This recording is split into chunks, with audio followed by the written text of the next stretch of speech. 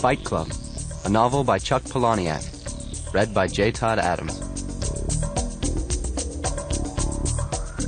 Tyler gets me a job as a waiter.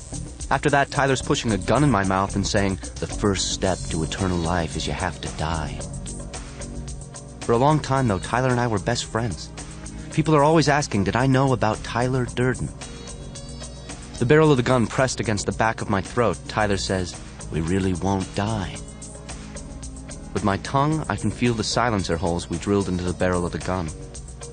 Most of the noise a gunshot makes is expanding gases, and there's the tiny sonic boom a bullet makes because it travels so fast. To make a silencer, you just drill holes in the barrel of the gun, a lot of holes. This lets the gas escape and slows the bullet to below the speed of sound. You drill the holes wrong and the gun will blow off your hand. This isn't really death, Tyler says. We'll be legend. We won't grow old. I tongue the barrel into my cheek and say, Tyler, you're thinking of vampires. The building we're standing on won't be here in 10 minutes. You take a 98% concentration of fuming nitric acid and add the acid to 3 times that amount of sulfuric acid. Do this in an ice bath. Then you add glycerin drop by drop with an eyedropper. You have nitroglycerin. I know this because Tyler knows this. Mix the nitro with sawdust and you have a nice plastic explosive. A lot of folks mix their nitro with cotton and add Epsom salts as a sulfate. This works too. Some folks, they use paraffin mixed with nitro. Paraffin has never ever worked for me. So, Tyler and I are on top of the Parker Morris building with a gun stuck in my mouth, and we hear glass breaking. Look over the edge. It's a cloudy day even this high up. This is the world's tallest building, and this high up the wind is always cold. It's so quiet this high up. The feeling you get is that you're one of those space monkeys. You do the little job you're trained to do. Pull a lever, push a button. You don't understand any of it, and then you just die. 191 floors up, you look over the edge of the roof, and the street below is mottled with a shag carpet of people, standing, looking up. The breaking glass is a window right below us. A window blows out the side of the building, and then comes a file cabinet big as a black refrigerator. Right below us, a 6-drawer filing cabinet drops right out of the cliff face of the building, and drops, turning slowly, and drops, getting smaller, and drops, disappearing into the packed crowd. Somewhere in the 191 floors under us, the space monkeys and the mischief committee of Project Mayhem are running wild, destroying every scrap of history. That old saying, how you always kill the one you love? Well, look, it works both ways. With a gun stuck in your mouth and the barrel of the gun between your teeth, you can only talk in vowels. We're down to our last 10 minutes. Another window blows out of the building and glass sprays out, sparkling flock of pigeons style, and then a dark wooden desk pushed by the mischief committee emerges inch by inch from the side of the building until the desk tilts and slides and turns end over end into a magic flying thing lost in the crowd. The Parker Morris building won't be here in 9 minutes. You take enough blasting gelatin and wrap the foundation columns of anything, you can topple any building in the world.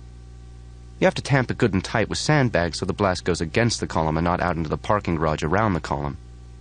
This how-to stuff isn't in any history book. The 3 ways to make napalm. 1, you can mix equal parts of gasoline and frozen orange juice concentrate. 2, you can mix equal parts of gasoline and Diet Cola. 3, you can dissolve crumbled cat litter in gasoline until the mixture is thick. Ask me how to make nerve gas. Oh, all those crazy car bombs. 9 minutes. The Parker Morris building will go over, all 191 floors slow as a tree falling in the forest. Timber. You can topple anything. It's weird to think the place where we're standing will only be a point in the sky. Tyler and me at the edge of the roof, the gun in my mouth. I'm wondering how clean this gun is. We just totally forget about Tyler's whole murder-suicide thing while we watch another file cabinet slip out the side of the building and the drawers roll open mid-air, reams of white paper caught in the updraft and carried off on the wind. 8 minutes. Then the smoke. Smoke starts out of the broken windows. The demolition team will hit the primary charge in maybe 8 minutes. The primary charge will blow the base charge, the foundation columns will crumble, and the photo series of the Parker Morris building will go into all the history books. The 5-picture time-lapse series. Here, the building's standing. Second picture, the building will be at an 80-degree angle, then a 70-degree angle. The building's at a 45-degree angle in the 4th picture when the skeleton starts to give and the tower gets a slight arch to it. The last shot, the tower, all 191 floors, will slam down on the National Museum, which is Tyler's real target. This is our world now, our world, Tyler says, and those ancient people are dead. If I knew how this would all turn out, I'd be more than happy to be dead and in heaven right now. 7 minutes.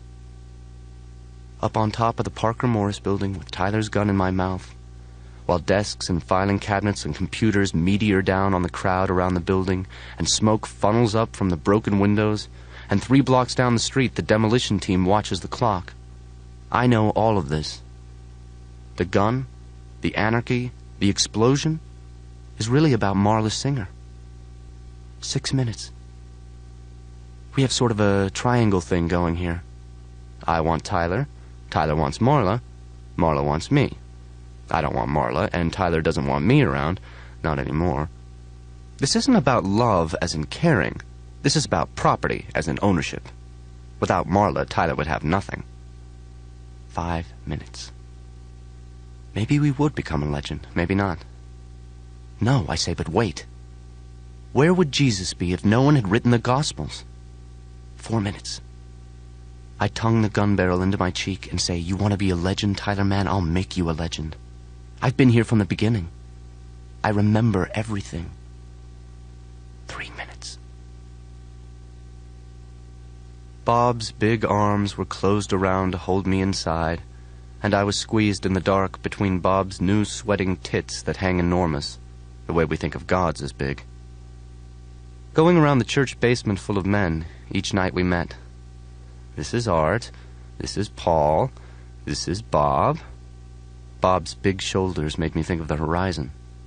Bob's thick blonde hair was what you get when hair cream calls itself sculpting mousse. So thick and blonde, and the part is so straight. His arms wrapped around me.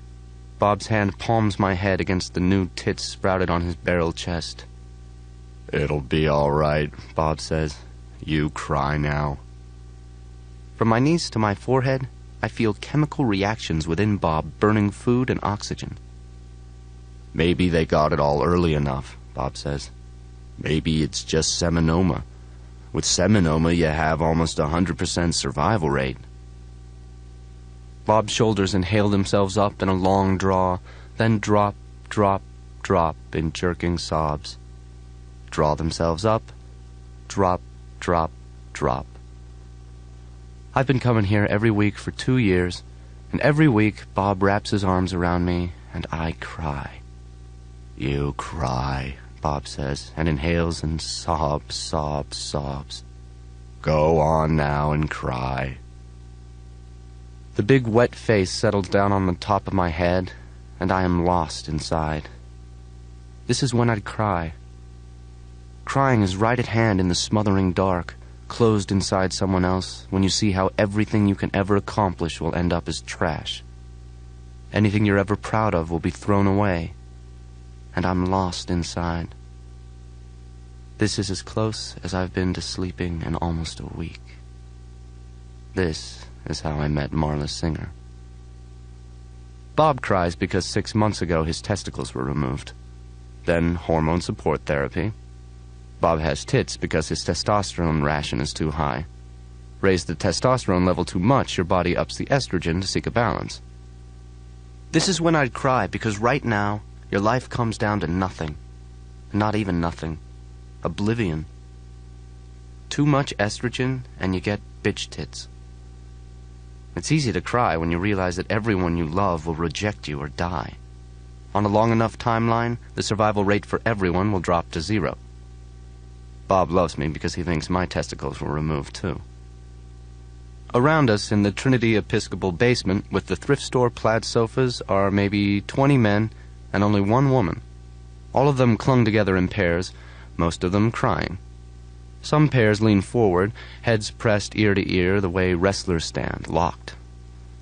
The man with the only woman plants his elbows on her shoulders, one elbow on either side of her head between his hands, and his face crying against her neck. The woman's face twists off to one side, and her hand brings up a cigarette. I peek out from under the armpit of Big Bob. "All my life," Bob cries. "Why I do anything, I don't know."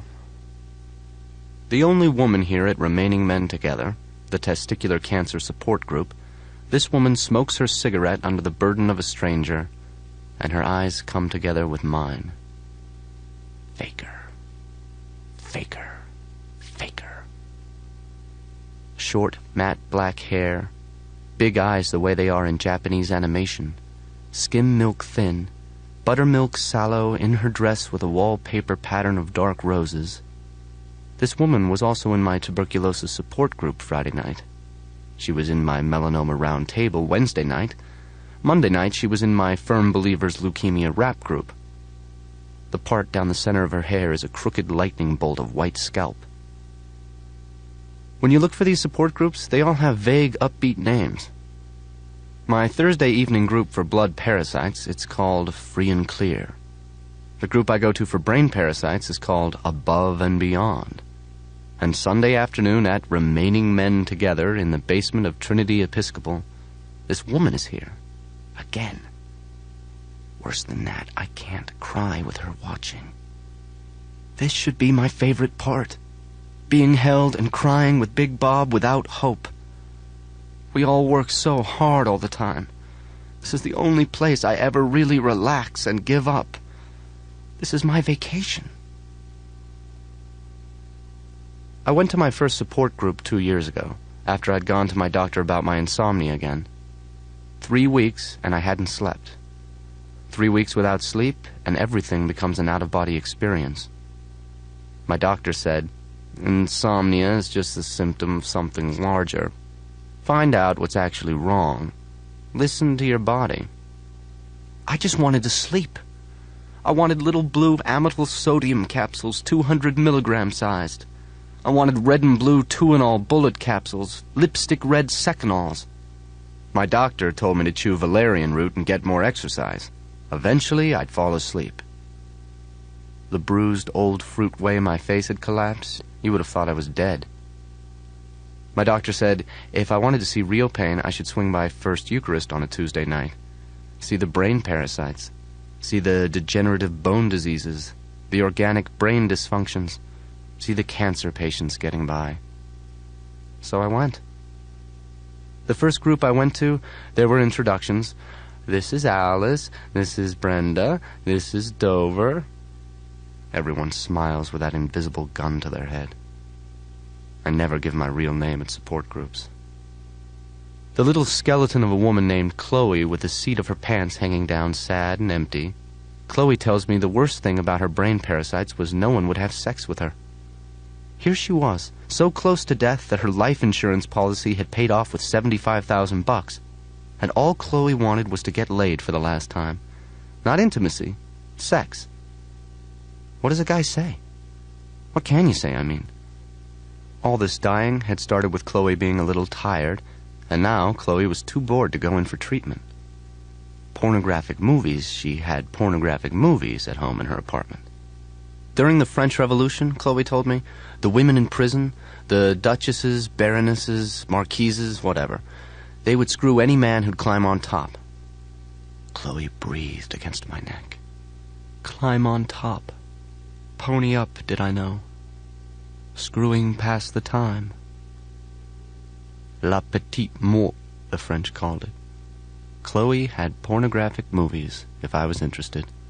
Amyl nitrate. Lubricants. Normal times I'd be sporting an erection. Our Chloe, however, is a skeleton dipped in yellow wax. Chloe looking the way she is, I am nothing. Not even nothing. Still, Chloe's shoulder pokes mine when we sit around a circle on the shag carpet. We close our eyes. This was Chloe's turn to lead us in guided meditation, and she talked us into the Garden of Serenity. Chloe talked us up the hill to the Palace of 7 Doors. Inside the palace were the 7 doors. The green door, the yellow door, the orange door, and Chloe talked us through opening each door. The blue door, the red door, the white door, and finding what was there. Eyes closed, we imagined our pain as a ball of white healing light floating around our feet and rising to our knees, our waist, our chest, our chakras opening. The heart chakra, the head chakra. Chloe talked us into caves where we met our power animal. Mine was a penguin. Ice covered the floor of the cave, and the penguin said, "Slide." Without any effort, we slid through tunnels and galleries. Then it was time to hug. Open your eyes. This was therapeutic physical contact, Chloe said. We should all choose a partner. Chloe threw herself around my head and cried. She had strapless underwear at home, and cried. Chloe had oils and handcuffs, and cried as I watched the second hand on my watch go around 11 times. So I didn't cry at my first support group 2 years ago. I didn't cry at my second or my third support group either. I didn't cry at blood parasites or bowel cancers or organic brain dementia. This is how it is with insomnia. Everything is so far away. A copy of a copy of a copy. The insomnia distance of everything, you can't touch anything and nothing can touch you. Then there was Bob. The first time I went to testicular cancer, Bob, the big moosey, the big cheese bread, moved in on top of me and remaining men together and started crying. The big moosey treed right across the room when it was hug time, his arms at his sides, his shoulders rounded, his big moosey chin on his chest, his eyes already shrink-wrapped in tears. Shuffling his feet, knees together in visible steps, Bob slid across the basement floor to heave himself on me. Bob pancaked down on me.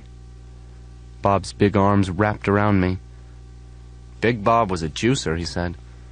All those salad days on Dianabol, and then the racehorse steroid Wistrol. His own gym. Big Bob owned a gym. He'd been married 3 times, he'd done product endorsements, and had I seen him on television ever? The whole how-to program about expanding your chest was practically his invention.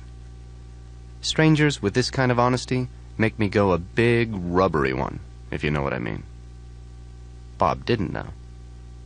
Maybe only one of his huevos had ever descended, and he knew this was a risk factor. Bob told me about post-operative hormone therapy. A lot of bodybuilders shooting too much testosterone would get what they called bitch tits. I had to ask what Bob meant by huevos. Huevos, Bob said. Gonads, nuts, jewels, testes, balls. In Mexico, where you buy your steroids, they call them eggs. Divorce, divorce, divorce, Bob said, and showed me a wallet photo of himself, huge and naked at first glance, in a posing strap at some contest. It's a stupid way to live, Bob said. But when you're pumped and shaved on stage, totally shredded with body fat down to around 2%, and the diuretics leave you cold and hard as concrete to touch, you're blind from the lights and deaf from the feedback rush of the sound system until the judge orders, "Extend your right quad, flex, and hold. Extend your left arm, flex the bicep, and hold." This is better than real life. Fast forward, Bob said, to the cancer. Then he was bankrupt. He had 2 grown kids who wouldn't return his calls. The cure for bitch tits was for the doctor to cut up under the pectorals and drain any fluid.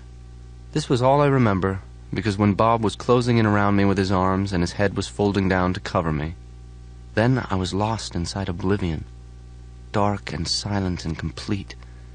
And when I finally stepped away from his soft chest, the front of Bob's shirt was a wet mask of how I looked crying. That was 2 years ago, at my first night with remaining men together. At almost every meeting since then, Big Bob has made me cry. I never went back to the doctor. I never chewed the valerian root. This was freedom. Losing all hope was freedom. If I didn't say anything, people in a group assumed the worst. They cried harder. I cried harder. Look up into the stars and you're gone. Walking home after a support group, I felt more alive than I'd ever felt. I wasn't host to cancer or blood parasites. I was the little warm center that the life of the world crowded around. And I slept. Babies don't sleep this well. Every evening I died, and every evening I was born, resurrected. Until tonight. 2 years of success until tonight. Because I can't cry with this woman watching me. Because I can't hit bottom. I can't be saved. My tongue thinks it is flocked wallpaper. I'm biting the inside of my mouth so much. I haven't slept in 4 days. With her watching, I'm a liar. She's a fake. She's the liar. At the introductions tonight, we introduced ourselves. I'm Bob. I'm Paul. I'm Terry. I'm David. I never give my real name. This is cancer, right? She said. Then she said, well, hi, I'm Marla Singer. Nobody ever told Marla what kind of cancer. Then we were all busy cradling our inner child. The man still crying against her neck, Marla takes another drag on her cigarette. I watch her from between Bob's shuddering tits. To Marla, I'm a fake. Since the second night I saw her, I can't sleep. Still, I was the first fake, unless maybe all these people are faking with their lesions and their coughs and tumors. Even Big Bob, the big moosie, the big cheese bread. Would you just look at his sculpted hair? Marla smokes and rolls her eyes now. In this one moment, Marla's lie reflects my lie, and all I can see are lies. In the middle of all their truth. Everyone clinging and risking to share their worst fear, that their death is coming head on and the barrel of a gun is pressed against the back of their throats. Well, Marla is smoking and rolling her eyes, and me, I'm buried under a sobbing carpet, and all of a sudden, even death and dying rank down there with plastic flowers on video as a non-event. Bob, I say, you're crushing me. I try to whisper, then I don't. Bob. I try to keep my voice down, then I'm yelling, Bob, I have to go to the can. A mirror hangs over the sink in the bathroom. If the pattern holds, I'll see Marla Singer at Above and Beyond, the parasitic brain dysfunction group. Marla will be there. Of course Marla will be there. And what I'll do is sit next to her, and after the introductions and the guided meditation, the 7 doors of the palace, the white healing ball of light, after we open our chakras, when it comes time to hug, I'll grab the little bitch. Her arms squeezed tight against her sides and my lips pressed against her ear, I'll say, Marla, you big fake, you get out. This is the one real thing in my life and you're wrecking it, you big tourist. The next time we meet, I'll say, Marla, I can't sleep with you here. I need this. Get out. You wake up at Air Harbor International. Every takeoff and landing, when the plane banked too much to one side, I prayed for a crash. That moment cures my insomnia with narcolepsy when we might die helpless in packed human tobacco in the fuselage. This is how I met Tyler Durden.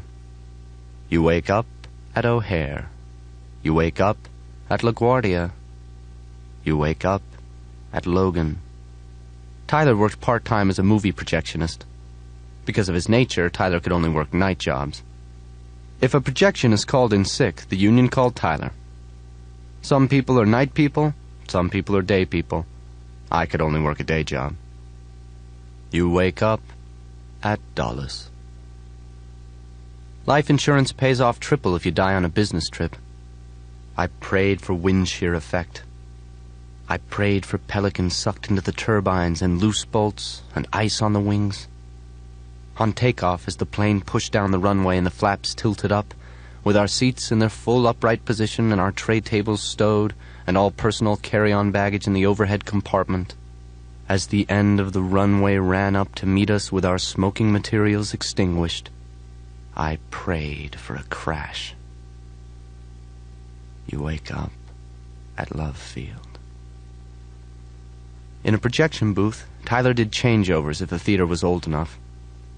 With changeovers, you have 2 projectors in the booth and 1 projector is running. I know this because Tyler knows this. The second projector is set up with the next reel of film. Most movies are 6 or 7 small reels of film played in a certain order. Newer theaters, they splice all the reels together into one 5-foot reel. This way, you don't have to run 2 projectors and do changeovers. Switch back and forth. Reel 1, switch. Reel 2 on the other projector, switch.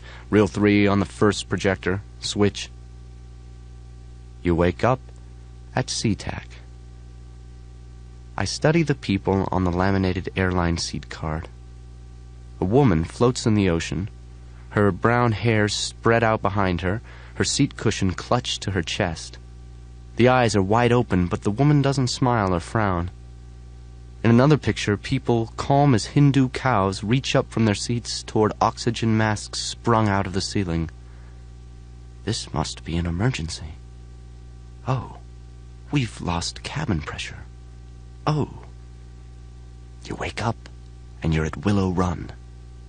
Old theater, new theater. To ship a movie to the next theater, Tyler has to break the movie back down to the original 6 or 7 reels. The small reels pack into a pair of hexagonal steel suitcases. Each suitcase has a handle on top. Pick one up, and you'll dislocate a shoulder. They weigh that much. Tyler's a banquet waiter, waiting tables at a hotel downtown, and Tyler's a projectionist with the Projector Operators Union. I don't know how long Tyler had been working on all those nights I couldn't sleep. The old theaters that run a movie with 2 projectors, a projectionist has to stand right there to change projectors at the exact second so the audience never sees the break when one reel starts and one reel ran out. You have to look for the white dots in the top right-hand corner of the screen. This is the warning. Watch the movie and you'll see 2 dots at the end of a reel. Cigarette burns, they're called in the business. The first white dot, this is the 2-minute warning. You get the second projector started so it will be running up to speed. The second white dot is the 5-second warning. Excitement. You're standing between the 2 projectors and the booth is sweating hot from the xenon bulbs that if you looked right at them, you're blind. The first dot flashes on the screen. The sound in a movie comes from a big speaker behind the screen. The projectionist booth is soundproof because inside the booth is the racket of sprockets snapping film past the lens at 6 feet a second, 10 frames a foot, 60 frames a second snapping through, clattering Gatling gun fire. The 2 projectors running, you stand between and hold the shutter lever on each.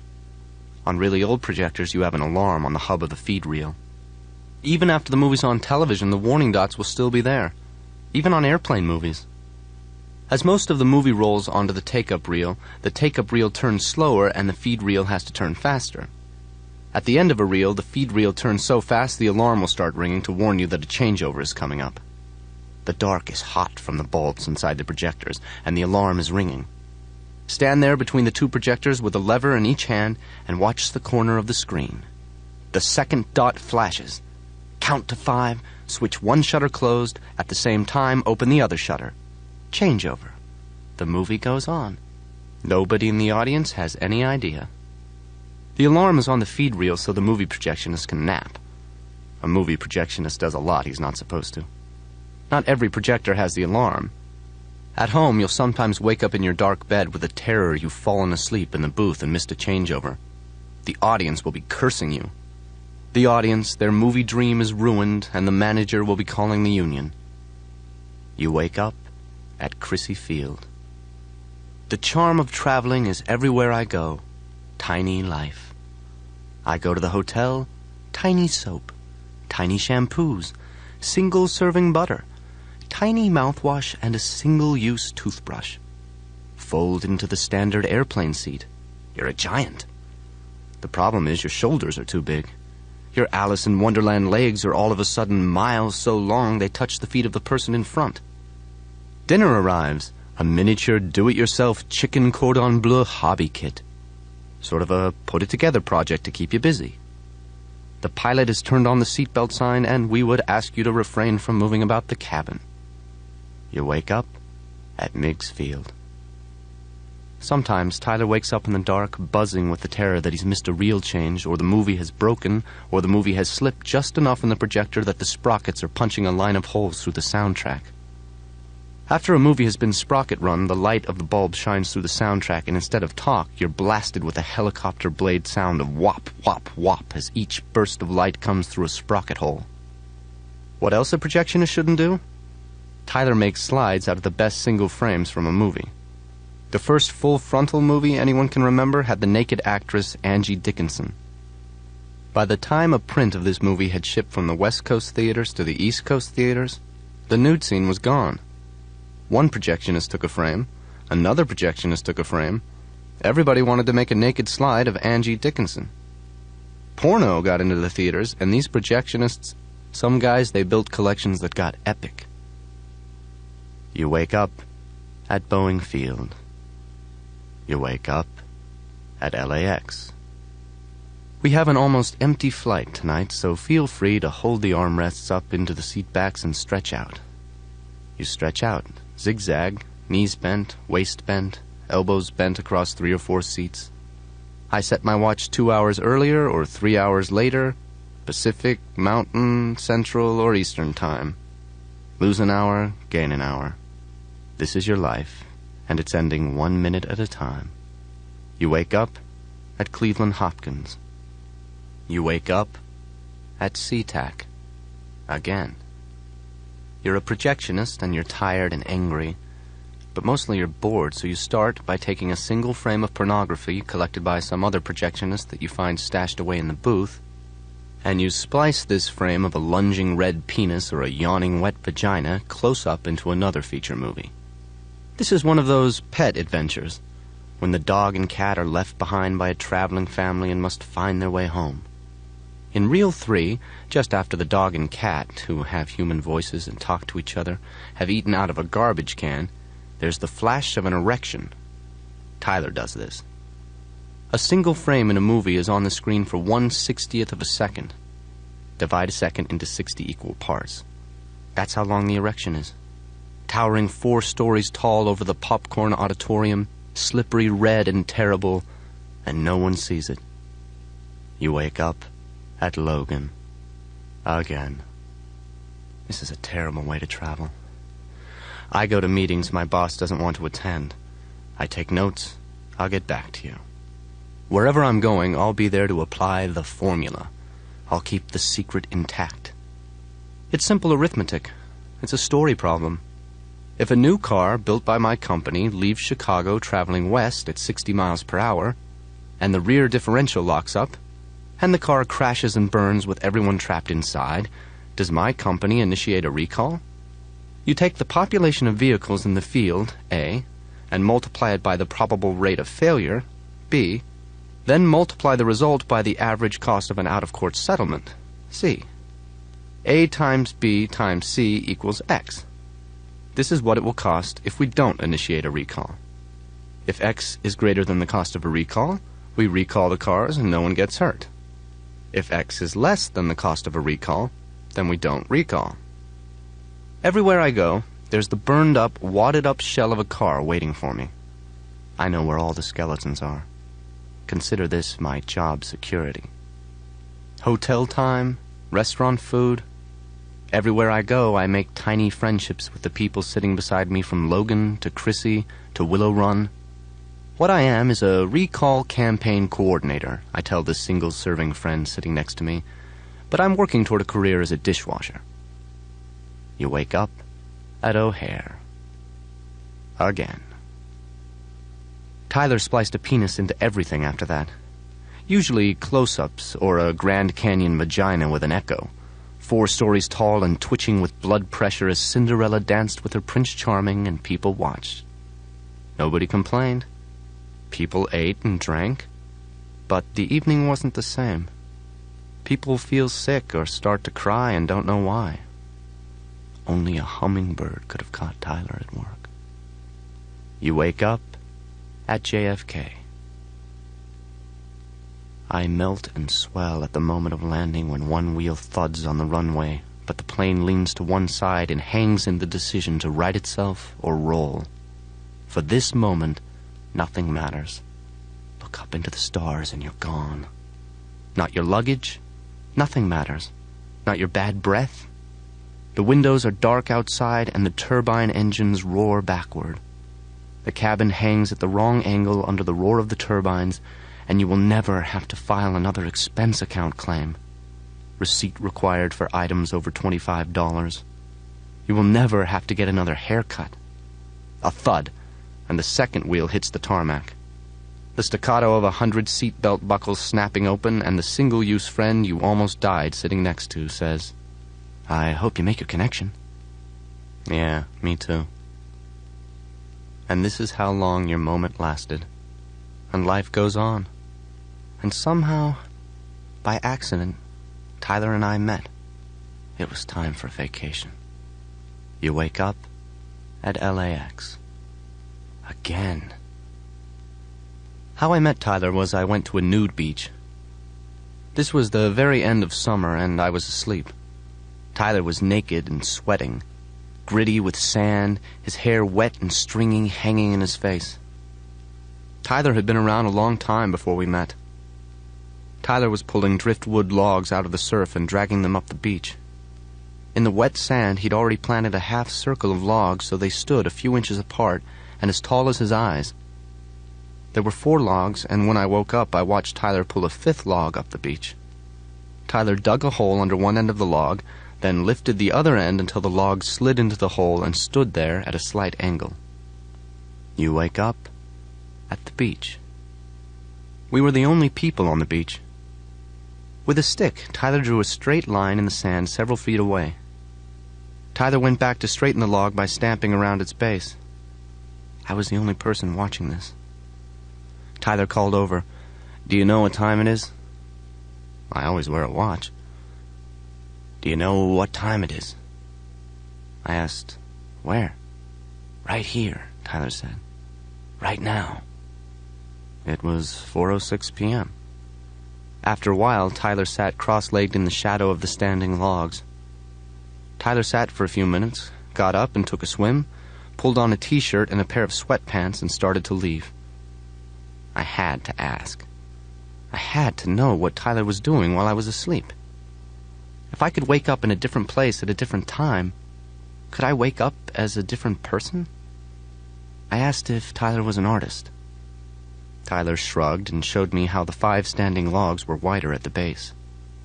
Tyler showed me the line he'd drawn in the sand and how he'd used the line to gauge the shadow cast by each log. Sometimes you wake up and have to ask where you are. What Tyler had created was the shadow of a giant hand. Only now the fingers were Nosferatu long and the thumb was too short. But he said how at exactly 4:30 the hand was perfect. The giant shadow hand was perfect for 1 minute, and for 1 perfect minute Tyler had sat in the palm of a perfection he'd created himself. You wake up, and you're nowhere. 1 minute was enough, Tyler said. A person had to work hard for it, but a minute of perfection was worth the effort. A moment was the most you could ever expect from perfection. You wake up, and that's enough. His name was Tyler Durden, and he was a movie projectionist with the union, and he was a banquet waiter at a hotel downtown, and he gave me his phone number. And this is how we met.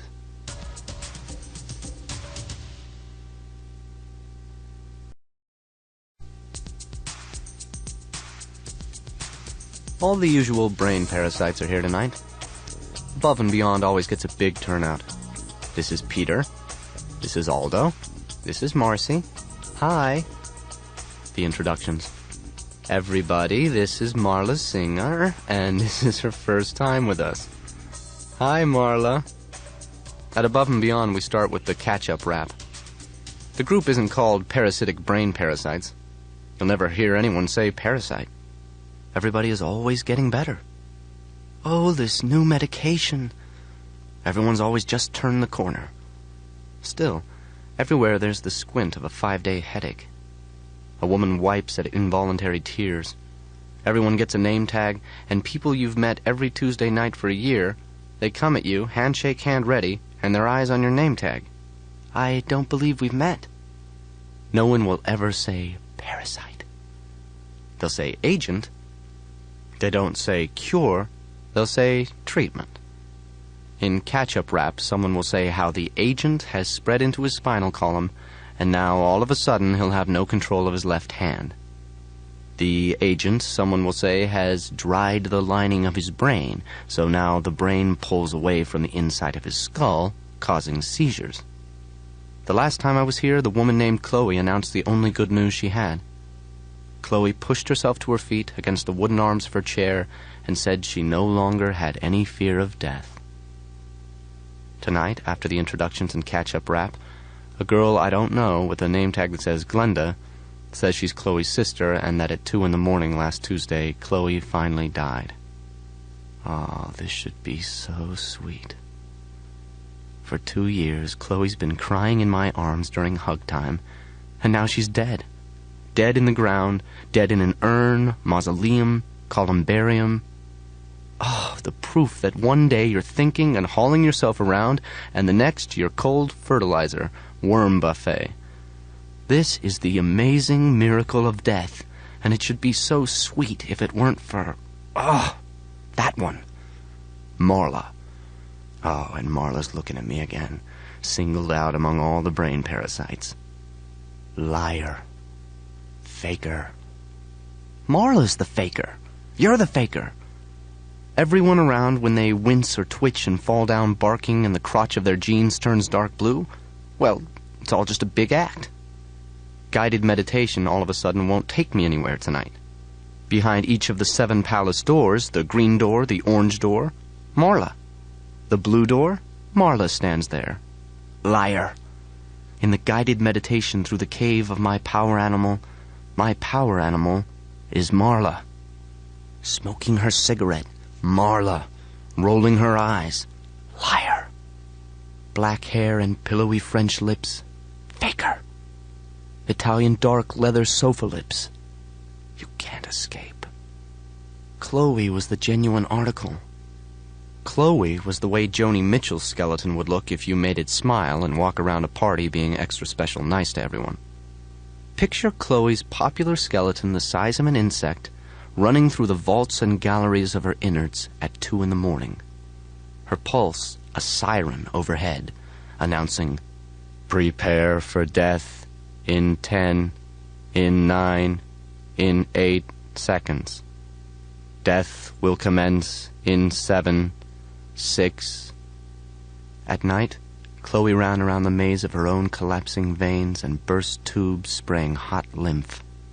Nerves surface as tripwires in the tissue. Abscesses swell in the tissue around her as hot white pearls. The overhead announcement, "Prepare to evacuate bowels in 10, in 9, 8, 7. Prepare to evacuate soul in 10, in 9, 8. Chloe splashing through the ankle-deep backup of renal fluid from her failed kidneys. Death will commence in 5, 5, 4, 4. Around her parasitic life spray paints her heart. 4, 3, 3, 2. Chloe climbs hand over hand up the curdled lining of her own throat. Death to commence in 3, in 2. Moonlight shines in through the open mouth. Prepare for the last breath. Now. Evacuate. Now. Soul clear of body. Now. Death commences. Now. Ah, this should be so sweet. The remembered warm jumble of Chloe still in my arms and Chloe dead somewhere. But no, I'm watched by Marla.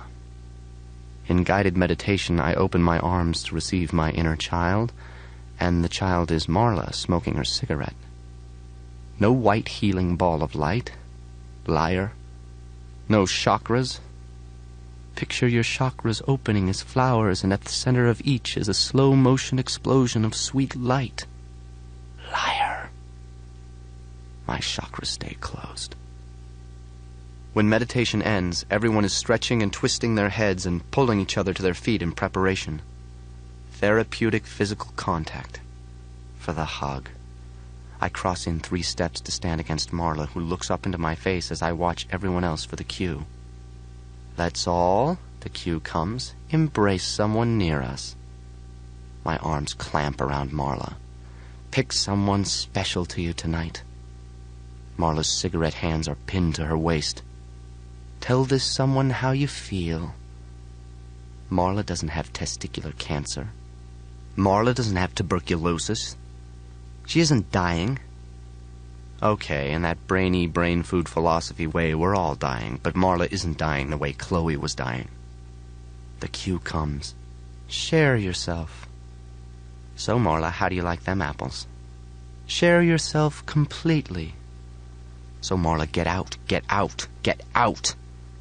Go ahead and cry if you have to.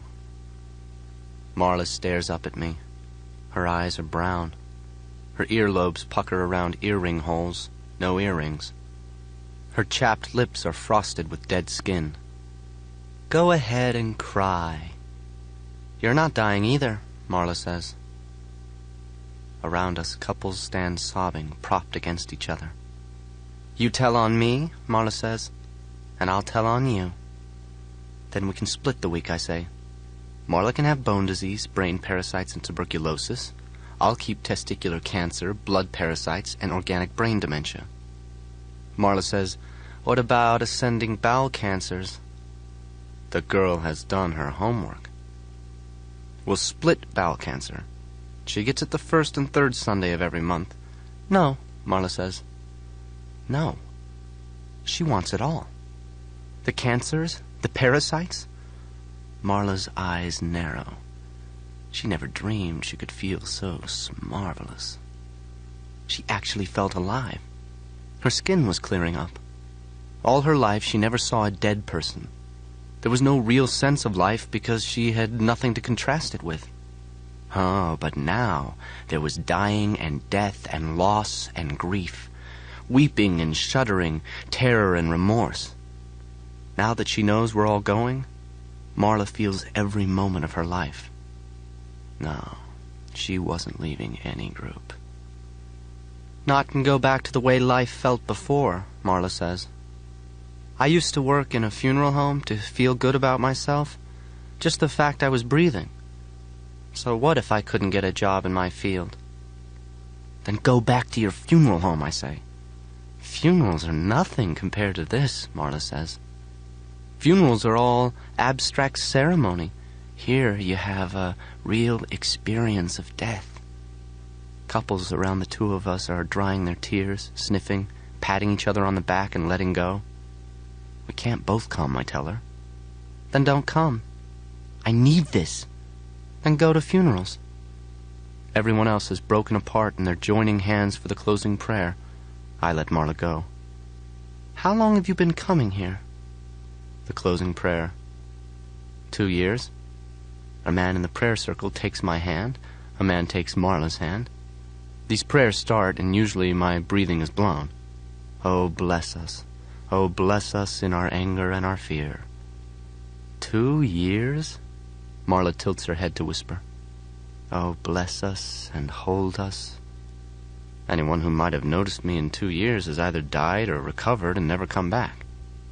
Help us and help us. Okay, Marla says. Okay. You can have testicular cancer.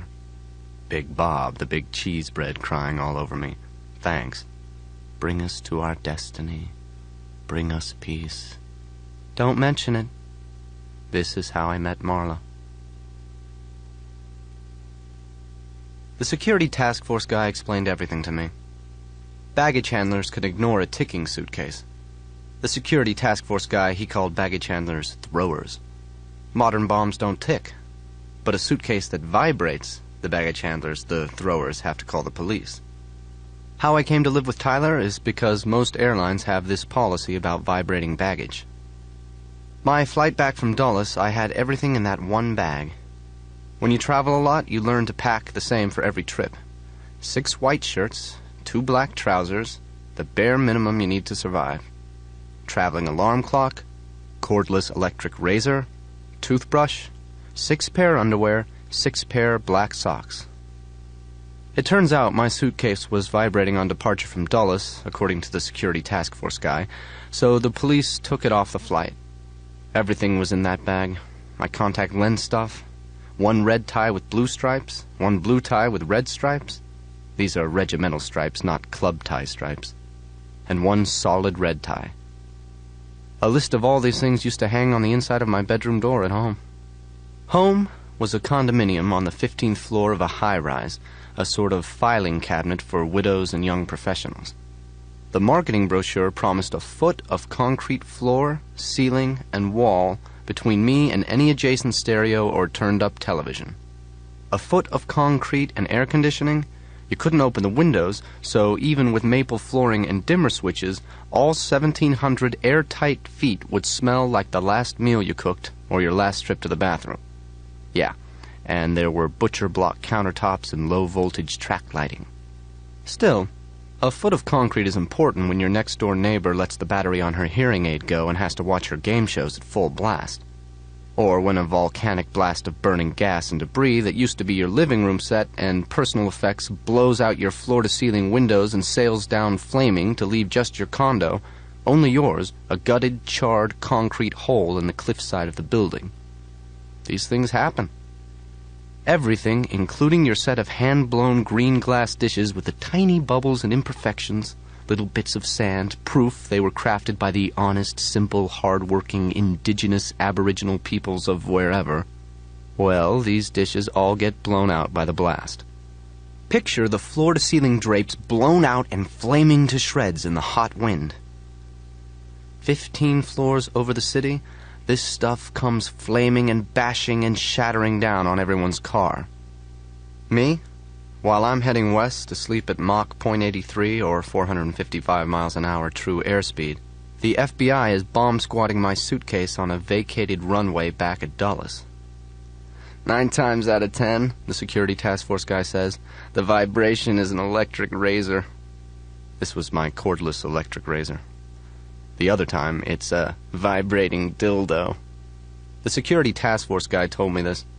This was at my destination without my suitcase, where I was about to cab it home and find my flannel sheets shredded on the ground.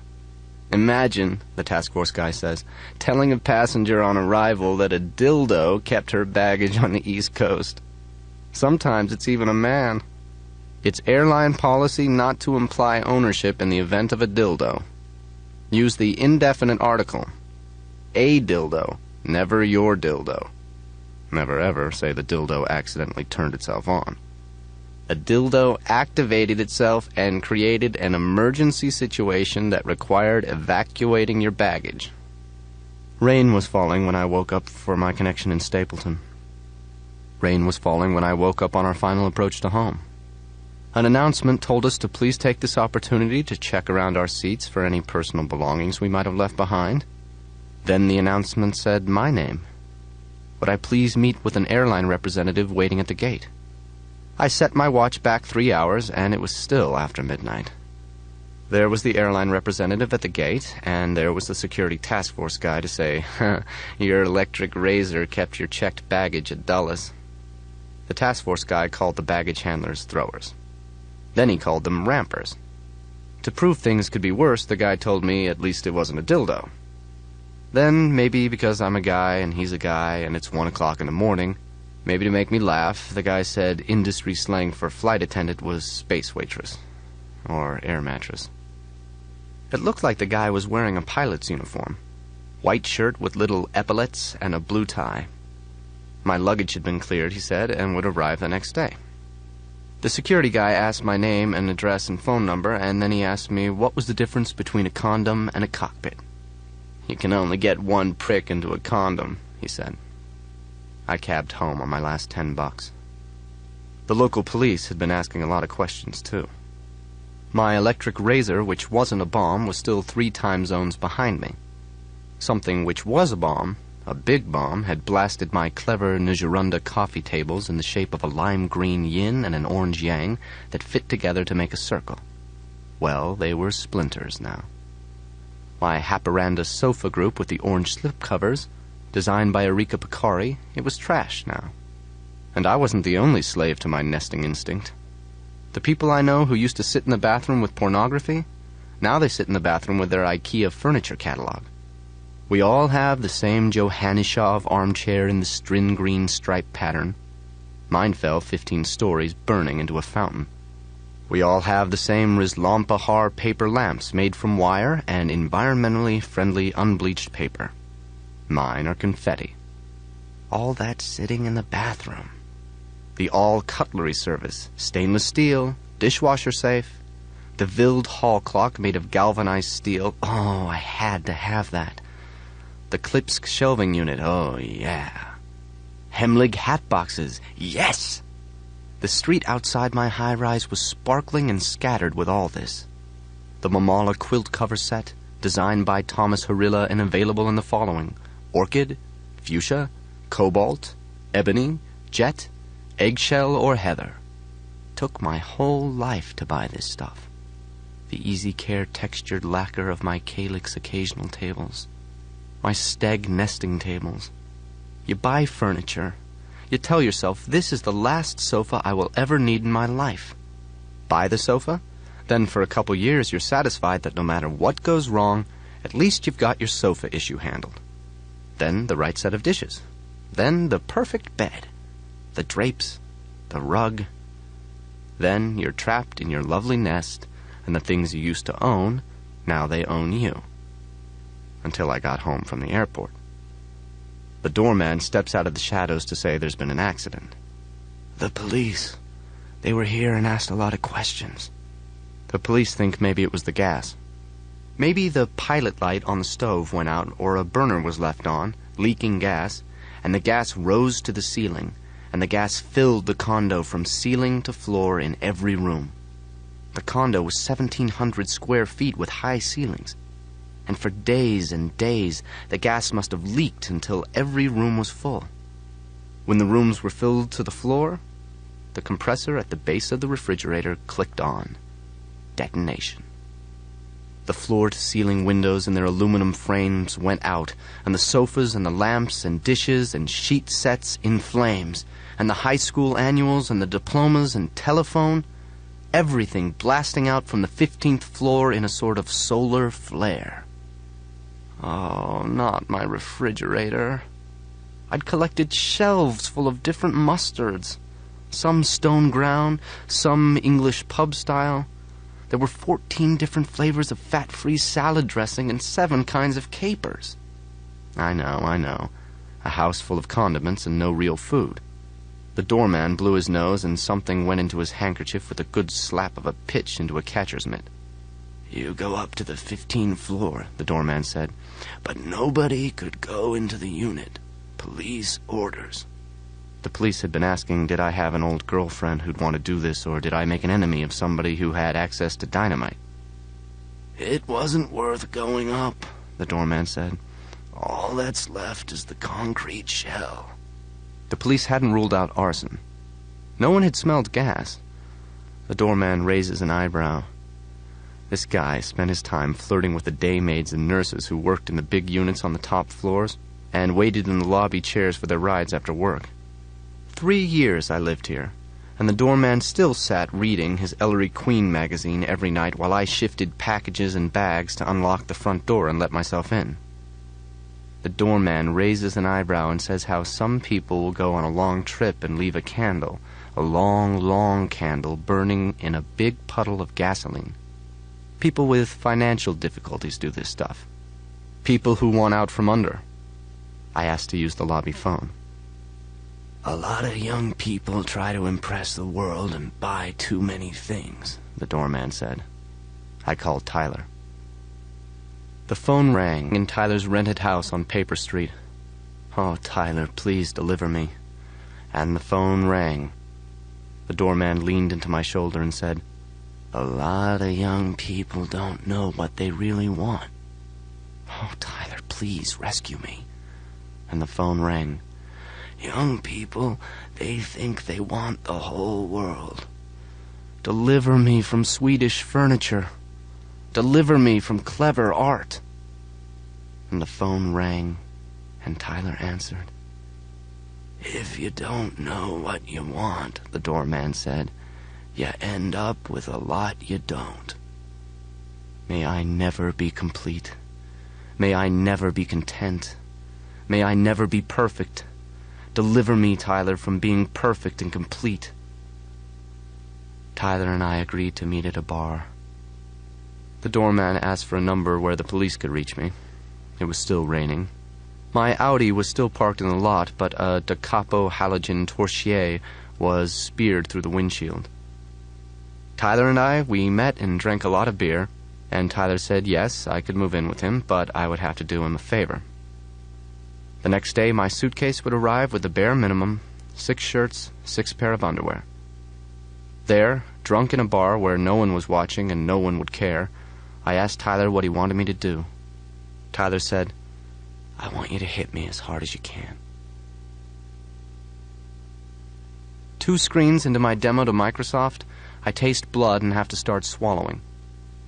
My boss doesn't know the material, but he won't let me run the demo with a black eye and half my face swollen from the stitches inside my cheek. The stitches have come loose and I can feel them with my tongue against the inside of my cheek. Picture snarled fishing line on the beach. I can picture them as the black stitches on a dog after it's been fixed, and I keep swallowing blood. My boss is making the presentation from my script, and I'm running the laptop projector, so I'm off to one side of the room, in the dark. More of my lips are sticky with blood as I try to lick the blood off, and when the lights come up, I will turn to consultants Ellen and Walter and Norbert and Linda from Microsoft and say, "Thank you for coming," my mouth shining with blood and blood climbing the cracks between my teeth. You can swallow about a pint of blood before you're sick. Fight Club is tomorrow, and I'm not going to miss Fight Club. Before the presentation, Walter from Microsoft smiles, his steam shovel jaw like a marketing tool tanned the color of a barbecued potato chip. Walter, with his signet ring, shakes my hand, wrapped in his smooth, soft hand, and says, "I'd hate to see what happened to the other guy." The first rule about Fight Club is you don't talk about Fight Club. I tell Walter I fell. I did this to myself. Before the presentation, when I sat across from my boss, telling him where in the script each slide cues and when I wanted to run the video segment, my boss says, "What do you get yourself into every weekend?" "I just don't want to die without a few scars," I say. "It's nothing anymore to have a beautiful stock body. You see those cars that are completely stock cherry right out of a dealer's showroom in 1955? I always think, what a waste." The second rule about Fight Club is you don't talk about Fight Club. Maybe at lunch the waiter comes to your table and the waiter has the 2 black guys of a giant panda from Fight Club last weekend when you saw him get his head pinched between the concrete floor and the knee of a 200-pound stock boy who kept slamming a fist into the bridge of the waiter's nose again and again in flat, hard, packing sounds you could hear over all the yelling until the waiter caught enough breath and sprayed blood to say, "Stop!" You don't say anything, because Fight Club exists only in the hours between when Fight Club starts and when Fight Club ends. You saw the kid who works in the copy center? A month ago, you saw this kid who can't remember to 3-hole punch an order or put colored slip sheets between the copy packets. But this kid was a god for 10 minutes when you saw him kick the air out of an account representative twice his size, then land on the men and pound him limp until the kid had to stop. That's the third rule in Fight Club. When someone says stop or goes limp, even if he's just faking it, the fight is over. Every time you see this kid, you can't tell him what a great fight he had. Only 2 guys to a fight, 1 fight at a time. They fight without shirts or shoes. The fights go on as long as they have to. Those are the other rules of Fight Club. Who guys are in Fight Club is not who they are in the real world. Even if you told the kid in the copy center that he had a good fight, you wouldn't be talking to the same man. Who I am in Fight Club is not someone my boss knows. After a night in Fight Club, everything in the real world gets the volume turned down. Nothing can piss you off. Your word is law, and if other people break that law or question you, even that doesn't piss you off. In the real world, I'm a recall campaign coordinator in a shirt and tie, sitting in the dark with a mouthful of blood and changing the overheads and slides as my boss tells Microsoft how he chose a particular shade of pale cornflower blue for an icon. The first Fight Club was just Tyler and I pounding on each other. It used to be enough that when I came home angry and knowing that my life wasn't towing my 5-year plan, I could clean my condominium or detail my car. Someday I'd be dead without a scar, and there would be a really nice condo and car. Really, really nice until the dust settled or the next owner. Nothing is static. Even the Mona Lisa is falling apart. Since Fight Club, I can wiggle half the teeth in my jaw. Maybe self-improvement isn't the answer. Tyler never knew his father. Maybe self-destruction is the answer. Tyler and I still go to Fight Club together. Fight Club is in the basement of a bar now, after the bar closes on Saturday night, and every week you go and there's more guys there. Tyler gets under the one light in the middle of the black concrete basement, and he can see that light flickering back out of the dark in 100 pairs of eyes. First thing Tyler yells is, "The first rule about Fight Club is you don't talk about Fight Club." The second rule about Fight Club, Tyler yells, is you don't talk about Fight Club. Me, I knew my dad for about 6 years, but I don't remember anything. My dad, he starts a new family in a new town about every 6 years. This isn't so much like a family as it's like he sets up a franchise. What you see at Fight Club is a generation of men raised by women. Tyler, standing under the one light in the after-midnight blackness of a basement full of men, Tyler runs through the other rules. 2 men per fight, 1 fight at a time, no shoes, no shirts, fights go on as long as they have to. And the 7th rule, Tyler yells, is if this is your first night at Fight Club, you have to fight. Fight Club is not football on television. You aren't watching a bunch of men you don't know halfway around the world beating on each other live by satellite with a 2-minute delay, commercials pitching beer every 10 minutes, and a pause now for station identification. After you've been to Fight Club, watching football on television is watching pornography when you could be having great sex. Fight Club gets to be your reason for going to the gym and keeping your hair cut short and cutting your nails. The gyms you go to are crowded with guys trying to look like men, as if being a man means looking the way a sculptor or an art director says. Like Tyler says, even a souffle looks pumped. My father never went to college, so it was really important I go to college. After college, I called him long distance and said, "Now what?" My dad didn't know. When I got a job and turned 25, long distance, I said, "Now what?" My dad didn't know, so he said, "Get married." I'm a 30-year-old boy, and I'm wondering if another woman is really the answer I need. What happens at Fight Club doesn't happen in words. Some guys need a fight every week. This week, Tyler says it's the first 50 guys through the door and that's it, no more. Last week, I tapped a guy and he and I got on the list for a fight. This guy must have had a bad week. Got both my arms behind my head in a full Nelson and rammed my face into the concrete floor until my teeth bit open the inside of my cheek and my eye was swollen shut and was bleeding, and after I said stop, I could look down and there was a print of half my face in blood on the floor. Tyler stood next to me, both of us looking down at the big O of my mouth with blood all around it and the little slit of my eye staring up at us from the floor, and Tyler says, "Cool." I shake the guy's hand and say, "Good fight." This guy, he says, "How about next week?" I try to smile against all the swelling, and I say, "Look at me. How about next month?" You aren't alive anywhere like you're alive at Fight Club. When it's you and one other guy under that one light in the middle of all those watching. Fight Club isn't about winning or losing fights. Fight Club isn't about words. You see a guy who comes to Fight Club for the first time, and his ass is a loaf of white bread. You see this same guy here 6 months later, and he looks carved out of wood. This guy trusts himself to handle anything. There's grunting and noise at Fight Club like at the gym, but Fight Club isn't about looking good. There's hysterical shouting in tongues like at church, and when you wake up Sunday afternoon, you feel saved. After my last fight, the guy who fought me mopped the floor while I called my insurance to pre-approve a visit to the emergency room. At the hospital, Tyler tells them I fell down. Sometimes Tyler speaks for me. I did this to myself. Outside, the sun was coming up.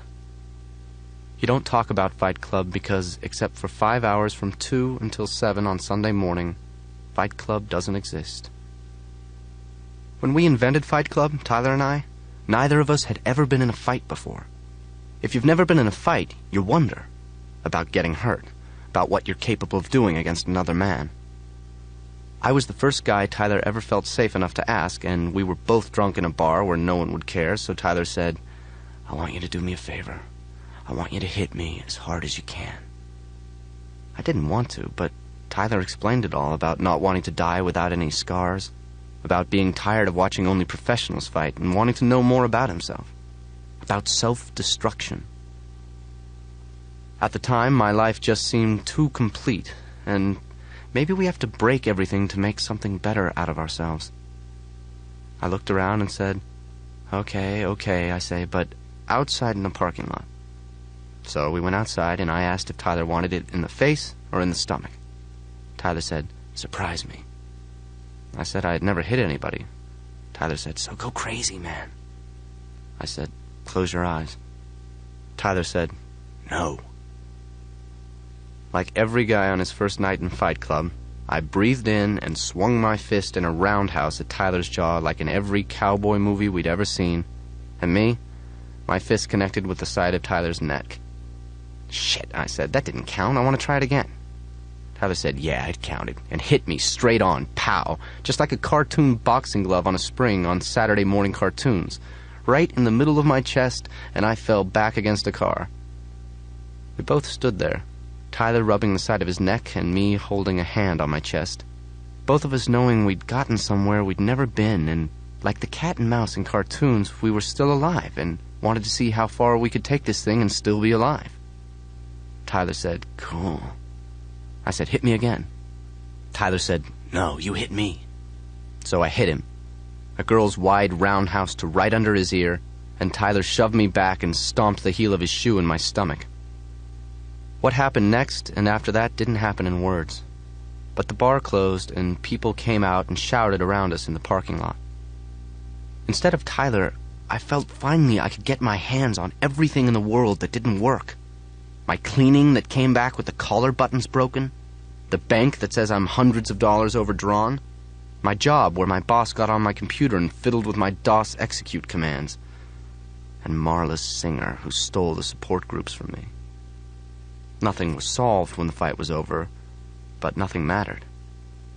The first night we fought was a Sunday night, and Tyler hadn't shaved all weekend, so my knuckles burned raw from his weekend beard. Lying on our backs in the parking lot, staring up at the one star that came through the streetlights, I asked Tyler what he'd been fighting. Tyler said his father. Maybe we didn't need a father to complete ourselves. There's nothing personal about who you fight in Fight Club. You fight to fight. You're not supposed to talk about Fight Club, but we talked, and for the next couple of weeks, guys met in that parking lot after the bar had closed. And by the time it got cold, another bar offered the basement where we meet now. When Fight Club meets, Tyler gives the rules he and I decided. "Most of you," Tyler yells in the cone of light in the center of the basement full of men, "you're here because someone broke the rules. Someone told you about Fight Club." Tyler says, "Well, you better stop talking or you better start another Fight Club because next week you put your name on a list when you get here and only the first 50 names on the list get in. If you get in, you set up your fight right away if you want to fight. If you don't want to fight, there are guys who do, so maybe you should just stay home. If this is your first night at Fight Club," Tyler yells, "you have to fight." Most guys are at Fight Club because of something they're too scared to fight. After a few fights, you're afraid a lot less. A lot of best friends meet for the first time at Fight Club. Now I go to meetings or conferences and see faces at conference tables, accountants and junior executives or attorneys with broken noses spreading out like an eggplant under the edges of bandages, or they have a couple stitches under an eye or a jaw wired shut. These are the quiet young men who listen until it's time to decide. We nod to each other. Later, my boss will ask me how I know so many of these guys. According to my boss, there are fewer and fewer gentlemen in business and more thugs. The demo goes on. Walter from Microsoft catches my eye.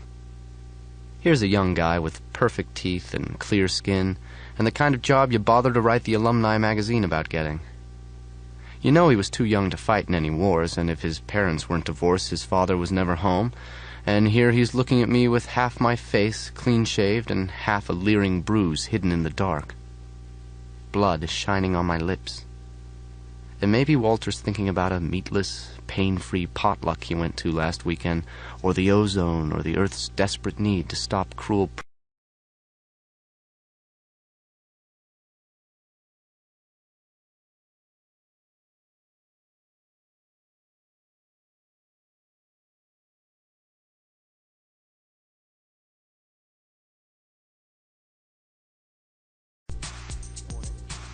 One morning, there's the dead jellyfish of a used condom floating in the toilet.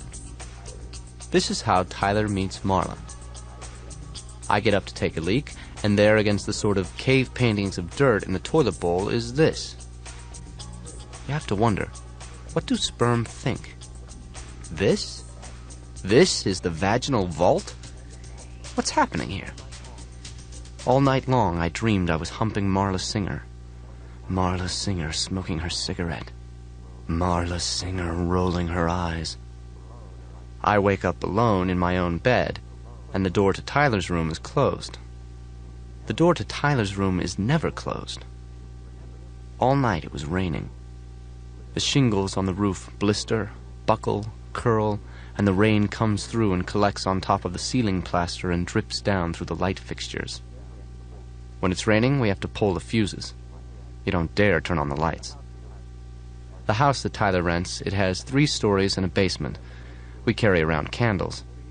It has pantries and screened sleeping porches and stained glass windows on the stairway landing. There are bay windows with window seats in the parlor. The baseboard moldings are carved and varnished and 18 inches high. The rain trickles down through the house, and everything wooden swells and shrinks, and the nails in everything wooden, the floors and baseboards and window casings, the nails inch out and rust. Everywhere there are rusted nails to step on or snag your elbow on, and there's only one bathroom for the 7 bedrooms, and now there's a used condom. The house is waiting for something, a zoning change or a will to come out of probate, and then it will be torn down. I asked Tyler how long he's been here, and he said about 6 weeks. Before the dawn of time, there was an owner who collected lifetime stacks of the National Geographic and Reader's Digest. Big, teetering stacks of magazines that get taller every time it rains. Tyler says the last tenant used to fold the glossy magazine pages for cocaine envelopes. There's no lock on the front door from when the police or whoever kicked in the door. There's 9 layers of wallpaper swelling on the dining room walls, flowers under stripes, under flowers, under birds, under grass cloth. Our only neighbors are a closed machine shop and, across the street, a block-long warehouse. Inside the house, there's a closet with 7-foot rollers for rolling up damask tablecloths so they never have to be creased. There's a cedar-lined refrigerated fur closet. The tile in the bathroom is painted with little flowers nicer than most everybody's wedding china, and there's a used condom in the toilet. I've been living with Tyler about a month. Tyler comes to breakfast with hickeys sucked all over his neck and chest, and I'm reading through an old Reader's Digest magazine. This is the perfect house for dealing drugs. There are no neighbors. There's nothing else on Paper Street except for warehouses and the pulp mill. The fart smell of steam from the paper mill and the hamster cage smell of wood chips in orange pyramids around the mill.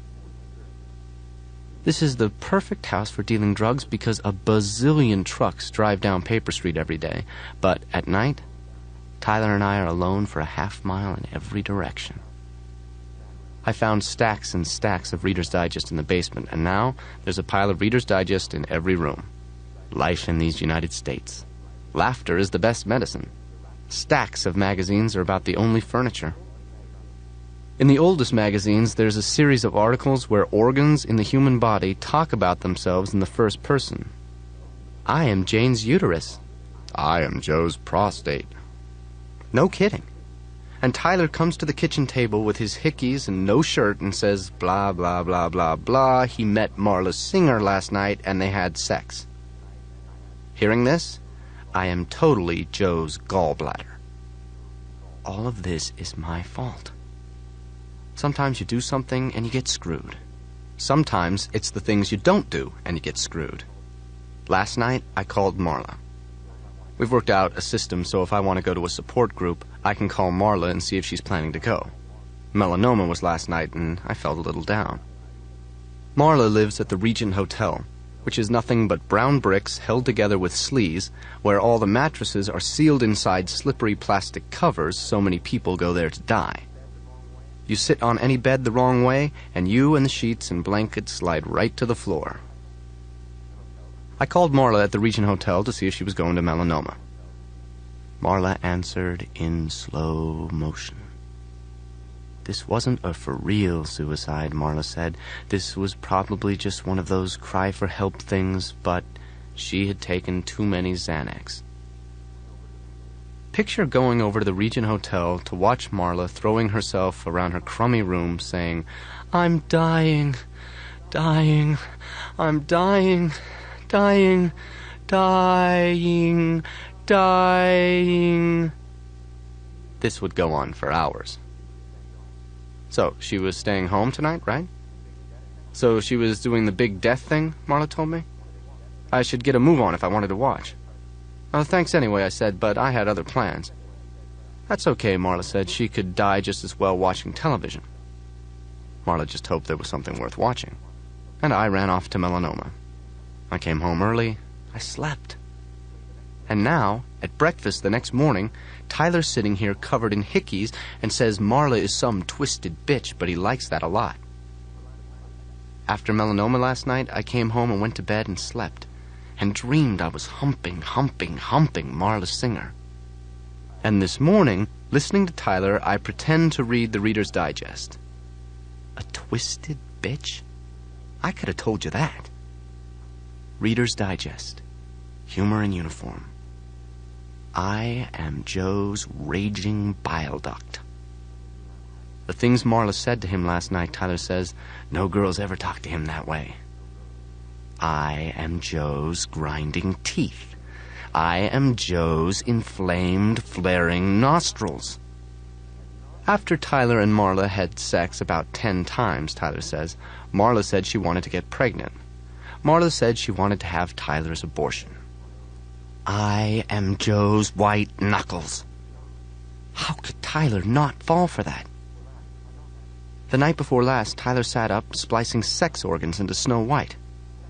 How could I compete for Tyler's attention? I am Joe's enraged, inflamed sense of rejection. What's worse is this is all my fault. After I went to sleep last night, Tyler tells me he came home from his shift as a banquet waiter, and Marla called him again from the Regent Hotel. This was it, Marla said.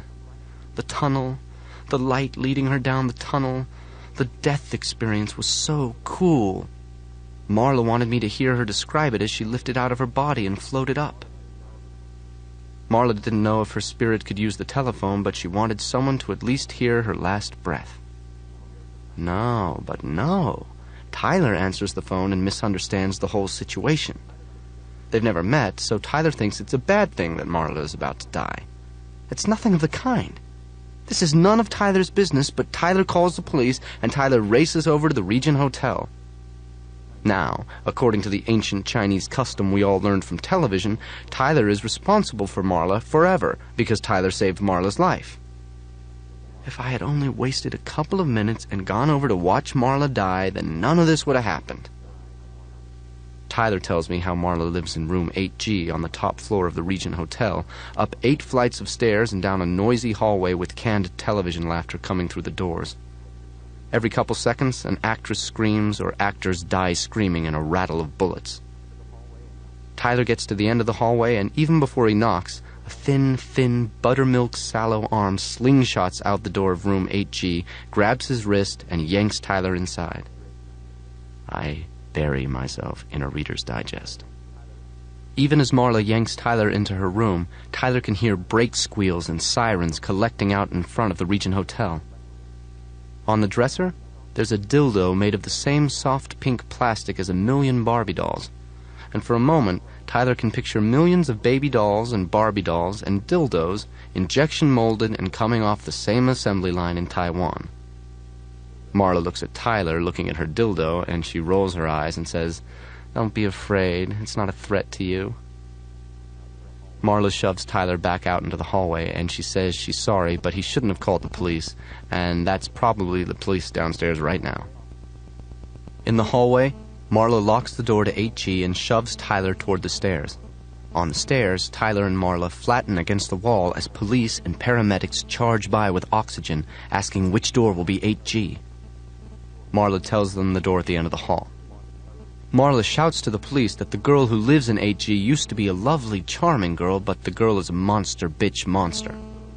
The girl is infectious human waste, and she's confused and afraid to commit to the wrong thing, so she won't commit to anything. The girl in 8G has no faith in herself, Marla shouts, and she's worried that as she grows older, she'll have fewer and fewer options. Marla shouts, "Good luck!" The police pile up at the locked door to 8G, and Marla and Tyler hurry down to the lobby. Behind them, a policeman is yelling at the door, "Let us help you, Miss Singer. You have every reason to live. Just let us in, Marla, and we can help you with your problems." Marla and Tyler rushed out into the street. Tyler got Marla into a cab, and high up on the 8th floor of the hotel, Tyler could see shadows moving back and forth across the windows of Marla's room. Out on the freeway with all the lights and the other cars, 6 lanes of traffic racing toward the vanishing point, Marla tells Tyler he has to keep her up all night. If Marla ever falls asleep, she'll die. A lot of people wanted Marla dead, she told Tyler. These people were already dead and on the other side, and at night they called on the telephone. Marla would go to bars and hear the bartender calling her name, and when she took the call, the line was dead. Tyler and Marla, they were up almost all night in the room next to mine. When Tyler woke up, Marla had disappeared back to the Regent Hotel. I tell Tyler Marla Singer doesn't need a lover. She needs a caseworker. Tyler says, "Don't call this love." Long story short, now Marla's out to ruin another part of my life. Ever since college, I make friends, they get married, I lose friends. Bye. Neat, I say. Tyler asks, "Is this a problem for me?"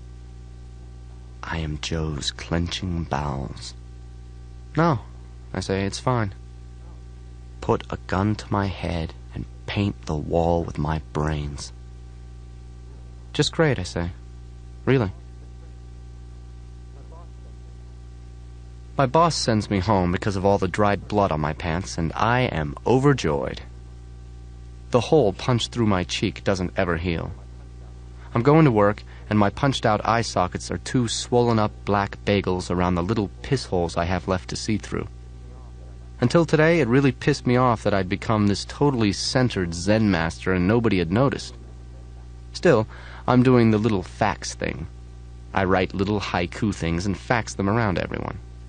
When I pass people in the hall at work, I get totally zen right in everyone's hostile little face. Worker bees can leave. Even drones can fly away. The queen is their slave.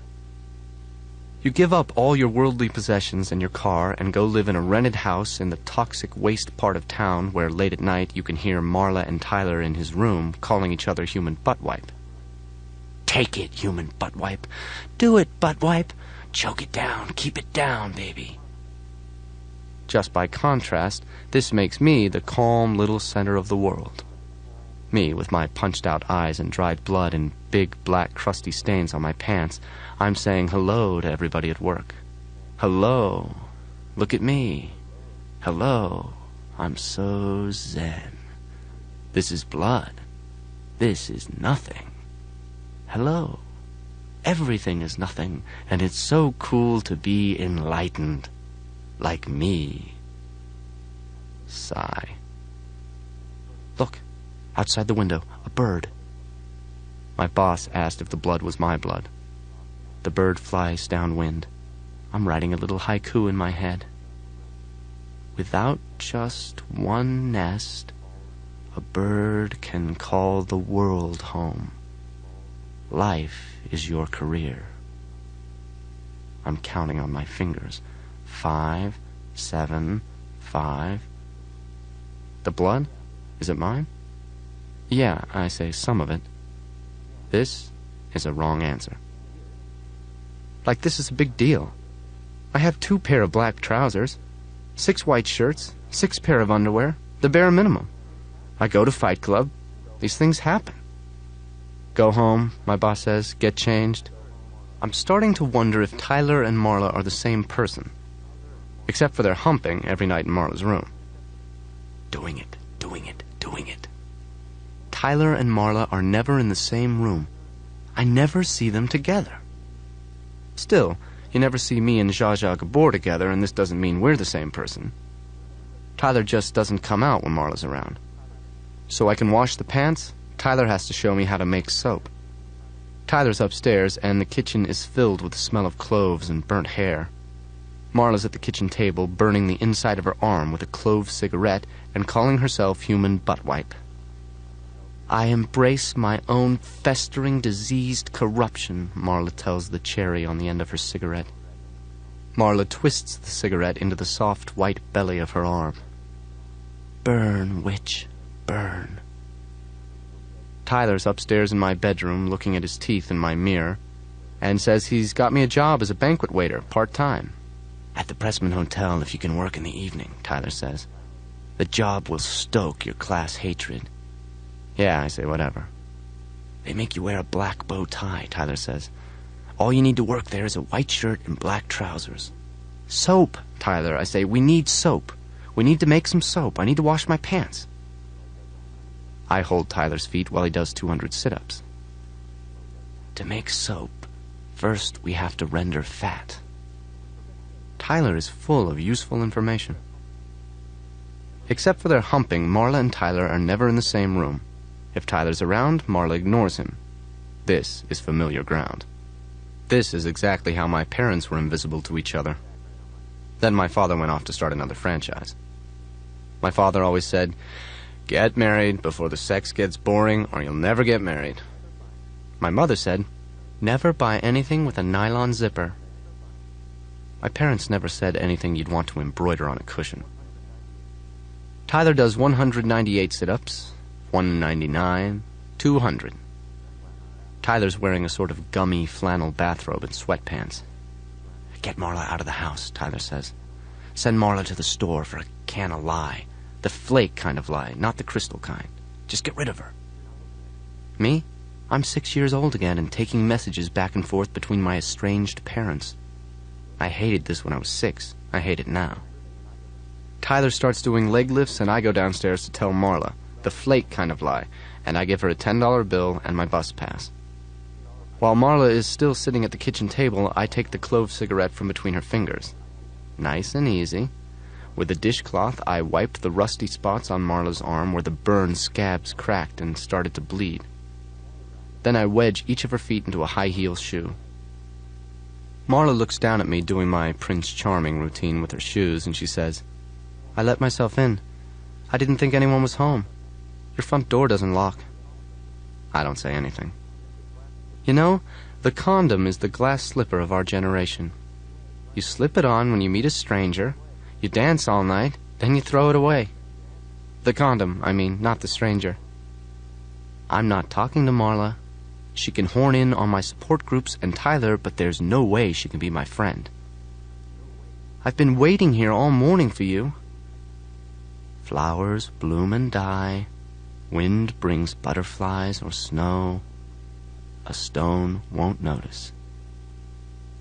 Marla gets up from the kitchen table, and she's wearing a sleeveless blue-colored dress made of some shiny material. Marla pinches the edge of the skirt and turns it up for me to see little dots of stitching on the inside. She's not wearing any underwear. And she winks. "I wanted to show you my new dress," Marla says. "It's a bridesmaid dress, and it's all hand-sewn. Do you like it? The Goodwill thrift sold it for $1. Somebody did all these tiny stitches just to make this ugly, ugly dress," Marla says. "Can you believe it?" The skirt is longer on one side than on the other, and the waist of the dress orbits low around Marla's hips. Before she leaves for the store, Marla lifts her skirt with her fingertips and sort of dances around me and the kitchen table, her ass flying around inside her skirt. What Marla loves, she says, is all the things that people love intensely and then dump an hour or a day after. The way a Christmas tree is the center of attention, then after Christmas you see those dead Christmas trees with the tinsel still on them dumped alongside the highway. You see those trees and think of roadkill animals, or sex crime victims wearing their underwear inside out and bound with black electrical tape. I just want her out of here. The animal control place is the best place to go, Marla says. Where all the animals, the little doggies and kitties that people loved and then dumped, even the old animals dance and jump around for your attention because after 3 days they get an overdose shot of sodium phenobarbital and then into the big pet oven. The big sleep, Valley of the Dog style, where even if someone loves you enough to save your life, they still castrate you. Marla looks at me as if I'm the one humping her and says, "I can't win with you, can I?" Marla goes out the back door singing that creepy Valley of the Dolls song. I just stare at her going. There's 1, 2, 3 moments of silence until all of Marla is gone from the room. I turn around, and Tyler's appeared. Tyler says, "Did you get rid of her?" Not a sound, not a smell. Tyler's just appeared. "First," Tyler says, and jumps from the kitchen doorway to digging into the freezer. "First, we need to render some fat." About my boss, Tyler tells me if I'm really angry, I should go to the post office and fill out a change of address card and have all his mail forwarded to Rugby, North Dakota. Tyler starts pulling out sandwich bags of frozen white stuff and dropping them in the sink. Me? I'm supposed to put a big pan on the stove and fill it most of the way with water. Too little water and the fat will darken as it separates into tallow. "This fat," Tyler says, "it has a lot of salt, so the more water the better." Put the fat in the water and get the water boiling. Tyler squeezes the white mess from each sandwich bag into the water, and then Tyler buries the empty bags all the way at the bottom of the trash. Tyler says, "Use a little imagination. Remember all that pioneer shit they taught you in Boy Scouts? Remember your high school chemistry?" It's hard to imagine Tyler in Boy Scouts. Another thing I'd do, Tyler tells me, is I could drive to my boss's house some night and hook a hose up to an outdoor spigot. Hook the hose to a hand pump, and I could inject the house plumbing with a charge of industrial dye, red or blue or green, and wait to see how my boss looks the next day. Or I could just sit in the bushes and pump the hand pump until the plumbing was super pressurized to 110 psi. This way, when someone goes to flush a toilet, the toilet tank will explode. At 150 psi, if someone turns on the shower, the water pressure will blow off the shower head, strip the threads, blam! The shower head turns into a mortar shell. Tyler only says this to make me feel better. The truth is, I like my boss. Besides, I'm enlightened now. You know? Only Buddha-style behavior. Spider chrysanthemums, the Diamond Sutra, and the Blue Cliff Record. Hari Rama, you know, Krishna, Krishna. You know? Enlightened. Sticking feathers up your butt, Tyler says, does not make you a chicken. As the fat renders, the tallow will float to the surface of the boiling water. "Oh," I say, "so I'm sticking feathers up my butt?" As if Tyler here with cigarette burns marching up his arms is such an evolved soul. Mr. and Mrs. Human Butt Wipe. I calm my face down and turn into one of those Hindu cow people going to slaughter on the airline emergency procedure card. Turn down the heat under the pan. I stir the boiling water. More and more tallow will rise until the water is skinned over with a rainbow mother-of-pearl layer. Use a big spoon to skim the layer off and set this layer aside. "So," I say, "how is Marla?" Tyler says, "At least Marla's trying to hit bottom." I stir the boiling water. Keep skimming until no more tallow rises. This is tallow we're skimming off the water. Good, clean tallow. Tyler says I'm nowhere near hitting the bottom yet, and if I don't fall all the way, I can't be saved. Jesus did it with his crucifixion thing. I shouldn't just abandon money and property and knowledge. This isn't just a weekend retreat. I should run from self-improvement, and I should be running toward disaster. I can't just play it safe anymore. This isn't a seminar. If you lose your nerve before you hit the bottom, Tyler says, you'll never really succeed. Only after disaster can we be resurrected. It's only after you've lost everything, Tyler says, that you're free to do anything. What I'm feeling is premature enlightenment. And keep stirring, Tyler says. When the fat's boiled enough that no more tallow rises, throw out the boiling water. Wash the pot and fill it with clean water. I ask, am I anywhere near hitting bottom? Where you're at now, Tyler says, you can't even imagine what the bottom will be like. Repeat the process with the skimmed tallow. Boil the tallow in the water, skim, and keep skimming. The fat we're using has a lot of salt in it, Tyler says. Too much salt and your soap won't get solid. Boil and skim. Boil and skim. Marla is back. The second Marla opens the screen door, Tyler is gone. Vanished. Run out of the room. Disappeared. Tyler's gone upstairs, or Tyler's gone down to the basement. Poof! Marla comes in the back door with a canister of lye flakes. At the store, they have 100% recycled toilet paper, Marla says. The worst job in the whole world must be recycling toilet paper. I take the canister of lye and put it on the table. I don't say anything. Can I stay over tonight? Marla says. I don't answer. I count in my head. 5 syllables, 7, 5. A tiger can smile. A snake will say it loves you. Lies make us evil. Marla says, what are you cooking? I am Joe's boiling point. I say, go, just get out, okay? Don't you have a big enough chunk of my life yet? Marla grabs my sleeve and holds me in one place for the second it takes to kiss my cheek. Please call me, she says. Please. We need to talk. I say, yeah. The moment Marla is out the door, Tyler appears back in the room. Fast as a magic trick. My parents did this magic act for 5 years. I boil and skim while Tyler makes room in the fridge. Steam layers the air and water drips from the kitchen ceiling. The 40-watt bulb hidden in the back of the fridge, something bright I can't see behind the empty ketchup bottles and jars of pickle brine or mayonnaise. Some tiny light from inside the fridge edges Tyler's profile bright. Boil and skim, boil and skim. Put the skimmed tallow into milk cartons with the tops opened all the way. With the chair pulled up to the open fridge, Tyler watches the tallow cool. In the heat of the kitchen, clouds of cold fog waterfall out from the bottom of the fridge and pool around Tyler's feet. As I fill the milk cartons with tallow, Tyler puts them in the fridge. I go to kneel beside Tyler in front of the fridge, and Tyler takes my hands and shows them to me.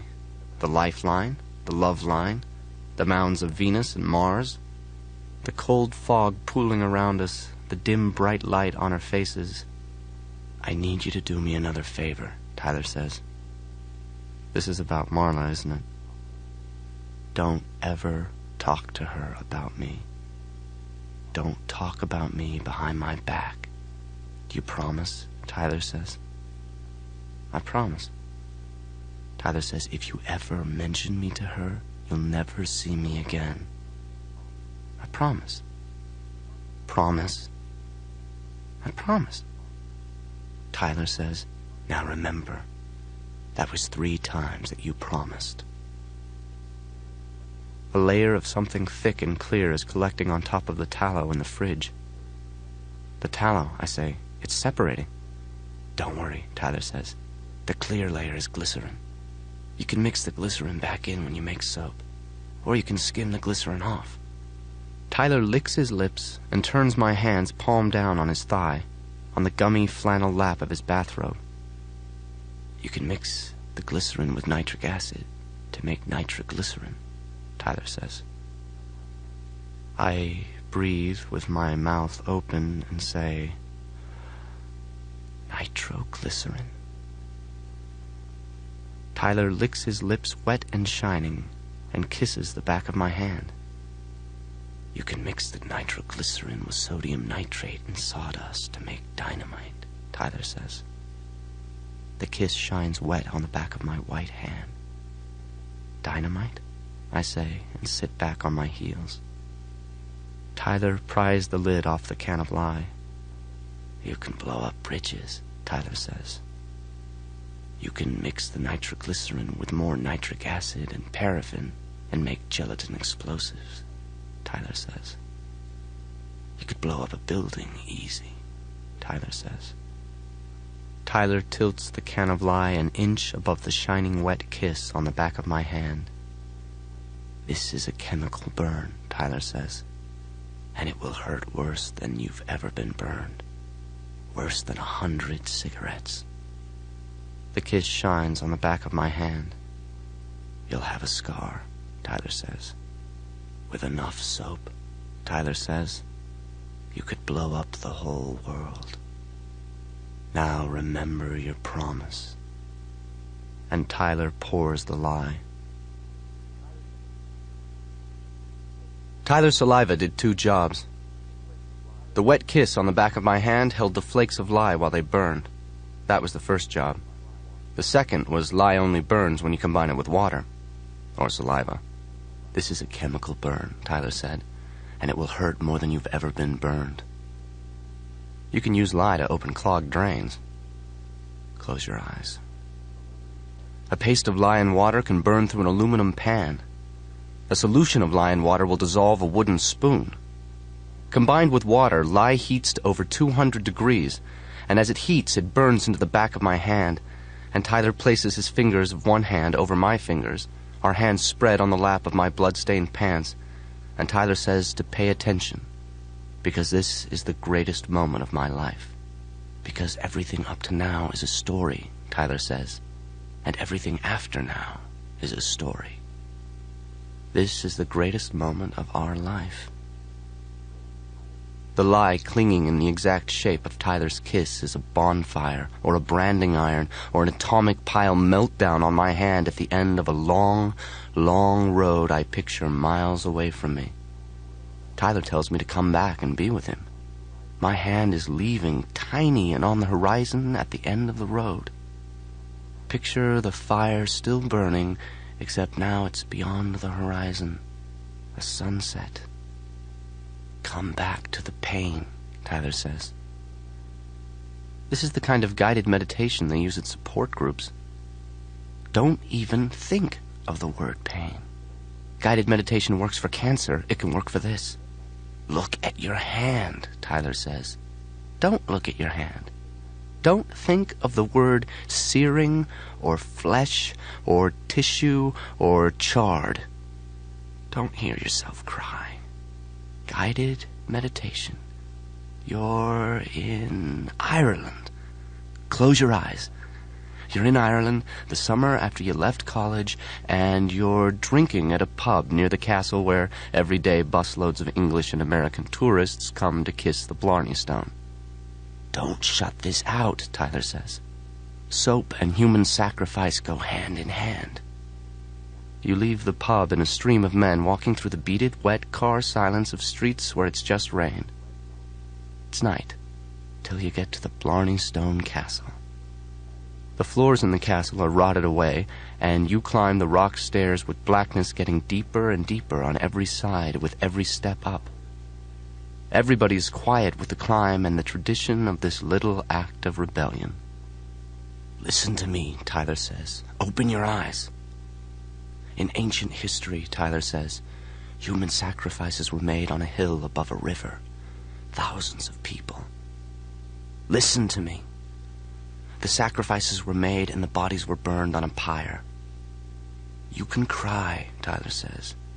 You can go to the sink and run water over your hand, but first you have to know that you're stupid and you will die. Look at me. Someday, Tyler says, you will die, and until you know that, you're useless to me. You're in Ireland. You can cry, Tyler says, but every tear that lands in the lye flakes on your skin will burn a cigarette burn scar. Guided meditation.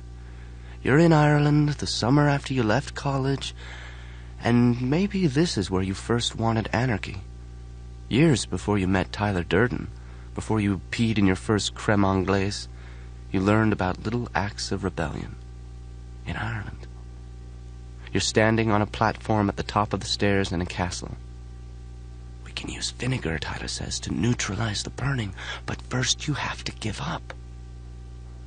After hundreds of people were sacrificed and burned, Tyler says, a thick white discharge crept from the altar downhill to the river. First, you have to hit bottom. You're on a platform in a castle in Ireland with bottomless darkness all around the edge of the platform, and ahead of you, across an arm's length of darkness, is a rock wall. Rain, Tyler says, fell on the burnt pyre year after year. And year after year, people were burned, and the rain seeped through the wood ashes to become a solution of lye. And the lye combined with the melted fat of the sacrifices, and a thick white discharge of soap crept out from the base of the altar and crept downhill toward the river. And the Irish men around you with their little act of rebellion in the darkness, they walk to the edge of the platform and stand at the edge of the bottomless darkness and piss. And the men say, "Go ahead. Piss your fancy American piss, rich and yellow with too many vitamins. Rich and expensive and thrown away." This is the greatest moment of your life, Tyler says, and you're off somewhere missing it. You're in Ireland. Oh, and you're doing it. Oh, yeah. Yes. And you can smell the ammonia and the daily allowance of B vitamins. Where the soap fell into the river, Tyler says, after 1,000 years of killing people in rain, the ancient people found their clothes got cleaner if they washed at that spot. I'm pissing on the Blarney Stone. Jeez, Tyler says. I'm pissing in my black trousers with the dried bloodstains my boss can't stomach. You're in a rented house on Paper Street. This means something, Tyler says. This is a sign, Tyler says. Tyler is full of useful information. Cultures without soap, Tyler says, they used their urine and the urine of their dogs to wash their clothes and hair because of the uric acid and ammonia. There's the smell of vinegar, and the fire on your hand at the end of the long road goes out. There's the smell of lye scalding the branched shape of your sinuses, and the hospital vomit smell of piss and vinegar. It was right to kill all those people, Tyler says. The back of your hand is swollen red and glossy as a pair of lips in the exact shape of Tyler's kiss. Scattered around the kiss are the cigarette burn spots of somebody crying. Open your eyes, Tyler says, and his face is shining with tears. Congratulations, Tyler says. You're a step closer to hitting bottom. You have to see, Tyler says, how the first soap was made of heroes. Think about the animals used in product testing. Think about the monkeys shot into space. Without their death, their pain, without their sacrifice, Tyler says, we would have nothing.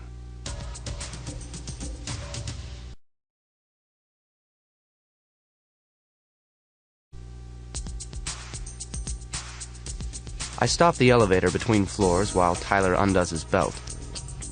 When the elevator stops, the soup bowls stacked on the buffet cart stop rattling, and steam mushrooms up to the elevator ceiling as Tyler takes the lid off the soup tureen. Tyler starts to take himself out and says, "Don't look at me or I can't go."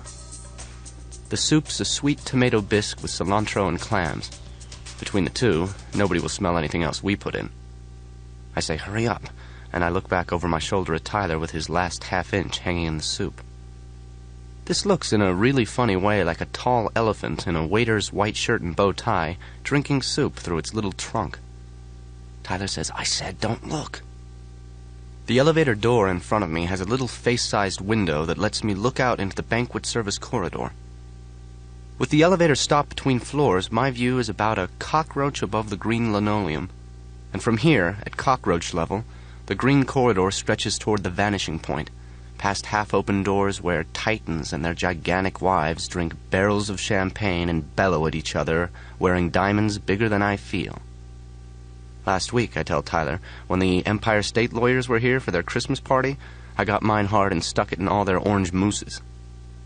Last week, Tyler says, he stopped the elevator and farted on a whole cart of Bocconi Dolce for the Junior League tea. That Tyler knows how a meringue will absorb odor. At cockroach level, we can hear the captive harpist make music as the titans lift forks of butterflied lamb chop, each bite the size of a whole pig, each mouth the tearing Stonehenge of ivory. I say, go already. Tyler says, I can't. If the soup gets cold, they'll send it back. The giants, they'll send something back to the kitchen for no reason at all. They just want to see you run around for their money. A dinner like this, these banquet parties, they know the tip is already included in the bill, so they treat you like dirt. We don't really take anything back to the kitchen. Move the pomme parisienne and the asperges hollandaise around the plate a little, serve it to someone else, and all of a sudden it's fine. I say, Niagara Falls, the Nile River. In school, we all thought if you put somebody's hand in a bowl of warm water while they slept, they'd wet the bed. Tyler says, oh. Behind me, Tyler says, oh, yeah. Oh, I'm doing it. Oh, yeah, yes. Past half-open doors in the ballrooms off the service corridor swish gold and black and red skirts as tall as the gold velvet curtain at the old Broadway theater. Now and again there are pairs of Cadillac sedans in black leather with shoelaces where the windshields should be. Above the cars move a city of office towers in red cummerbunds. Not too much, I say. Tyler and me, we've turned into the guerrilla terrorists of the service industry. Dinner party saboteurs. The hotel caters dinner parties, and when somebody wants the food, they get the food and the wine and the china and glassware and the waiters. They get the works, all on one bill. And because they know they can't threaten you with the tip, to them, you're just a cockroach. Tyler, he did a dinner party one time. This was when Tyler turned into a renegade waiter. That first dinner party, Tyler was serving the fish course in this white-and-glass cloud of a house that seemed to float over the city on steel legs attached to a hillside. Part of the way through the fish course, while Tyler's rinsing plates from the pasta course, the hostess comes in the kitchen holding a scrap of paper that flaps like a flag. Her hand is shaking so much. Through her clenched teeth, Madame wants to know, did the waiter see any of the guests go down the hallway that leads to the bedroom part of the house, especially any of the women guests, or the host. In the kitchen, it's Tyler and Albert and Len and Jerry rinsing and stacking the plates, and a prep cook, Leslie, basting garlic butter on the artichoke hearts stuffed with shrimp and escargot. We're not supposed to go in that part of the house, Tyler says. We come in through the garage. All we're supposed to see is the garage, the kitchen, and the dining room. The host comes in behind his wife in the kitchen doorway and takes the scrap of paper out of her shaking hand. This will be all right, he says. How can I face those people, Madame says, unless I know who did this? The host puts a flat, open hand against the back of her silky white party dress that matches her house, and Madame straightens up, her shoulders squared, and is all of a sudden quiet. They are your guests, he says, and this party is very important. This looks in a really funny way like a ventriloquist bringing his dummy to life. Madame looks at her husband, and with a little shove, the host takes his wife back into the dining room. The note drops to the floor, and the two-way swish-swish of the kitchen door sweeps the note against Tyler's feet. Albert says, "What's it say?" Len goes out to start clearing the fish course. Leslie slides the tray of artichoke hearts back into the oven and says, "What's it say already?" Tyler looks right at Leslie and says, without even picking up the note, "I have passed an amount of urine into at least one of your many elegant fragrances." Albert smiles.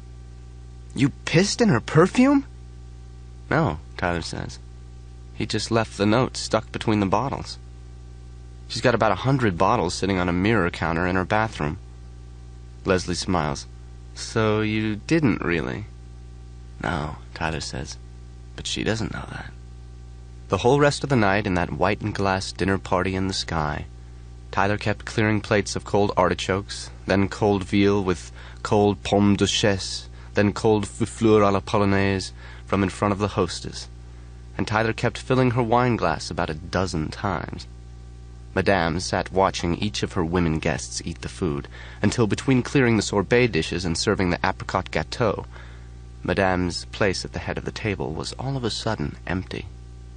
They were washing up after the guests had left, loading the coolers and the china back into the hotel van, when the host came in the kitchen and asked would Albert please come help him with something heavy. Leslie says maybe Tyler went too far. Loud and fast, Tyler says how they kill whales, Tyler says, to make that perfume that costs more than gold per ounce. Most people have never seen a whale. Leslie has 2 kids in an apartment next to the freeway, and Madame Hostess has more bucks than we'll make in a year in bottles on her bathroom counter. Albert comes back from helping the host and dials 911 on the phone. Albert puts a hand over the mouth part and says, "Man, Tyler shouldn't have left that note." Tyler says, "So tell the banquet manager, get me fired. I'm not married to this chicken shit job." Everybody looks at their feet. "Getting fired," Tyler says, "is the best thing that could happen to any of us. That way we'd quit treading water and do something with our lives." Albert says into the phone that we need an ambulance and the address. Waiting on the line, Albert says the hostess is a real mess right now. Albert had to pick her up from next to the toilet. The host couldn't pick her up because Madame says he's the one who peed in her perfume bottles, and she says he's trying to drive her crazy by having an affair with one of the women guests tonight, and she's tired of all the people they call their friends. The host can't pick her up because Madame's fallen down behind the toilet in her white dress, and she's waving around half a broken perfume bottle. Madame says she'll cut his throat. He even tries to touch her. Tyler says, "Cool." And Albert stinks. Leslie says, "Albert, honey, you stink." "There's no way you could come out of that bathroom not stinking," Albert says. Every bottle of perfume is broken on the floor, and the toilet is piled full of the other bottles. "They look like ice," Albert says, "like at the fanciest hotel parties where we have to fill the urinals with crushed ice." The bathroom stinks, and the floor is gritty with slivers of ice that won't melt. And when Albert helps Madame to her feet, her white dress wet with yellow stains, Madame swings the broken bottle at the host, slips in the perfume and broken glass, and lands on her palms. She's crying and bleeding, curled against the toilet. "Oh, and it stings," she says. "Oh, Walter, it stings. It's stinging," Madame says. The perfume, all those dead whales and the cuts in her hands, it stings. The host pulls Madame to her feet against him, Madame holding her hands up as if she were praying, but with her hands an inch apart and blood running down the palms, down the wrists, across a diamond bracelet, and to her elbows where it drips. And the host, he says, "It'll be all right, Nina." "My hands, Walter," Madame says. "It will be all right." Madame says, "Who would do this to me? Who could hate me this much?" The host says to Albert, "Would you call an ambulance?" That was Tyler's first mission as a service industry terrorist. Guerrilla waiter. Minimum wage despoiler. Tyler's been doing this for years, but he says everything is more fun as a shared activity. At the end of Albert's story, Tyler smiles and says, "Cool." Back in the hotel right now, in the elevator stopped between the kitchen and the banquet floors, I tell Tyler how I sneezed on the trout in aspic for the dermatologist convention, and 3 people told me it was too salty, and 1 person said it was delicious. Tyler shakes himself off over the soup tureen and says he's run dry. This is easier with cold soup, vichyssoise, or when the chefs make a really fresh gazpacho. This is impossible with that onion soup that has a crust of melted cheese on it and ramekins. If I ever ate here, that's what I'd order. We were running out of ideas, Tyler and me. Doing stuff to the food got to be boring, almost part of the job description. Then I hear one of the doctors, lawyers, whatever, say how a hepatitis bug can live on stainless steel for 6 months. You have to wonder how long this bug can live on rum custard charlotte russe or salmon timbale. I asked the doctor where could we get our hands on some of these hepatitis bugs, and he's drunk enough to laugh. Everything goes to the medical waste dump, he says, and he laughs. Everything. The medical waste dump sounds like hitting bottom. One hand on the elevator control, I ask Tyler if he's ready. The scar on the back of my hand is swollen red and glossy as a pair of lips in the exact shape of Tyler's kiss. "1 second, Tyler says. The tomato soup must still be hot because the crooked thing Tyler tucks back in his pants is boiled pink as a jumbo prawn. In South America, land of enchantment, we could be wading in a river where tiny fish will swim up Tyler's urethra. The fish have barbed spines that flare out and back, so once they're up, Tyler, the fish set up housekeeping and get ready to lay their eggs. In so many ways, how we spent Saturday night could be worse. Could have been worse, Tyler says, what we did with Marla's mother. I say, shut up. Tyler says the French government could have taken us to an underground complex outside of Paris where not even surgeons but semi-skilled technicians would razor our eyelids off as part of toxicity testing and aerosol tanning spray. This stuff happens, Tyler says. Read the newspaper. What's worse is I knew what Tyler had been up to with Marla's mother, but for the first time since I've known him, Tyler had some real play money. Tyler was making real bucks. Nordstrom's called and left an order for 200 bars of Tyler's brown sugar facial soap before Christmas. At $20 a bar suggested retail price, we had money to go out on Saturday night. Money to fix the leak in the gas line, go dancing. Without money to worry about, maybe I could quit my job. Tyler calls himself the Paper Street Soap Company. People are saying it's the best soap ever. What would have been worse, Tyler says, is if you had accidentally eaten Marla's mother. Through a mouthful of Kung Pao chicken, I say to just shut the hell up. Where we are this Saturday night is the front seat of a 1968 Impala sitting on 2 flats in the front row of a used car lot. Tyler and me were talking, drinking beer out of cans, and the front seat of this Impala is bigger than most people's sofas. The car lots up and down this part of the boulevard, in the industry they call these lots the pot lots, where the cars all cost around $200, and during the day, the gypsy guys who run these lots stand around in their plywood offices smoking long, thin cigars. The cars are the beater first cars kids drive in high school. Gremlins and Pacers, Mavericks and Hornets, Pintos, International Harvester pickup trucks, lowered Camaros and Dusters and Impalas. Cars that people loved and then dumped. Animals at the pound. Bridesmaid dresses at the Goodwill. With dents and gray or red or black primer quarter panels and rocker panels and lumps of body putty that nobody ever got around to sanding. Plastic wood and plastic leather and plastic chrome interiors. At night, the gypsy guys don't even lock the car doors. The headlights on the boulevard go by behind the price painted on the Impala Big wraparound cinemascope windshield. See the USA. The price is $98. From the inside, this looks like 89 cents. 00.89. America is asking you to call. Most of the cars here are about $100, and all the cars have an as-is sales agreement hanging in the driver's window. We chose the Impala because if we have to sleep in a car on Saturday night, this car has the biggest seats. We're eating Chinese because we can't go home. It was either sleep here or stay up all night at an after-hours dance club. We don't go to dance clubs. Tyler says the music is so loud, especially the bass tracks, that it screws with his biorhythm. The last time we went out, Tyler said, the loud music made him constipated.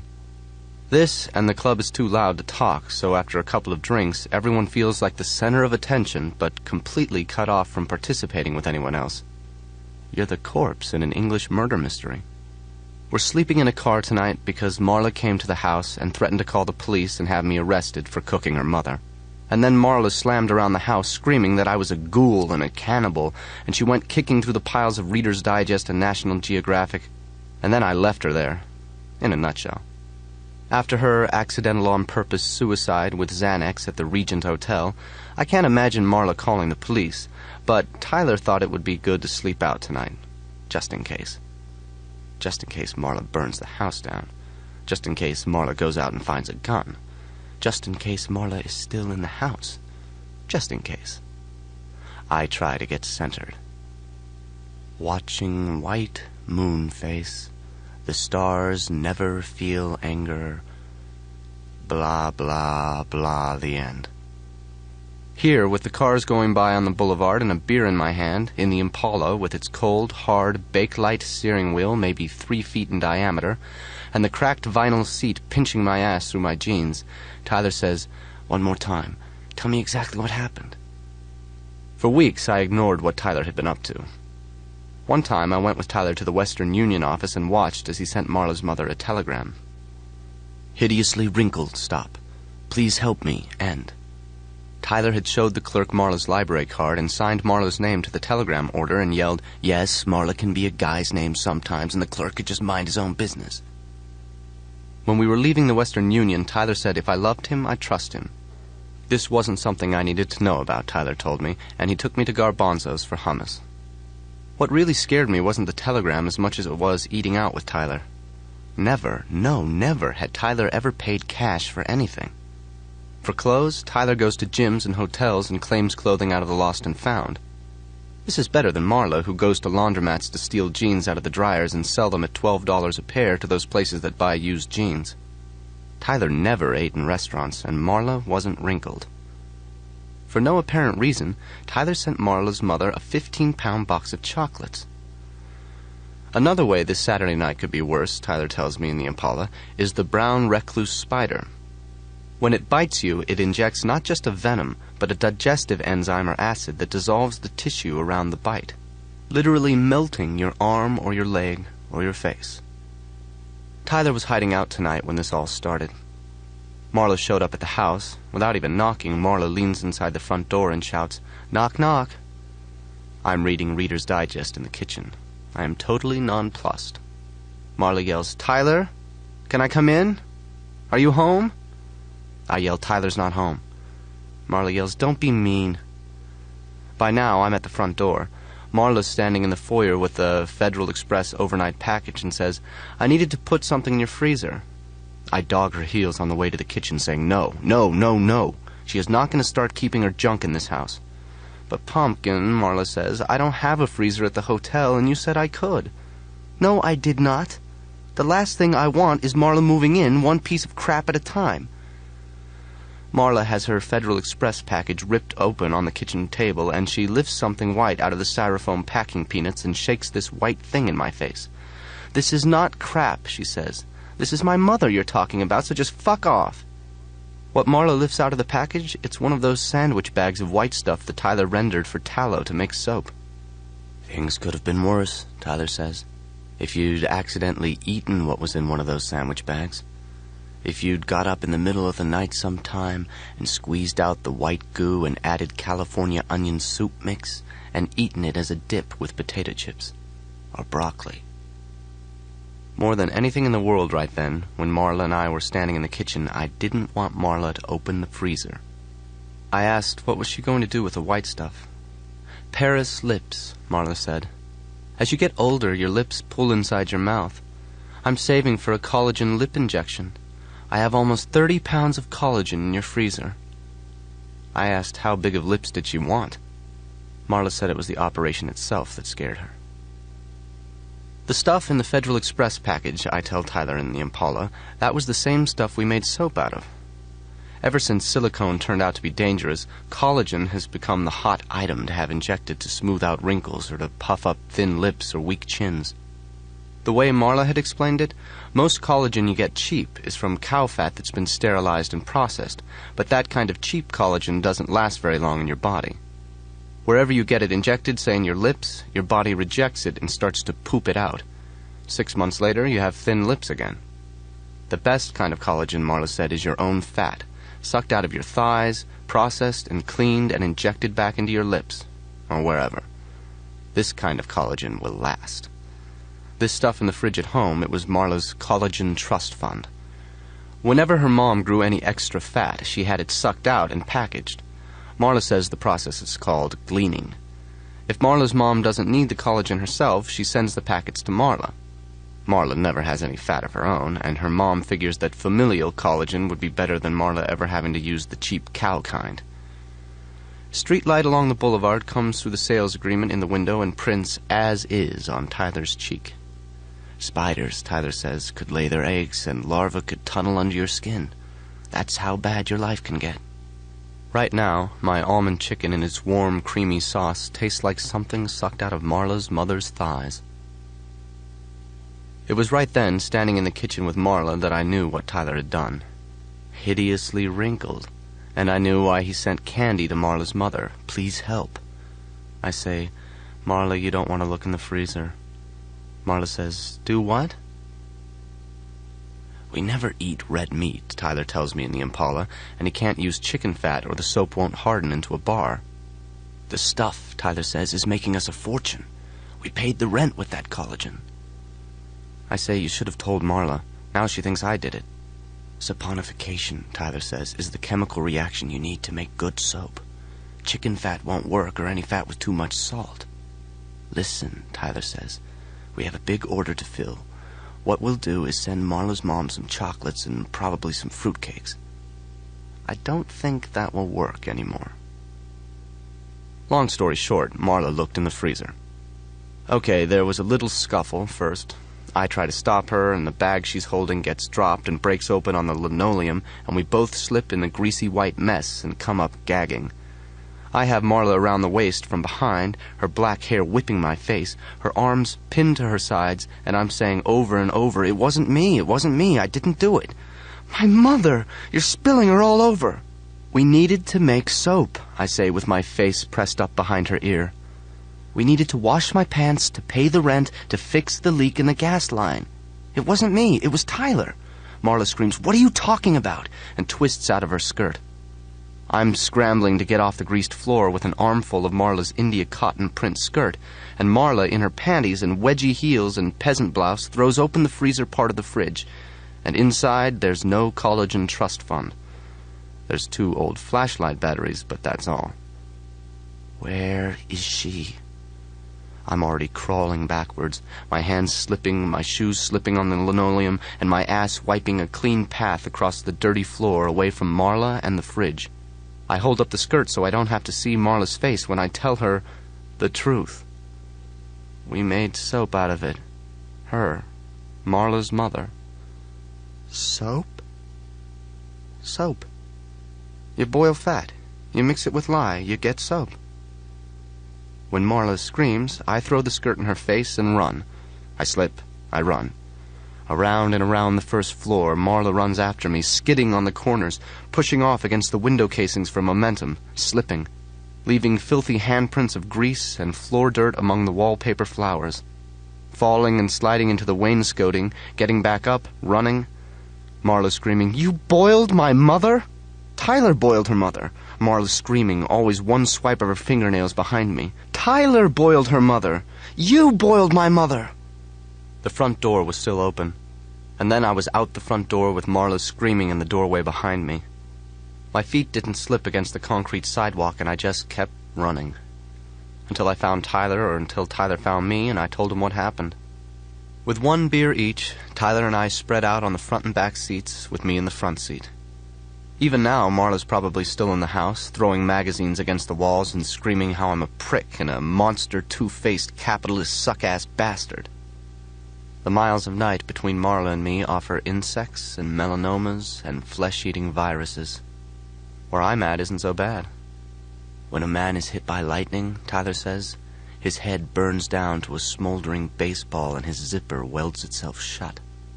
I say, "Did we hit bottom tonight?" Tyler lies back and asks, "If Marilyn Monroe was alive right now, what would she be doing?" I say good night. The headliner hangs down in shreds from the ceiling, and Tyler says, "Clawing at the lid of her coffin." My boss stands too close to my desk with his little smile, his lips together and stretched thin, his crotch at my elbow. I look up from writing the cover letter for a recall campaign. These letters always begin the same way. "This notice is sent to you in accordance with the requirements of the National Motor Vehicle Safety Act. We have determined that a defect exists. This week I ran the liability formula, and for once, A times B times C equaled more than the cost of a recall. This week, it's the little plastic clip that holds the rubber blade on your windshield wipers. A throwaway item. Only 200 vehicles affected, next to nothing for the labor cost. Last week was more typical. Last week, the issue was some leather cured with a known teratogenic substance, synthetic nirette, or something just as illegal that's still used in third world tanning. Something so strong that it could cause birth defects in the fetus of any pregnant woman who comes across it. Last week, nobody called the Department of Transportation. Nobody initiated a recall. New leather multiplied by labor cost multiplied by administration cost would equal more than our first quarter profits. If anyone ever discovers our mistake, we can still pay off a lot of grieving families before we come close to the cost of retrofitting 6,500 leather interiors. But this week we're doing a recall campaign. And this week, The insomnia is back. Insomnia. And now the whole world figures to stop by and take a dump on my grave. My boss is wearing his gray tie, so today must be a Tuesday. My boss brings a sheet of paper to my desk and asks if I'm looking for something. This paper was left in the copy machine, he says, and begins to read. The first rule of Fight Club is you don't talk about Fight Club. His eyes go side to side across the paper, and he giggles. The second rule of Fight Club is you don't talk about Fight Club. I hear Tyler's words come out of my boss, Mr. Boss, with his midlife spread and family photo on his desk, and his dreams about early retirement and winters spent at a trailer park hookup in some Arizona desert. My boss, with his extra starch shirts and standing appointment for a haircut every Tuesday after lunch, he looks at me and he says, "I hope this isn't yours." I am Joe's blood-boiling rage. Tyler asked me to type up the Fight Club rules and make him 10 copies. Not 9, not 11, Tyler says 10. Still, I have the insomnia and can't remember sleeping since 3 nights ago. This must be the original I typed. I made 10 copies and forgot the original. The paparazzi flash of the copy machine in my face. The insomnia distance of everything, a copy of a copy of a copy. You can't touch anything and nothing can touch you. My boss reads, "The third rule of Fight Club is 2 men per fight." Neither of us blinks. My boss reads, "1 fight at a time." I haven't slept in 3 days unless I'm sleeping now. My boss shakes the paper under my nose. "What about it?" he says. "Is this some little game I'm playing on company time? I'm paid for my full attention, not to waste time with little war games, and I'm not paid to abuse the copy machines." "What about it?" He shakes the paper under my nose. "What do I think?" he asks. "What should he do with an employee who spends company time in some little fantasy world? If I was in his shoes, what would I do?" What would I do? The hole in my cheek, the blue-black swelling around my eyes, and the swollen red scar of Tyler's kiss on the back of my hand. A copy of a copy of a copy. Speculation. Why does Tyler want 10 copies of the Fight Club rules? Hindu cow. What I would do, I say, is I'd be very careful who I talk to about this paper. I say it sounds like some dangerous psychotic killer wrote this, and this button-down schizophrenic could probably go over the edge at any moment in the working day and stalk from office to office with an Armalite AR-180 carbine gas-operated semi-automatic. My boss just looks at me. The guy, I say, is probably at home every night with a little rat-tail file, filing a cross into the tip of every one of his rounds. This way, when he shows up to work one morning and pumps around into his nagging, ineffectual, petty, whining, butt-sucking, candy-ass boss, that one round will split along the filed grooves and spread open the way a dum-dum bullet flowers inside you to blow a bushel load of your stinking guts out through your spine. Picture your gut chakra opening in a slow-motion explosion of sausage-casing small intestine. My boss takes the paper out from under my nose. "Go ahead," I say, "read some more." "No, really," I say, "it sounds fascinating. The work of a totally diseased mind." And I smile. The little butthole-looking edges of the hole in my cheek are the same blue-black as the dog's gums. The skin stretched tight across the swelling around my eyes feels varnished. My boss just looks at me. "Let me help you," I say. I say, "The 4th rule of Fight Club is 1 fight at a time." My boss looks at the rules and then looks at me. I say, "The 5th rule is no shoes, no shirts in the fight." My boss looks at the rules and looks at me. Maybe, I say, this totally diseased fuck would use an Eagle Apache carbine because an Apache takes a 30-shot mag and only weighs 9 pounds. The Armalite only takes a 5-round magazine. With 30 shots, our totally fucked hero could go the length of Mahogany Row and take out every vice president with a cartridge left over for each director. Tyler's words coming out of my mouth. I used to be such a nice person. I just look at my boss. My boss has blue, pale cornflower blue eyes. The J&R 68 semi-automatic carbine also takes a 30-shot mag, and it only weighs 7 pounds. My boss just looks at me. "It's scary," I say. This is probably somebody he's known for years. Probably this guy knows all about him, where he lives and where his wife works and his kids go to school. This is exhausting, and all of a sudden very, very boring. And why does Tyler need 10 copies of the Fight Club rules? What I don't have to say is I know about the leather interiors that cause birth defects. I know about the counterfeit brake linings that looked good enough to pass the purchasing agent but fail after 2,000 miles. I know about the air conditioning rheostat that gets so hot it sets fire to the maps in your glove compartment. I know how many people burn alive because of fuel injector flashback. I've seen people's legs cut off at the knee when turbochargers start exploding and send their veins through the firewall and into the passenger compartment. I've been out in the field and seen the burned-up cars and seen the reports where cause of failure is recorded as unknown. No, I say, the paper's not mine. I take the paper between 2 fingers and jerk it out of his hand. The edge must slice his thumb because his hand flies to his mouth and he's sucking hard, eyes wide open. I crumble the paper into a ball and toss it into the trash can next to my desk. Maybe, I say, you shouldn't be bringing me every little piece of trash you pick up. Sunday night, I go to Remaining Men Together, and the basement of Trinity Episcopal is almost empty. Just Big Bob. And I come dragging in with every muscle bruised inside and out, but my heart's still racing and my thoughts are a tornado in my head. This is insomnia. All night, your thoughts are on the air. All night long, you're thinking, am I asleep? Have I slept? Insult to injury, Big Bob's arms come out of his t-shirt sleeves, quilted with muscle and so hard they shine. Big Bob smiles. He's so happy to see me. He thought I was dead. Yeah, I say, me too. Well, Big Bob says, I've got good news. Where is everybody? That's the good news, Big Bob says. The group's disbanded. I only come down here to tell any guys who might show up. I collapse, with my eyes closed on one of the plaid thrift store couches.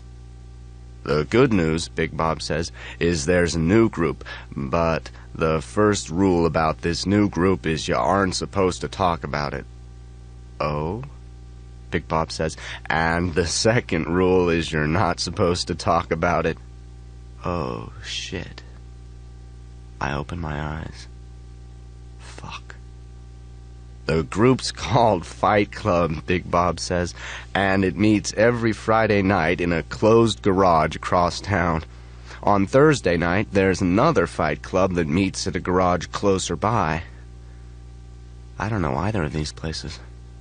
The first rule about Fight Club, Big Bob says, is you don't talk about Fight Club. Wednesday, Thursday, and Friday night, Tyler is a movie projectionist. I saw his pay stub last week. The second rule about Fight Club, Big Bob says, is you don't talk about Fight Club. Saturday night, Tyler goes to Fight Club with me. Only 2 men per fight. Sunday morning, we come home beat up and sleep all afternoon.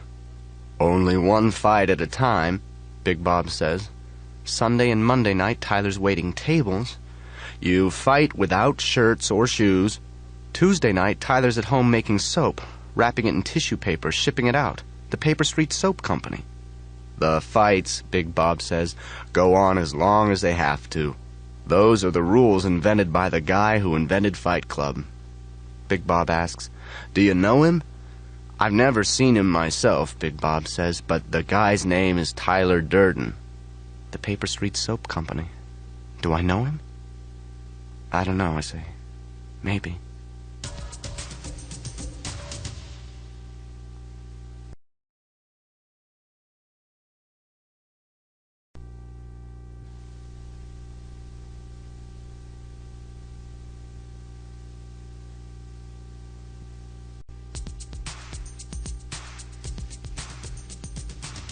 When I get to the Regent Hotel, Marla's in the lobby wearing a bathrobe. Marla called me at work and asked would I skip the gym and the library or the laundry or whatever I had planned after work and come to see her instead. This is why Marla called, because she hates me. She doesn't say a thing about her college and trust fund. What Marla says is would I do her a favor. Marla was lying in bed this afternoon. Marla lives on the meals that Meals on Wheels delivers for her neighbors who are dead. Marla accepts the meals and says they're asleep. Long story short, This afternoon, Marla was just lying in bed, waiting for the Meals on Wheels delivery between noon and 2. Marla hasn't had health insurance for a couple years, so she stopped looking. But this morning, she looks, and there seemed to be a lump, and the nodes under her arm near the lump were hard and tender at the same time, and she couldn't tell anyone she loves because she doesn't want to scare them, and she can't afford to see a doctor if this is nothing, but she needed to talk to someone, and someone else needed to look. The color of Marla's brown eyes is like an animal that's been heated in a furnace and dropped into cold water. They call that vulcanized or galvanized or tempered. Marla says she'll forgive the collagen thing if I'll help her look. I figure she doesn't call Tyler because she doesn't want to scare him. I'm neutral in her book. I owe her. We go upstairs to her room, and Marla tells me how in the wild you don't see old animals because as soon as they age, animals die. If they get sick or slow down, something stronger kills them. Animals aren't meant to get old. Marla lies down on her bed and undoes the tie on her bathrobe and says our culture has made death something wrong. Old animals should be an unnatural exception. Freaks. Marla's cold and sweating while I tell her how in college I had a wart once. On my penis. Only I say dick. I went to the medical school to have it removed. The wart. Afterwards, I told my father. This was years after, and my dad laughed and told me I was a fool because warts like that are nature's French tickler. Women love them, and God was doing me a favor. Kneeling next to Marla's bed with my hands still cold from outside, feeling Marla's cold skin a little at a time, rubbing a little of Marla between my fingers every inch. Marla says those warts that are God's French ticklers give women cervical cancer. So, I was sitting on the paper belt in an examining room at the medical school while a medical student sprays a canister of liquid nitrogen on my dick, and 8 medical students watched. This is where you end up if you don't have medical insurance. Only they don't call it a dick, they called it a penis, and whatever you call it, spray it with liquid nitrogen, and you might as well burn it with lye, it hurts so bad. Marla laughs at this until she sees my fingers have stopped, like maybe I found something. Marla stops breathing and her stomach goes like a drum, and her heart is like a fist pounding from inside the tight skin of a drum. But no, I stopped because I'm talking, and I stopped because, for a minute, neither of us was in Marla's bedroom. We were in the medical school years ago, sitting on the sticky paper with my dick on fire with liquid nitrogen, when one of the medical students saw my bare feet and left the room fast in 2 big steps. The student came back in behind 3 real doctors, and the doctors elbowed the man with a canister of liquid nitrogen to one side. A real doctor grabbed my bare right foot and hefted it into the face of the other real doctors. The 3 turned it and poked it and took Polaroid pictures of the foot, and it was as if the rest of the person, half-dressed with God's gift half-frozen, didn't exist. Only the foot, and the rest of the medical students pressed in to see. How long, a doctor asked, have you had this red blotch on your foot? The doctor meant my birthmark. On my right foot is a birthmark that my father jokes looks like a dark red Australia with a little New Zealand right next to it. This is what I told them, and it let all the air out of everything. My dick was thawing out. Everyone except the student with the nitrogen left, and there was the sense that he would have left too. He was so disappointed he never met my eyes as he took the head of my dick and stretched it toward himself. The canister jetted a tiny spray on what was left of the wart. The feeling you could close your eyes and imagine your dick is 100 miles long, and it would still hurt. Marla looks down at my hand and the scar from Tyler's kiss. I said to the medical student, "You must not see a lot of birthmarks around here." "It's not that." The student said everyone thought the birthmark was cancer. There was this new kind of cancer that was getting young men. They wake up with a red spot on their feet or ankles. The spots don't go away, they spread until they cover you, and then you die. The student said the doctors and everyone were so excited because they thought you had this new cancer. Very few people had it yet, but it was spreading. This was years and years ago. Cancer will be like that, I tell Marla. There will be mistakes, and maybe the point is not to forget the rest of yourself if one little part might go bad. Marla says, "Might?" The student with the nitrogen finished up and told me the wart would drop off after a few days. On the sticky paper next to my bare ass was a Polaroid picture of my foot that no one wanted. I said, "Can I have the picture?" I still have the picture in my room, stuck in the corner of a mirror in the frame. I comb my hair in the mirror before work every morning and think how I once had cancer for 10 minutes, Worse than cancer. I tell Marla that this Thanksgiving was the first year when my grandfather and I did not go ice skating, even though the ice was almost 6 inches thick. My grandmother always has these little round bandages on her forehead or her arms, where moles she's had her whole life didn't look right. They spread out with fringed edges, or the moles turned from brown to blue or black. When my grandmother got out of the hospital the last time, my grandfather was carrying her suitcase, and it was so heavy he complained that he felt lopsided. My French-Canadian grandmother was so modest that she never wore a swimming suit in public, and she always ran water in the sink to mask any sound she might make in the bathroom. Coming out of Our Lady of Lourdes Hospital after a partial mastectomy, she says, "You feel lopsided?" For my grandfather, that sums up the whole story. My grandmother, cancer, their marriage, your life. He laughs every time he tells us that story. Marla isn't laughing. I want to make her laugh, to warm her up, to make her forgive me for the collagen. I want to tell Marla there's nothing for me to find. If she found anything this morning, it was a mistake, a birthmark. Marla has the scar from Tyler's kiss on the back of her hand. I want to make Marla laugh, so I don't tell her about the last time I hugged Chloe. Chloe without hair, a skeleton dipped in yellow wax with a silk scarf tied around her bald head. I hugged Chloe one last time before she disappeared forever. I told her she looked like a pirate, and she laughed. Me? When I go to the beach, I always sit with my right foot tucked under me. Australia, New Zealand, or I keep it buried in the sand. My fear is that people will see my foot and I'll start to die in their minds. The cancer I don't have is everywhere now. I don't tell Marla that. There are a lot of things we don't want to know about the people we love.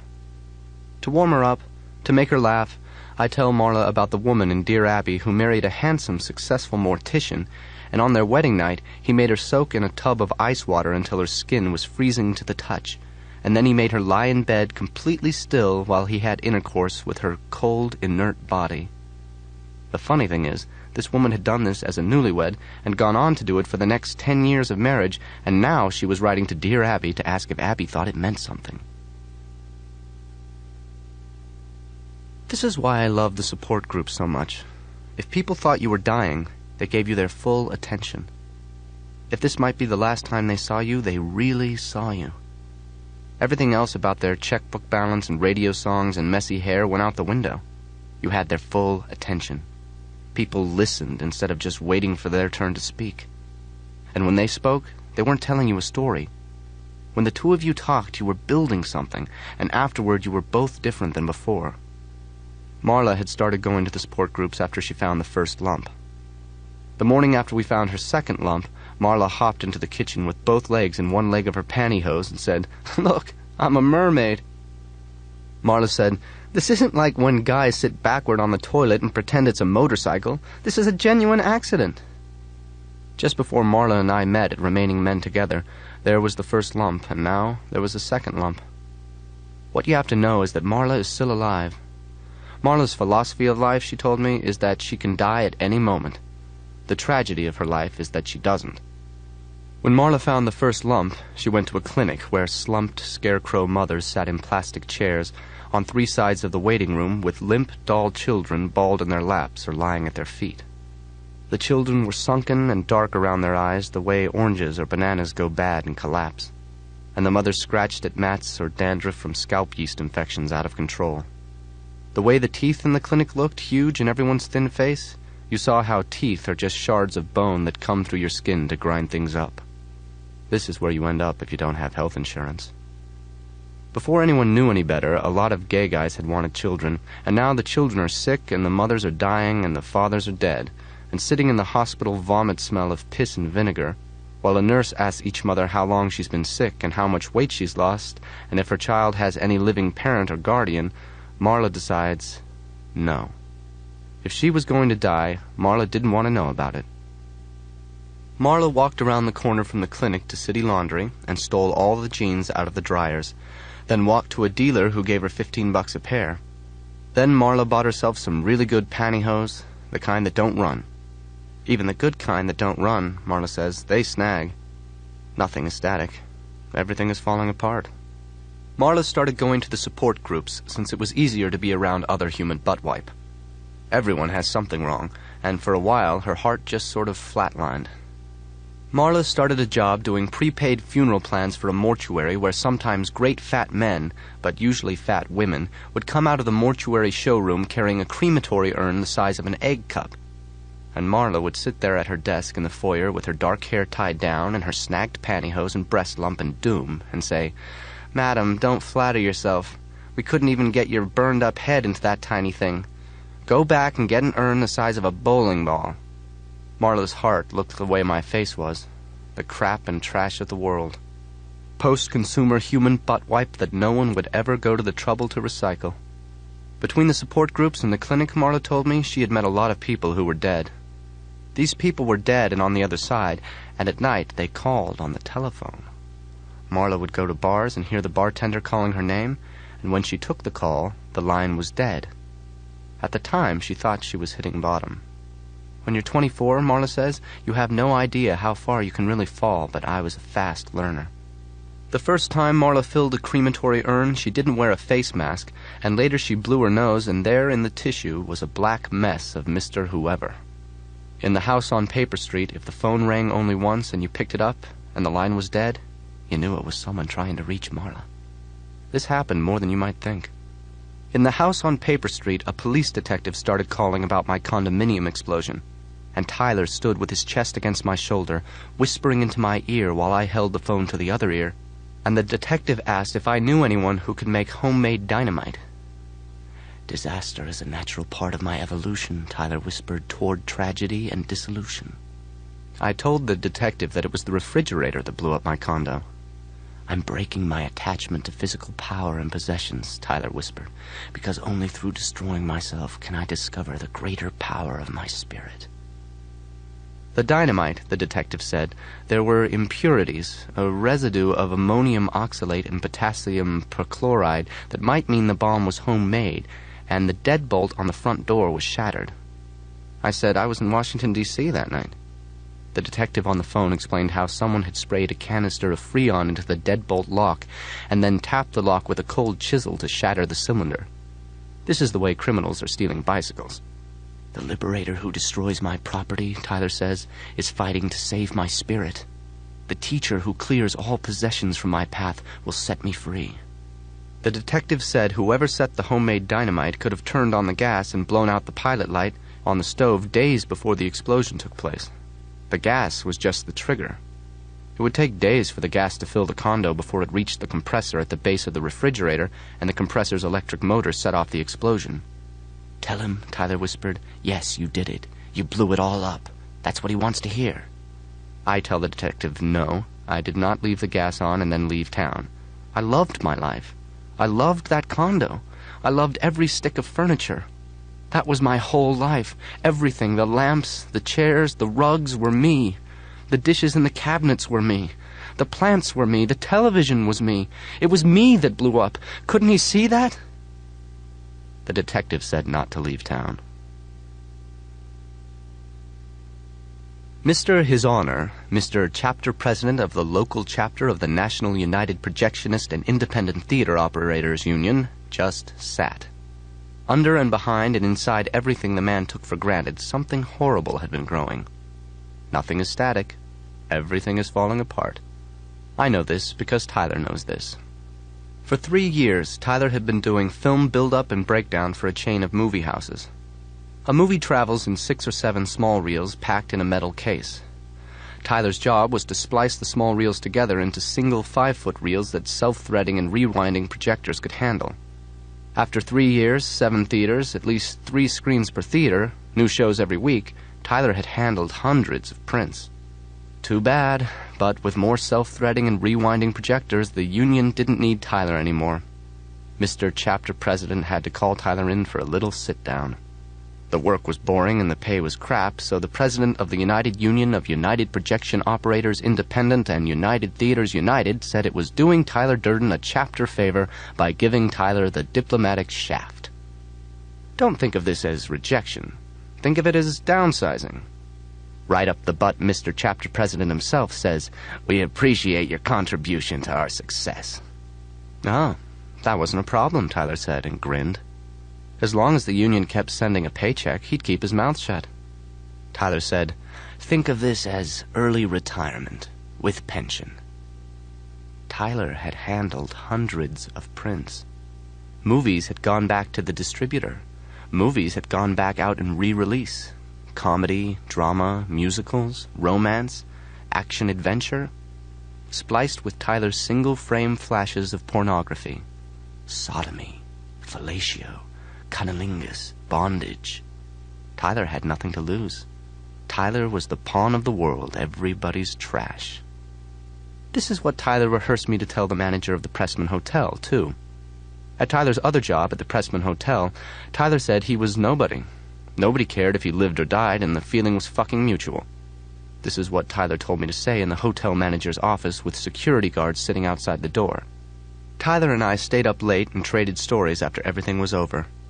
Right after he'd gone to the projectionist union, Tyler had me go and confront the manager of the Pressman Hotel. Tyler and I were looking more and more like identical twins. Both of us had punched-out cheekbones, and our skin had lost its memory and forgot where to slide back to after we were hit. My bruises were from Fight Club, and Tyler's face was punched out of shape by the president of the projectionist union. After Tyler crawled out of the union offices, I went to see the manager of the Pressman Hotel. I sat there in the office of the manager of the Pressman Hotel. I am Joe's smirking revenge. The first thing the hotel manager said was I had 3 minutes. In the first 30 seconds, I told how I'd been peeing into soup, farting on creme brulees, sneezing on braised endive, and now I wanted the hotel to send me a check every week equivalent to my average week's pay plus tips. In return, I wouldn't come to work anymore, and I wouldn't go to the newspapers or the public health people with a confused, tearful confession. The headlines, "Troubled waiter admits tainting food." Sure, I said, I might go to prison. They could hang me and yank my nuts off and drag me through the streets and flay my skin and burn me with lye. But the Pressman Hotel would always be known as the hotel where the richest people in the world ate pee. Tyler's words coming out of my mouth. And I used to be such a nice person. At the projectionist union office, Tyler had laughed after the union president punched him. The one punch knocked Tyler out of his chair, and Tyler sat against the wall laughing. "Go ahead, you can't kill me," Tyler was laughing. "You stupid fuck. Beat the crap out of me, but you can't kill me. You have too much to lose. I have nothing. You have everything. Go ahead, right in the gut. Take another shot at my face. Cave in my teeth, but keep those paychecks coming. Crack my ribs, but if you miss 1 week's pay, I go public, and you and your little union go down under lawsuits from every theater owner and film distributor and mommy whose kid maybe saw a hard-on in Bambi." "I am trash," Tyler said. "I am trash and shit and crazy to you and this whole fucking world," Tyler said to the union president. "You don't care where I live or how I feel or what I eat or how I feed my kids or how I pay the doctor if I get sick. And yes, I am stupid and bored and weak, but I am still your responsibility." Sitting in the office at the Pressman Hotel, my Fight Club lips were still split into about 10 segments. The butthole in my cheek looking at the manager of the Pressman Hotel, it was all pretty convincing. Basically, I said the same stuff Tyler said. After the union president had slugged Tyler to the floor, after Mr. President saw Tyler wasn't fighting back, His Honor with his big Cadillac body bigger and stronger than he would ever really need, His Honor hauled his wingtip back and kicked Tyler in the ribs, and Tyler laughed. His Honor shot the wingtip into Tyler's kidneys after Tyler curled into a ball, but Tyler was still laughing. "Get it out," Tyler said. "Trust me, you'll feel a lot better. You'll feel great." In the office of the Pressman Hotel, I asked the hotel manager if I could use his phone, and I dialed the number for the city desk at the newspaper. With the hotel manager watching, I said, "Hello?" I said, "I've committed a terrible crime against humanity as part of a political protest. My protest is over the exploitation of workers in the service industry. If I went to prison, I wouldn't be just an unbalanced peon diddling in the soup. This would have heroic scale. Robin Hood waiter champions have-nots. This would be about a lot more than one hotel and one waiter." The manager of the Pressman Hotel very gently took the receiver out of my hand. The manager said he didn't want me working here anymore, not the way I looked now. I'm standing at the head of the manager's desk when I say, "What? You don't like the idea of this?" And without flinching, still looking at the manager, I roundhouse the fist at the centrifugal force end of my arm and slam fresh blood out of the cracked scabs in my nose. For no reason at all, I remember the night Tyler and I had our first fight. "I want you to hit me as hard as you can." This isn't such a hard punch. I punch myself again. It just looks good, all the blood. But I throw myself back against the wall to make a terrible noise and break the painting that hangs there. The broken glass and frame and the painting of flowers and blood go to the floor with me clowning around. I'm being such a doofus. Blood gets on the carpet, and I reach up and grip monster handprints of blood on the edge of the hotel manager's desk and say, "Please help me." But I start to giggle. "Help me. Please, please don't hit me again." I slip back to the floor and crawl my blood across the carpet. The first word I'm going to say is, "Please," so I keep my lips shut. The monster drags itself across the lovely bouquets and garlands of the oriental carpet. The blood falls out of my nose and slides down the back of my throat and into my mouth, hot. The monster crawls across the carpet, hot and picking up the lint and dust sticking to the blood on its claws. And it crawls close enough to grab the manager of the Pressman Hotel around his pinstriped ankle and say it. "Please." Say it. "Please," comes out in a bubble of blood. Say it. "Please." And the bubble pops blood all over. And this is how Tyler was free to start a fight club every night of the week. After this, there were 7 fight clubs, and after that there were 15 fight clubs, and after that there were 23 fight clubs, and Tyler wanted more. There was always money coming in. "Please," I asked the manager of the Pressman Hotel, "give me the money." And I giggle again. "Please, and please don't hit me again. You have so much, and I have nothing." And I start to climb my blood up the pinstripe legs of the manager of the Pressman Hotel, who is leaning back hard with his hands on the windowsill behind him, and even his thin lips retreating from his teeth. The monster hooks its bloody claw in the waistband of the manager's pants and pulls itself up to clutch the white starched shirt, and I wrap my bloody hands around the manager's smooth wrists. "Please." I smile big enough to split my lips. There's a struggle as the manager screams and tries to get his hands away from me and my blood and my crushed nose, the filth sticking to the blood on both of us. And right then, at our most excellent moment, the security guards decide to walk in. It's in the newspaper today how somebody broke into offices between the 10th and 15th floors of the Hain Tower and climbed out the office windows and painted the south side of the building with a grinning 5-story mask and set fires so the window at the center of each huge eye blazed huge and alive and inescapable over the city at dawn. In the picture on the front page of the newspaper, the face is an angry pumpkin, Japanese demon, dragon of avarice hanging in the sky, and the smoke is a witch's eyebrows or devil's horns. And people cried with their heads thrown back, "What did it mean? And who would do this?" And even after the fires were out, the face was still there, and it was worse. The empty eyes seemed to watch everyone in the street, but at the same time were dead. This stuff is in the newspaper more and more. Of course, you read this, and you want to know right away if it was part of Project Mayhem. The newspaper says the police have no real leads. Youth gangs or space aliens, whoever it was, could have died while crawling down ledges and dangling from windowsills with cans of black spray paint. Was it the Mischief Committee or the Arson Committee? The giant face was probably their homework assignment from last week. Tyler would know. But the first rule about Project Mayhem is you don't ask questions about Project Mayhem. In the Assault Committee of Project Mayhem, this week Tyler says he ran everyone through what it would take to shoot a gun. All a gun does is focus an explosion in one direction. At the last meeting of the Assault Committee, Tyler brought a gun and the yellow pages of the phone book. They meet in the basement where Fight Club meets on Saturday night. Each committee meets on a different night. Arson meets on Monday, Assault on Tuesday, Mischief meets on Wednesday, and Misinformation meets on Thursday. Organized chaos, the bureaucracy of anarchy, you figure it out. Support groups, sort of. So, Tuesday night, the Assault Committee proposed events for the upcoming week, and Tyler read the proposals and gave the committee its homework. By this time next week, each guy on the Assault Committee has to pick a fight where he won't come out a hero, and not in Fight Club. This is harder than it sounds. A man on the street will do anything not to fight. The idea is to take some Joe on the street who's never been in a fight and recruit him. Let him experience winning for the first time in his life. Get him to explode.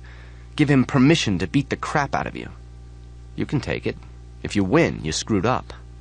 What we have to do, people, Tyler told the committee, is remind these guys what kind of power they still have. This is Tyler's little pep talk. Then he opened each of the folded squares of paper in the cardboard box in front of him. This is how each committee proposes events for the upcoming week. Write the event on the committee tablet, tear off the sheet, fold it, and put it in the box. Tyler checks out the proposals and throws out any bad ideas. For each idea he throws out, Tyler puts a folded blank into the box. Then everyone in the committee takes a paper out of the box. The way Tyler explained the process to me, if somebody draws a blank, he only has his homework to do that week. If you draw a proposal, then you have to go to the Import Beer Festival this weekend and push over a guy in a chemical toilet. You'll get extra favor if you get beat up for doing this. Or you have to attend the fashion show at the shopping center atrium and throw strawberry gelatin from the mezzanine. If you get arrested, you're off the assault committee. If you laugh, you're off the committee. Nobody knows who draws a proposal, and nobody except Tyler knows what all the proposals are and which are accepted and which proposals he throws in the trash.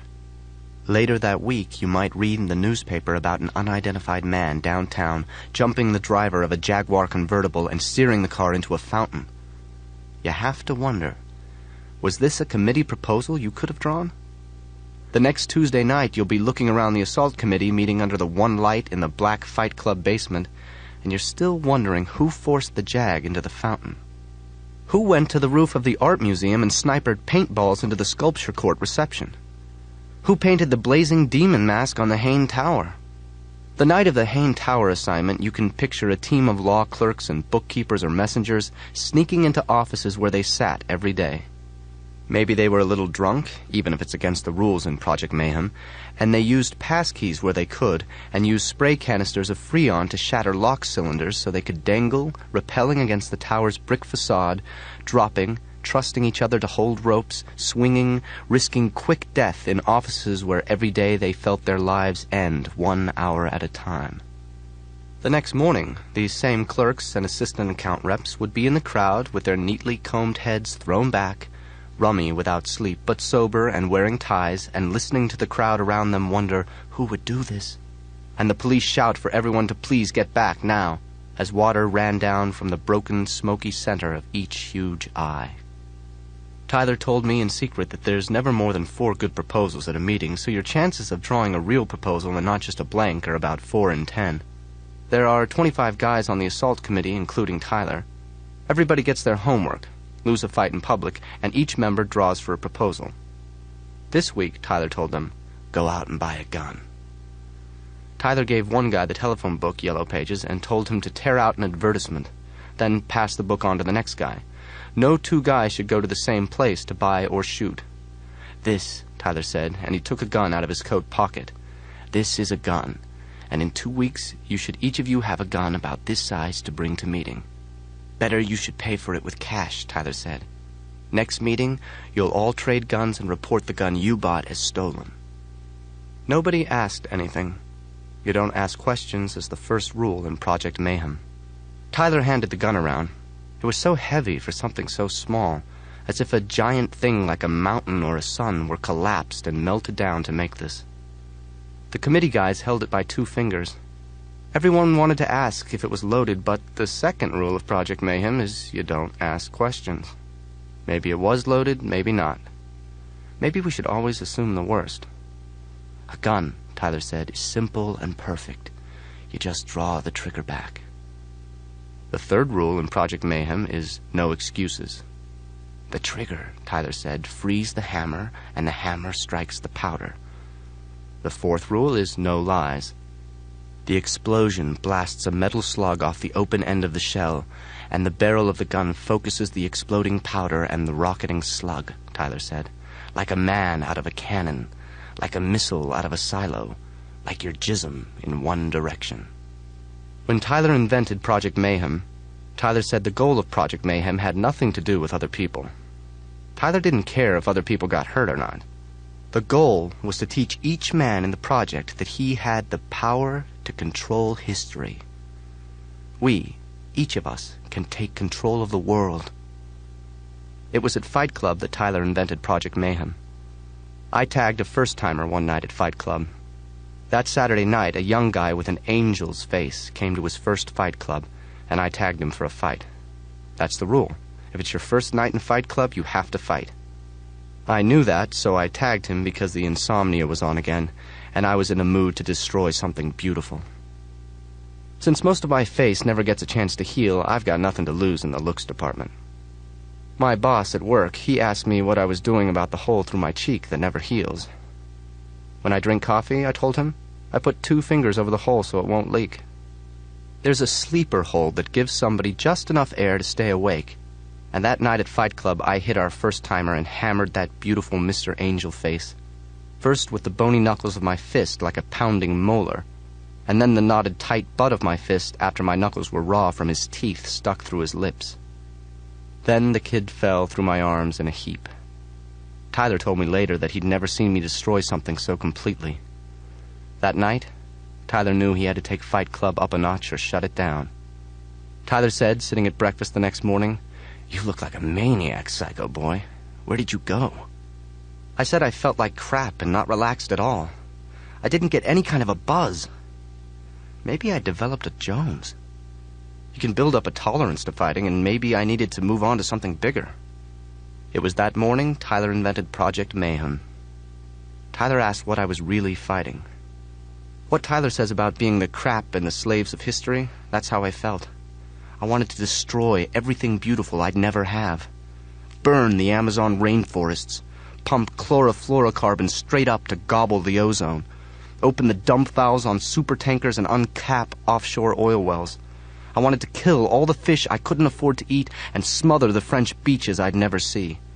I wanted the whole world to hit bottom. Pounding that kid, I really wanted to put a bullet between the eyes of every endangered panda that wouldn't screw to save its species, and every whale or dolphin that gave up and ran itself aground. Don't think of this as extinction. Think of this as downsizing. For thousands of years, human beings had screwed up and trashed and crapped on this planet, and now history expected me to clean up after everyone. I have to wash out and flatten my soup cans and account for every drop of used motor oil. And I have to foot the bill for nuclear waste and buried gasoline tanks and land-filled toxic sludge dumped a generation before I was born. I held the face of Mr. Angel like a baby or a football in the crook of my arm and bashed him with my knuckles. Bashed him until his teeth broke through his lips. Bashed him with my elbow after that until he fell through my arms into a heap at my feet. Until the skin was pounded thin across his cheekbones and turned black. I wanted to breathe smoke. Birds and deer are a silly luxury and all the fish should be floating. I wanted to burn the Louvre. I'd do the Elgin marbles with a sledgehammer and wipe my ass with a Mona Lisa. This is my world now. This is my world, and those ancient people are dead. It was at breakfast that morning that Tyler invented Project Mayhem. We wanted to blast the world free of history. We were eating breakfast in the house on Paper Street, and Tyler said, "Picture yourself planting radishes and seed potatoes on the 15th green of a forgotten golf course. You'll hunt elk through the damp canyon forests around the ruins of Rockefeller Center, and dig clams next to the skeleton of the Space Needle leaning at a 45-degree angle. We'll paint the skyscrapers with huge totem faces and goblin tikis, and every evening what's left of mankind will retreat to empty zoos and lock itself in cages as protection against bears and big cats and wolves that pace and watch us from outside the cage bars at night." "Recycling and speed limits are bullshit," Tyler said. "They're like someone who quit smoking on his deathbed. It's Project Mayhem that's going to save the world. A cultural ice age. A prematurely induced dark age. Project Mayhem will force humanity to go dormant or into remission long enough for the Earth to recover." "You justify anarchy," Tyler says. "You figure it out."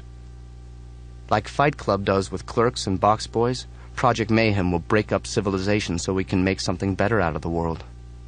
Imagine, Tyler said, stalking elk past department store windows and stinking racks of beautiful rotting dresses and tuxedos on hangers. You'll wear leather clothes that will last you the rest of your life. And you'll climb the wrist-thick kudzu vines that wrap the Sears Tower. Jack and the Beanstalk. You'll climb up through the dripping forest canopy, and the air will be so clean you'll see tiny figures pounding corn and laying strips of venison to dry in the empty carpool lane of an abandoned superhighway, stretching 8 lanes wide and August hot for 1,000 miles. This was the goal of Project Mayhem, Tyler said. The complete and right-away destruction of civilization. What comes next in Project Mayhem, nobody except Tyler knows. The second rule is, you don't ask questions. Don't get any bullets, Tyler told the assault committee. And just so you don't worry about it, yes, you're gonna have to kill someone. Arson, assault, mischief, and misinformation. No questions, no excuses, and no lies. The fifth rule about Project Mayhem is you have to trust Tyler.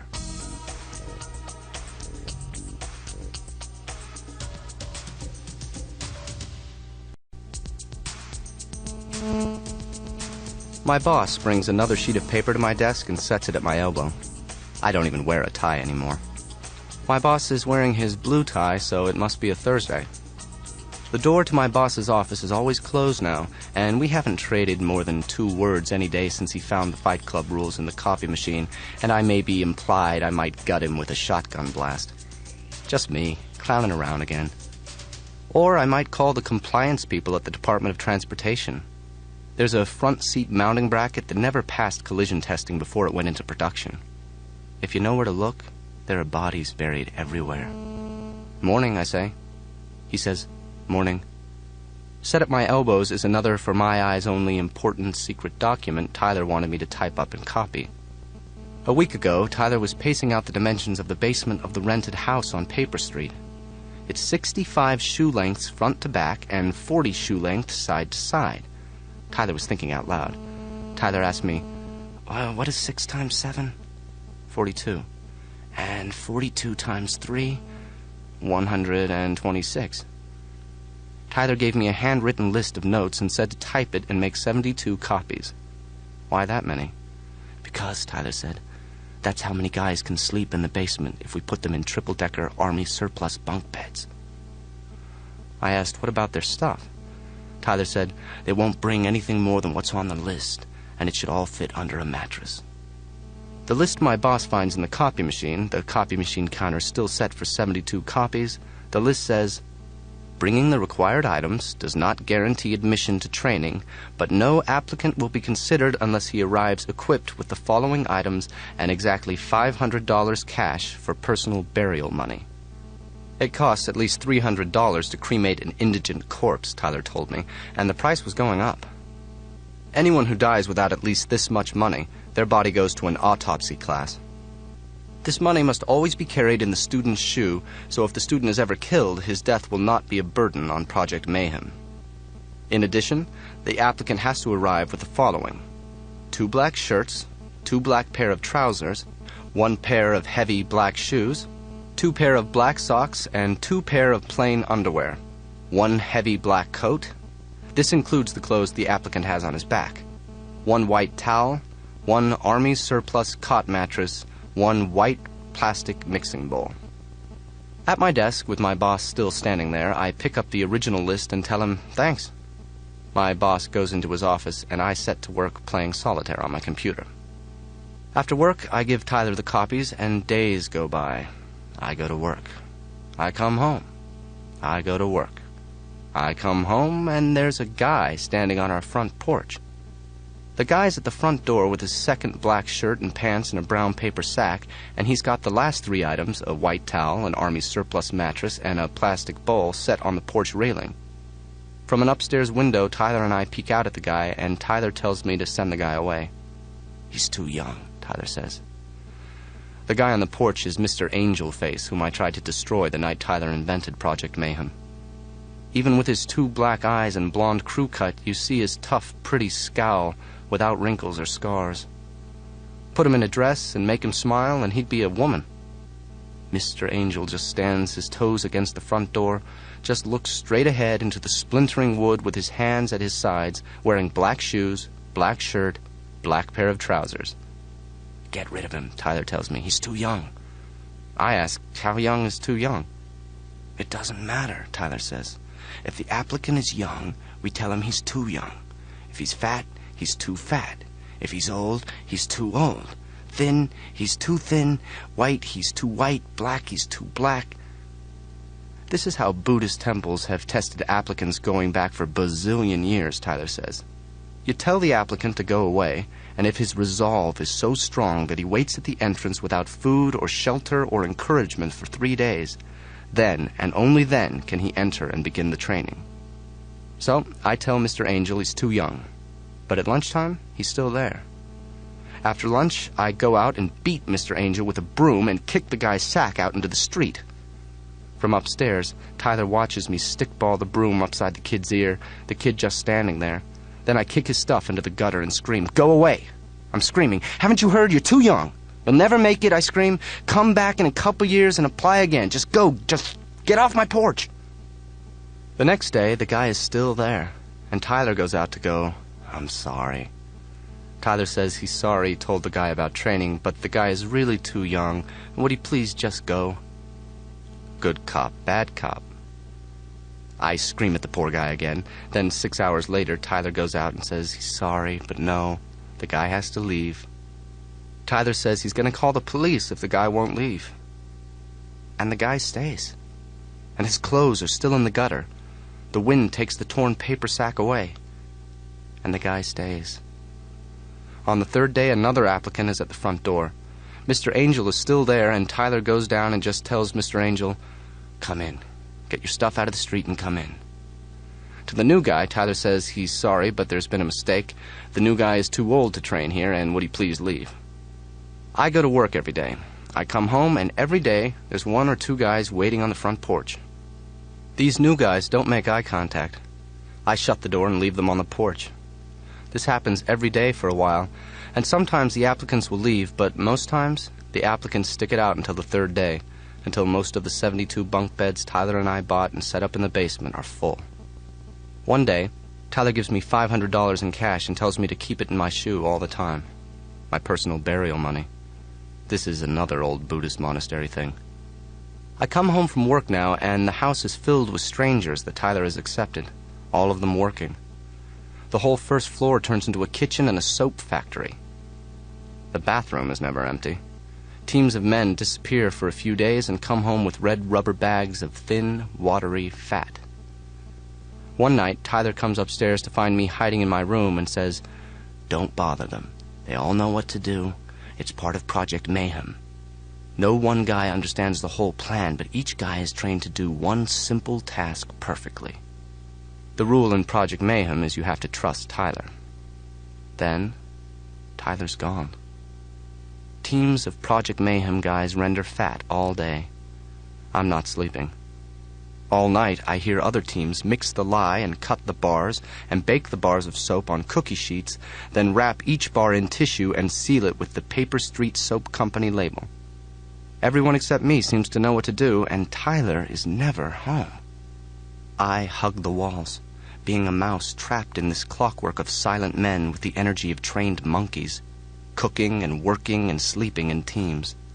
Pull a lever, push a button. A team of space monkeys cooks meals all day, and all day teams of space monkeys are eating out of the plastic bowls they brought with them.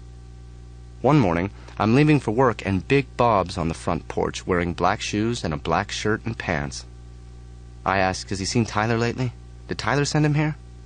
"The first rule about Project Mayhem," Big Bob says, with his heels together and his back ramrod straight, "is you don't ask questions about Project Mayhem." So what brainless little honor has Tyler assigned him, I ask? There are guys whose job is to just boil rice all day, or wash out eating bowls, or clean the crapper. All day.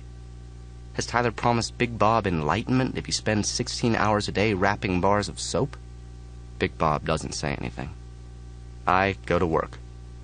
I come home, and Big Bob's still on the porch. I don't sleep all night. and the next morning Big Bob's out tending the garden. Before I leave for work, I ask Big Bob who let him in. Who assigned him this task? Did he see Tyler? Was Tyler here last night? Big Bob says, "The first rule in Project Mayhem is you don't talk." I cut him off. I say, yeah. And while I'm at work, teams of space monkeys dig up the muddy lawn around the house and cut the dirt with Epsom salts to lower the acidity, and spade in loads of free steer manure from the stockyards and bags of hair clippings from barbershops to ward off moles and mice and boost the protein in the soil. At any time of the night, space monkeys from some slaughterhouse come home with bags of blood meal to boost the iron in the soil and bone meal to boost the phosphorus. Teams of space monkeys plant basil and thyme and lettuce and starts of witch hazel and eucalyptus and mock orange and mint in a kaleidoscope knot pattern. A rose window in every shade of green. And other teams go out at night and kill the slugs and snails by candlelight. Another team of space monkeys picks only the most perfect leaves and juniper berries to boil for a natural dye. Comfrey because it's a natural disinfectant. Violet leaves because they cure headaches, and sweet woodruff because it gives soap a cut grass smell. In the kitchen are bottles of 80-proof vodka to make the translucent rose geranium and brown sugar soap and the patchouli soap. And I steal a bottle of vodka and spend my personal burial money on cigarettes. Marla shows up. We talk about the plants. Marla and I walk on raked gravel paths through the kaleidoscope green patterns of the garden, drinking and smoking. We talk about her breasts. We talk about everything except Tyler Durden. And one day it's in the newspaper how a team of men wearing black had stormed through a better neighborhood and a luxury car dealership, slamming baseball bats against the front bumpers of cars so the airbags inside would explode in a powdery mess with their car alarms screaming. At the Paper Street Soap Company, other teams pick the petals from roses or anemones and lavender and pack the flowers into boxes with a cake of pure tallow that will absorb their scent for making soap with a flower smell. Marla tells me about the plants. The rose, Marla tells me, is a natural astringent. Some of the plants have obituary names: iris, basil, rue, rosemary, and verbena. Some, like meadowsweet and cowslips, sweet flag and spikenard, are like the names of Shakespeare fairies. Deer tongue with its sweet vanilla smell, witch hazel, another natural astringent. Orris root, the wild Spanish iris. Every night, Marla and I walk in the garden until I'm sure that Tyler's not coming home that night. Right behind us is always a space monkey trailing us to pick up the twist of balm or rue or mint Marla crushes under my nose. A dropped cigarette butt. The space monkey rakes the path behind him to erase our ever being there. And one night, in an uptown square park, another group of men poured gasoline around every tree and from tree to tree and set a perfect little forest fire. It was in the newspaper how townhouse windows across the street from the fire melted and parked cars farted and settled on melted flat tires. Tyler's rented house on Paper Street is a living thing, wet on the inside from so many people sweating and breathing. So many people are moving inside. The house moves. Another night that Tyler didn't come home, someone was drilling bank machines and pay telephones, and then screwing lube fittings into the drilled holes and using a grease gun to pump the bank machines and pay telephones full of axle grease or vanilla pudding. And Tyler was never at home. But after a month, a few of the space monkeys had Tyler's kiss burned into the back of their hand. Then those space monkeys were gone too, and new ones were on the front porch to replace them. And every day the teams of men came and went in different cars. You never saw the same car twice. One evening, I hear Marla on the front porch telling a space monkey, "I'm here to see Tyler. Tyler Durden, he lives here. I'm his friend." The space monkey says, "I'm sorry, but you're too..." And he pauses. "You're too young to train here." Marla says, "Get screwed." "Besides," the space monkey says, "you haven't brought the required items. 2 black shirts, 2 pair of black pants." Marla screams, "Tyler!" 1 pair of heavy black shoes. "Tyler!" 2 pair of black socks and 2 pair of plain underwear. "Tyler!" And I hear the front door slam shut. Marla doesn't wait the 3 days. Most days after work, I come home and make a peanut butter sandwich. When I come home, one space monkey is reading to the assembled space monkeys who sit covering the whole first floor. You are not a beautiful and unique snowflake. You are the same decaying organic matter as everyone else, and we are all part of the same compost pile. The space monkey continues. Our culture has made us all the same.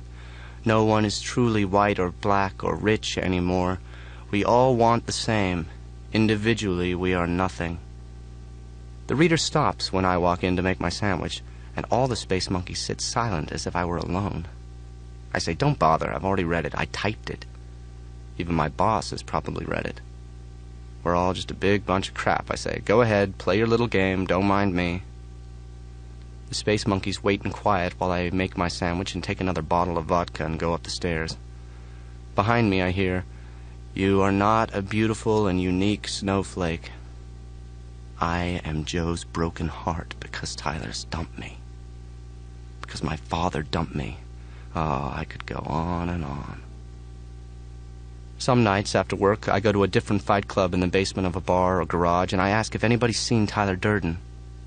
In every new fight club, someone I've never met is standing under the one light in the center of the darkness, surrounded by men, and reading Tyler's words. The first rule about Fight Club is you don't talk about Fight Club. When the fights get started, I take the club leader aside and ask if he's seen Tyler. I live with Tyler, I say, and he hasn't been home for a while. The guy's eyes get big, and he asks, do I really know Tyler Durden? This happens in most of the new fight clubs. Yes, I say, I'm best buddies with Tyler. Then everybody all of a sudden wants to shake my hand. These new guys stare at the butthole in my cheek and the black skin on my face, yellow and green around the edges. And they call me Sir. No, sir. Not hardly, sir. Nobody they know's ever met Tyler Durden. Friends of friends met Tyler Durden, and they founded this chapter of Fight Club, sir. Then they wink at me. Nobody they know has ever seen Tyler Durden, sir. Is it true, everybody asks? Is Tyler Durden building an army? That's the word. Does Tyler Durden only sleep 1 hour a night? Rumor has it that Tyler's on the road starting fight clubs all over the country. What's next? Everybody wants to know.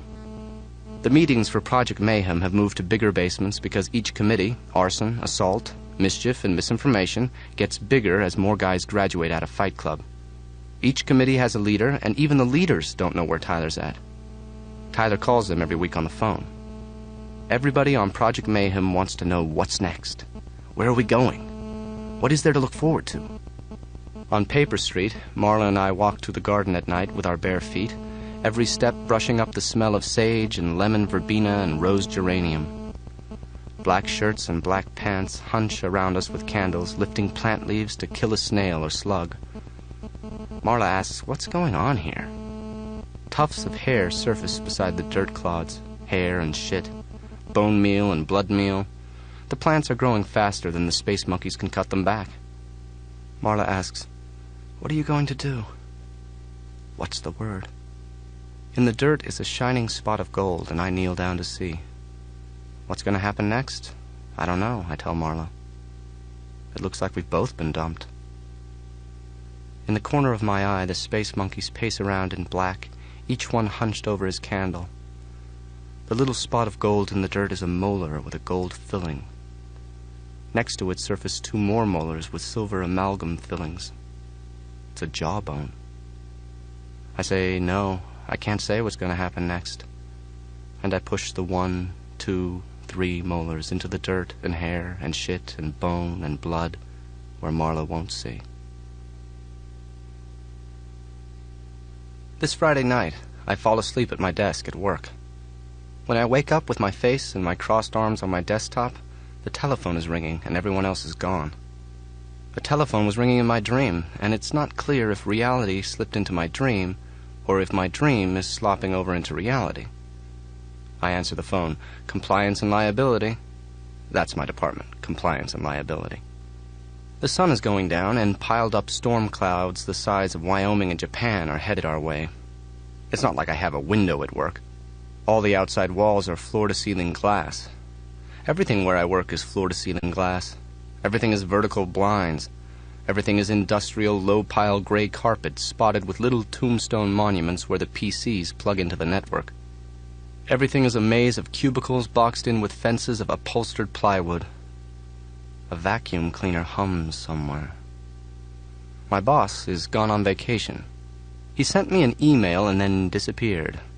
I'm to prepare for a formal review in 2 weeks. Reserve a conference room, get all my ducks in a row, update my resume, that sort of thing. They're building a case against me. I am Joe's complete lack of surprise. I've been behaving miserably. I pick up the phone and it's Tyler, and he says, "Go outside. There's some guys waiting for you in the parking lot." I ask, "Who are they?" "They're all waiting," Tyler says. I smell gasoline on my hands. Tyler goes, "Hit the road. They have a car outside. They have a Cadillac." I'm still asleep. Here, I'm not sure if Tyler is my dream or if I am Tyler's dream. I sniff the gasoline on my hands. There's nobody else around, and I get up and walk out to the parking lot. A guy in Fight Club works on cars, so he's parked at the curb in somebody's black Corniche, and all I can do is look at it, all black and gold, this huge cigarette case ready to drive me somewhere. This mechanic guy who gets out of the car tells me not to worry. He switched the plates with another car in the long-term parking lot at the airport. Our Fight Club mechanic says he can start anything. 2 wires twist out of the steering column. Touch the wires to each other, you complete the circuit to the starter solenoid, you got a car to joyride. Either that, or you could hack the key code through a dealership. 3 space monkeys are sitting in the back seat wearing their black shirts and black pants. See no evil, hear no evil, speak no evil. I ask, "So where's Tyler?" The Fight Club mechanic guy is holding the Cadillac open chauffeur style for me. The mechanic is tall and all bones, with shoulders that remind you of a telephone pole crossbar. I ask, "Are we going to see Tyler?" Waiting for me in the middle of the front seat is a birthday cake with candles ready to be lit. I get in. We start driving. Even a week after Fight Club, you've got no problem driving inside the speed limit. Maybe you've been passing black shit, internal injuries for 2 days, but you are so cool. Other cars drive around you. Cars tailgate. You get the finger from other drivers. Total strangers hate you. It's absolutely nothing personal. After Fight Club, you're so relaxed you just cannot care. You don't even turn the radio on. Maybe your ribs stab along a hairline fracture every time you take a breath. Cars behind you blink their lights. The sun is going down, orange and gold. The mechanic is there, driving. The birthday cake is on the seat between us. It's one scary fuck to see guys like our mechanic at Fight Club. Skinny guys, they never go limp. They fight until they're burger. White guys like skeletons dipped in yellow wax with tattoos. Black men like dried meat. These guys usually hang together, the way you can picture them at Narcotics Anonymous. They never say stop. It's like they're all energy, shaking so fast they blur around the edges. These guys in recovery from something. As if the only choice they have left is how they're going to die, and they want to die in a fight. They have to fight each other, these guys. Nobody else will tag them for a fight, and they can't tag anybody except another twitching skinny, all bones and rush, since nobody else will register to fight them. Guys watching don't even yell when guys like our mechanic go at each other. All you hear is the fighters breathing through their teeth, hands slapping for a hold, the whistle and impact when fists hammer and hammer on thin, hollow ribs, point blank in a clinch. You see tendons and muscles and veins under the skin of these guys jump. Their skin shines, sweating, corded and wet under the one light. 10, 15 minutes disappear. Their smell, they sweat, and these guys smell. It reminds you of fried chicken. 20 minutes of Fight Club will go by. Finally, one guy will go down. After a fight, 2 drug recovery guys will hang together for the rest of the night, wasted and smiling from fighting so hard. Since Fight Club, this mechanic guy is always hanging around the house on Paper Street. Wants me to hear the song he wrote. Wants me to see the birdhouse he built. The guy showed me a picture of some girl and asked me if she was pretty enough to marry. Sitting in the front seat of the Corniche, the guy says, "Did you see this cake I made for you? I made this." It's not my birthday. Some oil was getting by the rings, the mechanic guy says, but I changed the oil and the air filter. I checked the valve lash and the timing. It's supposed to rain tonight, so I changed the blades. I ask, what's Tyler been planning? The mechanic opens the ashtray and pushes the cigarette lighter in. He says, "Is this a test? Are you testing us?" "Where's Tyler?" "The first rule about Fight Club is you don't talk about Fight Club," the mechanic says. "And the last rule about Project Mayhem is you don't ask questions." "So what can he tell me?" He says, "What you have to understand is your father was your model for God." Behind us, my job and my office are smaller, gone. I sniff the gasoline on my hands. The mechanic says, "If you're male and you're Christian and living in America, your father is your model for God. And if you never know your father, if your father bails out or dies or is never at home, what do you believe about God?" This is all Tyler Durden dogma, scrawled on bits of paper while I was asleep and given me to type and photocopy at work. I've read it all. Even my boss has probably read it all. What you end up doing, the mechanic says, is you spend your life searching for a father and God. What you have to consider, he says, is the possibility that God doesn't like you. Could be God hates us. This is not the worst thing that can happen. How Tyler saw it was that getting God's attention for being bad was better than getting no attention at all. Maybe because God's hate is better than his indifference. If you could be either God's worst enemy or nothing, which would you choose? We are God's middle children, according to Tyler Durden, with no special place in history and no special attention. Unless we get God's attention, we have no hope of damnation or redemption. Which is worse, hell or nothing? Only if we're caught and punished can we be saved. Burn the Louvre, the mechanic says, and wipe your ass with the Mona Lisa. This way, at least, God would know our names. The lower you fall, the higher you'll fly. The farther you run, the more God wants you back. If the prodigal son had never left home, the mechanic says, the fatted calf would still be alive. It's not enough to be numbered with the grains of sand on the beach and the stars in the sky. The mechanic merges the black corniche onto the old bypass highway with no passing lane, and already a line of trucks strings together behind us, going the legal speed limit. The corniche fills up with the headlights behind us, and there we are, talking, reflected in the inside of the windshield, driving inside the speed limit, as fast as the law allows. A law is a law, Tyler would say. Driving too fast was the same as setting a fire, was the same as planting a bomb, was the same as shooting a man. A criminal is a criminal is a criminal. Last week, we could have filled another 4 fight clubs, the mechanic says. Maybe Big Bob can take over running the next chapter if we find a bar. So next week, he'll go through the rules with Big Bob and give him a fight club of his own.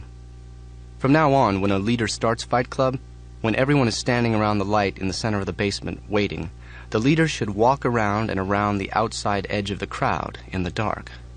I ask, who made up the new rules? Is it Tyler? The mechanic smiles and says, "You know who makes up the rules." The new rule is that nobody should be the center of Fight Club, he says. Nobody's the center of Fight Club except the 2 men fighting. The leader's voice will yell, walking slowly around the crowd out in the darkness. The men in the crowd will stare at other men across the empty center of the room. This is how it will be in all the fight clubs. Finding a bar or a garage to host a new fight club isn't tough.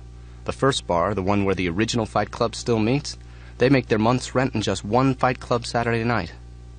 According to the mechanic, another new fight club rule is that Fight Club will always be free. It will never cost to get in. The mechanic yells out the driver's window into the oncoming traffic and the night wind pouring down the side of the car. "We want you, not your money." The mechanic yells out the window. "As long as you're at Fight Club, you're not how much money you've got in the bank. You're not your job. You're not your family. And you're not who you tell yourself." The mechanic yells into the wind. "You're not your name." A space monkey in the back seat picks it up.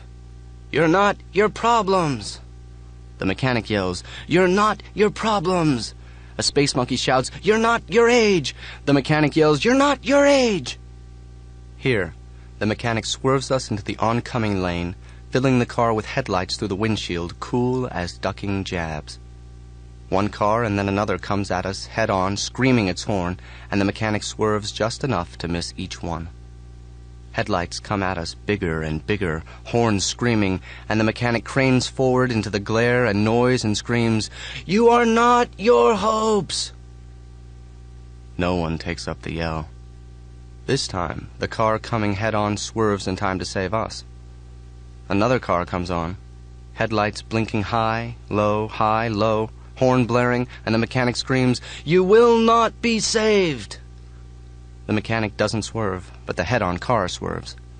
Another car, and the mechanic screams, "We are all going to die someday!" This time, the oncoming car swerves, but the mechanic swerves back into its path. The car swerves, and the mechanic matches it, head-on again. You melt and swell at that moment. For that moment, nothing matters. Look up at the stars, and you're gone. Not your luggage. Nothing matters.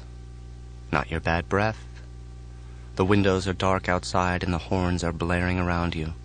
The headlights are flashing high and low and high in your face, and you will never have to go to work again. You will never have to get another haircut. "Quick," the mechanic says. The car swerves again, and the mechanic swerves back into its path. "What," he says, "what will you wish you'd done before you died?" With the oncoming car screaming its horn and the mechanic so cool he even looks away to look at me beside him in the front seat, and he says, 10 seconds to impact. 9, in 8, 7, in 6. "My job," I say. I wish I'd quit my job." The scream goes by as the car swerves and the mechanic doesn't swerve to hit it. More lights are coming at us just ahead, and the mechanic turns to the 3 monkeys in the back seat. "Hey, space monkeys," he says. "You see how the game's played? Fess up now or we're all dead." A car passes us on the right with a bumper sticker saying, "I drive better when I'm drunk." The newspaper says thousands of these bumper stickers just appeared on cars one morning. Other bumper stickers said things like, "Make mine veal," "Drunk drivers against mothers," "Recycle all the animals."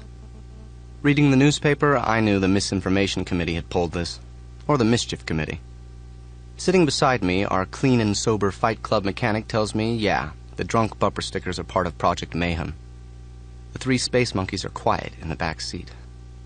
The Mischief Committee is printing airline pocket cards that show passengers fighting each other for oxygen masks while their jetliner flames down toward the rocks at 1,000 miles an hour.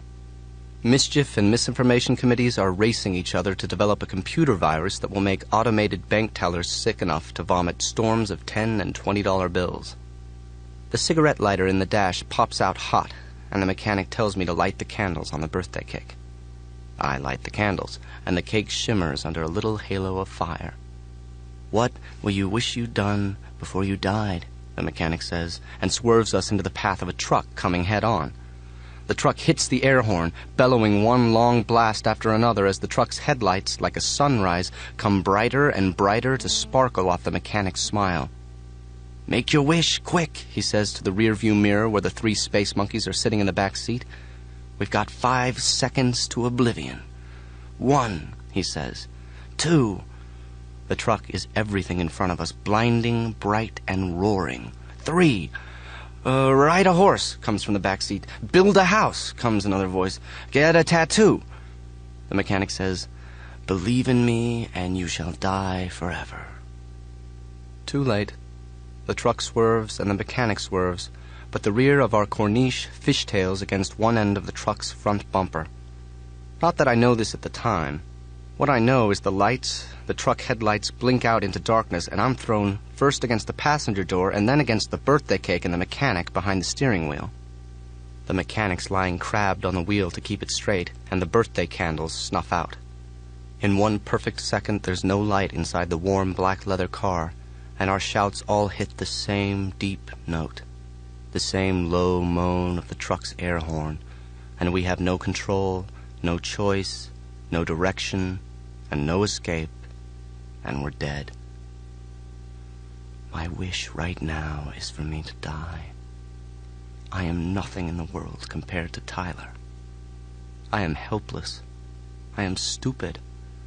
And all I do is want and need things. My tiny life, my little shit job, my Swedish furniture. I never told anyone this, but before I met Tyler, I was planning to buy a dog and name it Entourage. This is how bad your life can get. Kill me. I grab the steering wheel and crank us back into traffic. Now. Prepare to evacuate soul. Now. The mechanic wrestles the wheel toward the ditch, and I wrestle to fucking die. Now. The amazing miracle of death, when 1 second you're walking and talking, and the next second you're an object. I am nothing, and not even that. Cold. Invisible. I smell leather. My seatbelt feels twisted like a straitjacket around me, and when I try to sit up, I hit my head against the steering wheel. This hurts more than it should. My head is resting in the mechanic's lap, and as I look up, my eyes adjust to see the mechanic's face high over me, smiling, driving, and I can see stars outside the driver's window. My hands and face are sticky with something. Blood? Buttercream frosting. The mechanic looks down. Happy birthday. I smell smoke and remember the birthday cake. I almost broke the steering wheel with your head, he says. Just nothing else. Just the night air and the smell of smoke, and the stars and the mechanic smiling and driving, my head in his lap.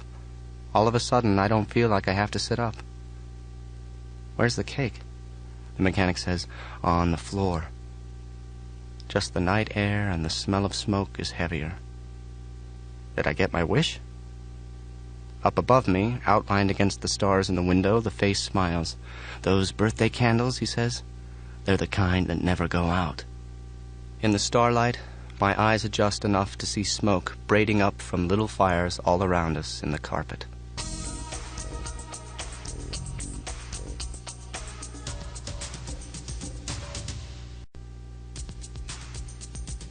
The Fight Club mechanic is standing on the gas, raging behind the wheel in his quiet way, and we still have something important to do tonight. One thing I'll have to learn before the end of civilization is how to look at the stars and tell where I'm going. Things are quiet as driving a Cadillac through outer space. We must be off the freeway. The 3 guys in the back seat are passed out or asleep. You had a near-life experience, the mechanic says. He takes one hand off the steering wheel and touches the long welt where my forehead bounced off the steering wheel. My forehead is swelling enough to shut both my eyes, and he runs a cold fingertip down the length of the swelling. The corniche hits a bump, and the pain seems to bump out over my eyes like the shadow from the brim of a cap. Our twisted rear springs and bumper bark and creak in the quiet around our rush down the night road. The mechanic says how the back bumper of the corniche is hanging by its ligaments, how it was torn almost free when it caught an end of the truck's front bumper. I ask, is tonight part of homework for Project Mayhem? Part of it, he says. I had to make 4 human sacrifices, and I have to pick up a load of fat. Fat? For the soap. What is Tyler planning? The mechanic starts talking, and it's pure Tyler Durden. I see the strongest and the smartest men who have ever lived, he says, his face outlined against the stars in the driver's window, and these men are pumping gas and waiting tables. The drop of his forehead, his brow, the slope of his nose, his eyelashes, and the curve of his eyes, the plastic profile of his mouth, talking, these are all outlined in black against the stars. If we could put these men in training camps and finish raising them, all a gun does is focus an explosion in one direction. You have a class of young, strong men and women, and they want to give their lives to something. Advertising has these people chasing cars and clothes they don't need. Generations have been working in jobs they hate, just so they can buy what they don't really need. We don't have a great war in our generation or a great depression, but we do. We have a great war of the spirit. We have a great revolution against the culture. The Great Depression is our lives. We have a spiritual depression. We have to show these men and women freedom by enslaving them, and show them courage by frightening them. Napoleon bragged that he could train men to sacrifice their lives for a scrap of ribbon. Imagine when we call a strike and everyone refuses to work until we redistribute the wealth of the world. Imagine hunting elk through the damp canyon forests around the ruins of Rockefeller Center. What you said about your job, the mechanic says, did you really mean it? Yeah, I meant it. That's why we're on the road tonight, he says. We're a hunting party, and we're hunting for fat. We're going to the medical waste dump.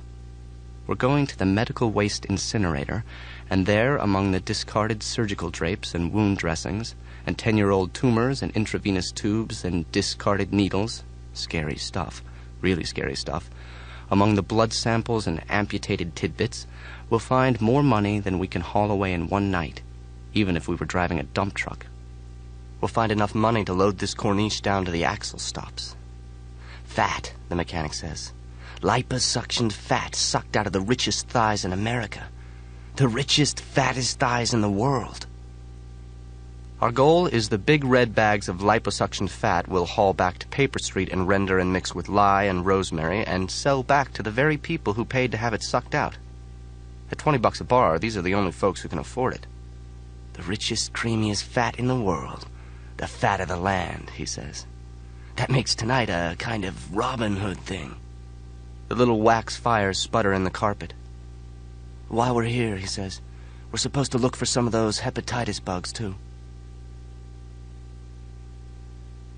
The tears were really coming now, and one fat stripe rolled along the barrel of the gun and down the loop around the trigger to burst flat against my index finger. Raymond Hessel closed both eyes, so I pressed the gun hard against his temple so he would always feel it pressing right there, and I was beside him, and this was his life, and he could be dead at any moment. This wasn't a cheap gun, and I wondered if Salt might fuck it up. Everything had gone so easy, I wondered. I'd done everything the mechanic said to do. This was why we needed to buy a gun. This was doing my homework. We each had to bring Tyler 12 driver's licenses.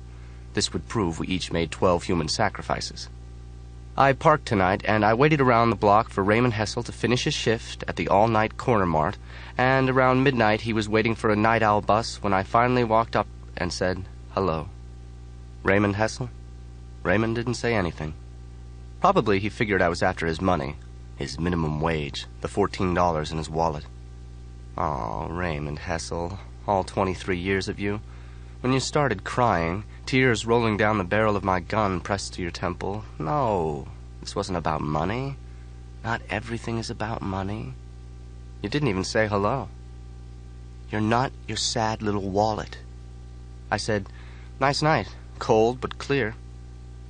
You didn't even say hello. I said, don't run, or I have to shoot you in the back. I had the gun out, and I was wearing a latex glove, so if the gun ever became a People's Exhibit A, there'd be nothing on it except the dried tears of Raymond Hessel, Caucasian, age 23, with no distinguishing marks. Then I had your attention. Your eyes were big enough that even in the streetlight I could see they were antifreeze green. You were jerking backward and backward a little more every time the gun touched your face, as if the barrel was too hot or too cold, until I said, don't step back. And then you let the gun touch you. But even then you rolled your head up and away from the barrel. You gave me your wallet like I asked. Your name was Raymond K. Hessel on your driver's license. You live at 1320 Southeast Benning, Apartment A. That had to be a basement apartment. They usually give basement apartments letters instead of numbers. Raymond K. Hessel, I was talking to you. Your head rolled up and away from the gun, and you said, yeah. You said, yes, you lived in a basement. You had some pictures in the wallet, too. There was your mother. This was a tough one for you. You'd have to open your eyes and see the picture of Mom and Dad smiling and see the gun at the same time. But you did, and then your eyes closed and you started to cry. You were going to cool, the amazing miracle of death.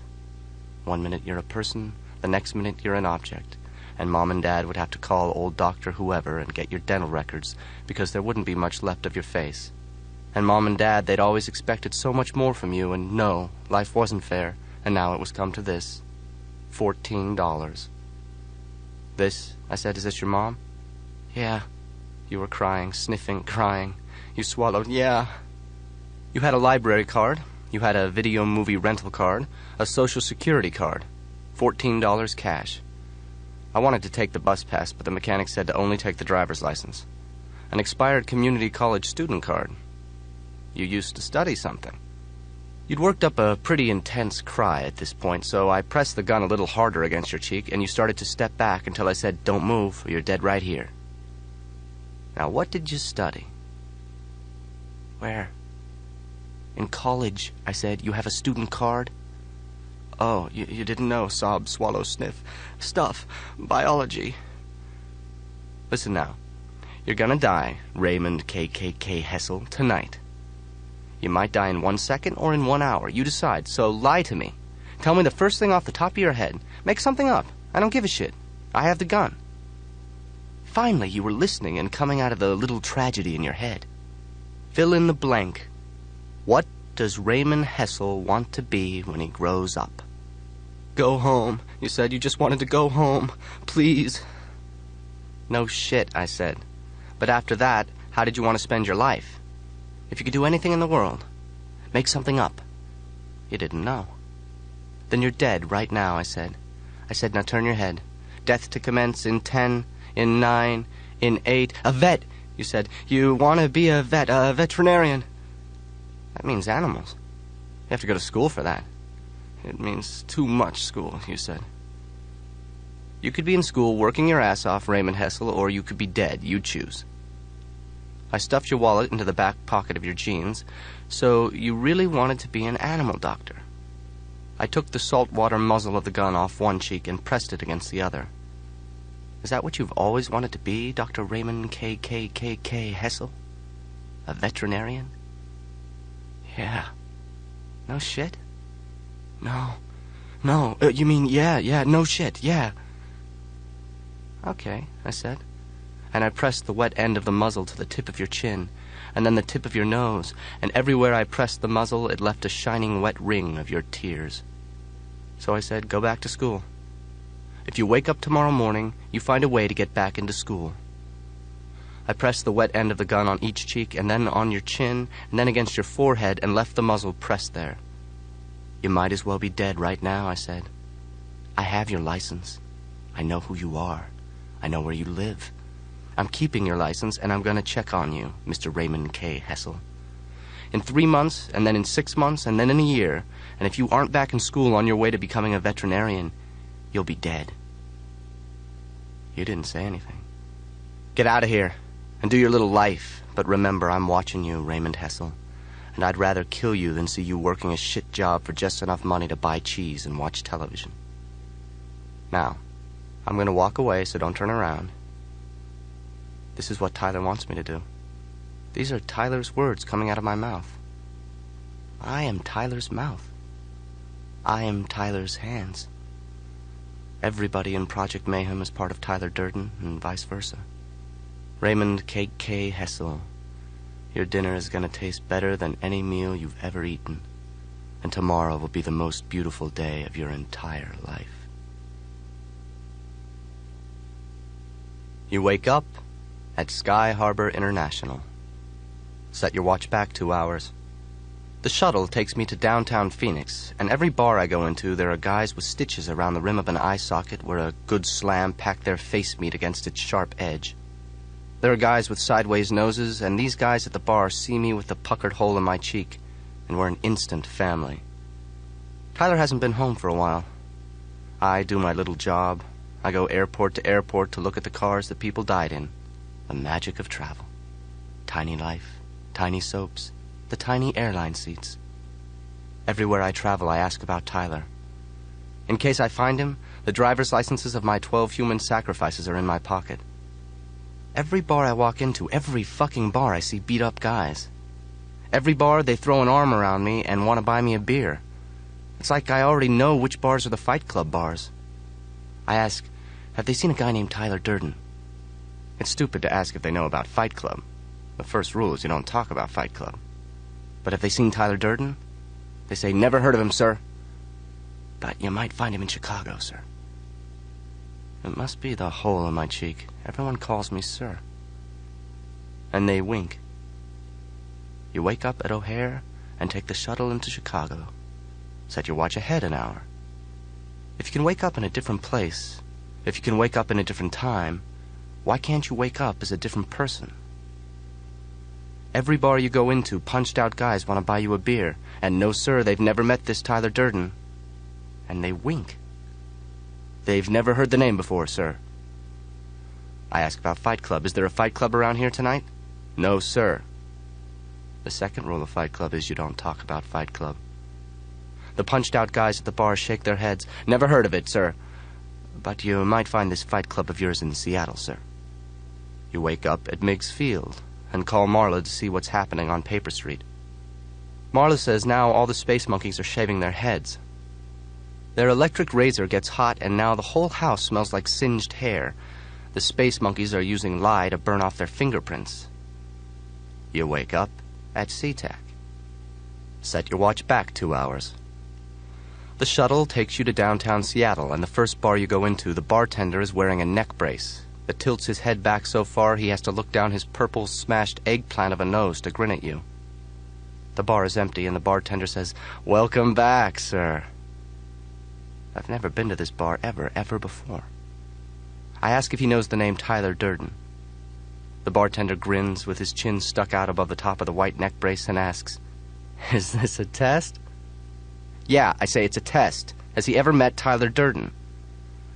"You stopped in last week, Mr. Durden," he says. "Don't you remember?" "Tyler was here?" "You were here, sir." "I've never been in here before tonight." "If you say so, sir," the bartender says. "But Thursday night you came in to ask how soon the police were planning to shut us down?" "Last Thursday night I was awake all night with the insomnia, wondering was I awake, was I sleeping? I woke up late Friday morning, bone-tired and feeling I hadn't ever had my eyes closed." "Yes, sir," the bartender says. "Thursday night you were standing right where you are now, and you were asking me about the police crackdown, and you were asking me how many guys we had to turn away from the Wednesday night Fight Club." The bartender twists his shoulders and braced neck to look around the empty bar and says, "There's nobody that's going to hear, Mr. Durden, sir. We had a 27-count turnaway last night. The place is always empty the night after Fight Club. Every bar I've walked into this week, everybody's called me sir. Every bar I go into, the beat-up Fight Club guys all start to look alike. How can a stranger know who I am?"